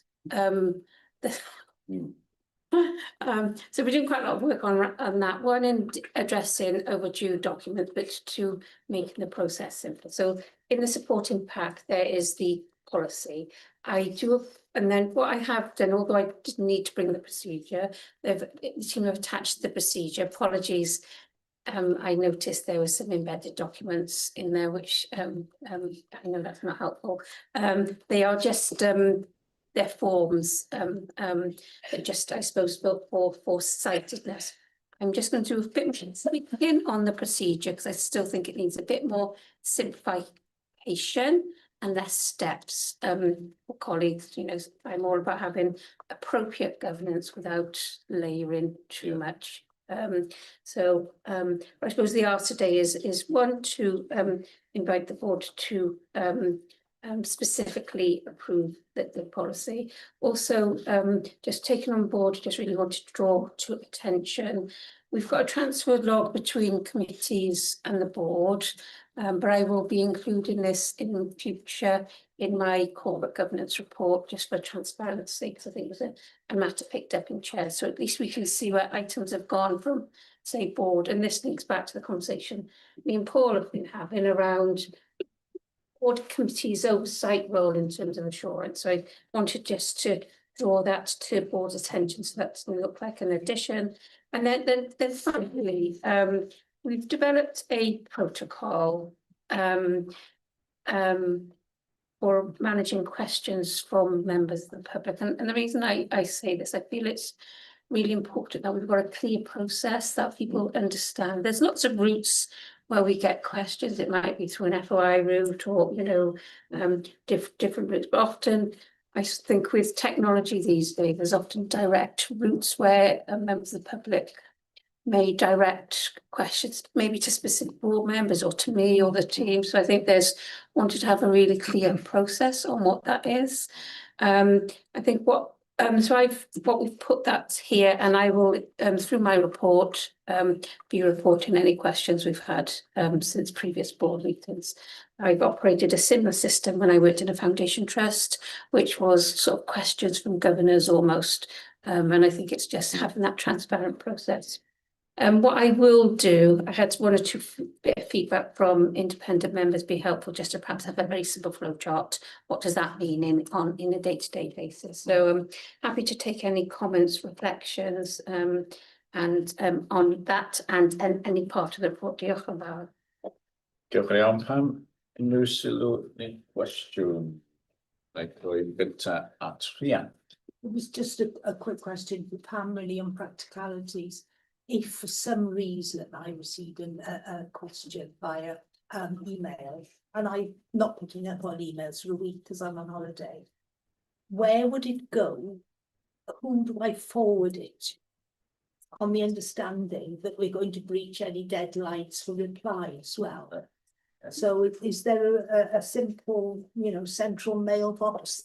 Yeah, so yeah, there's a flow chart. It'll be the corporate governance mailbox, which is managed by my team. What I would like to do is a bit of a simple flow chart, which I'll circulate to board members, so everyone is clear. So one thing. Very on, Gareth. Yeah, I just wanted to say when I arrived, I thought the idea of a policy on policies was sort of very Kafkaesque. I just want to commend the work that's been done on this, because I thought, and it was really useful to see the procedure. Because if you just see the policy document, it's quite. It's nothing, yeah. But no, it's really good, and I think maybe very frustrating, it's definitely worth doing that. And just to say also on the transfer log, I think that would be really helpful because I think it's easy for things to get lost between committees. Wel iawn. Pawb yn hapus I gefnogi yr argymellion sydd yn yr adroddiad yna. Sgwrs na lot fawr o waith yn digwydd o gwmpas y gwaith llywodraethiant sydd yn bwysig achos dyma'r glud sy'n dawn ni at ein gilydd sicrhau bod pob dim yn gweithredu'n iawn. Felly diolch yn fawr iawn am y holl waith na. Pawb yn gefnogi, pawb yn hapus I nodi a gefnogi sgwrs na. Felly, adroddiad nesaf 4.5 ydy'r adroddiadau o'r cadeirydd pwyllgorau a'r grwpiau cynghori yn unol ar arfer.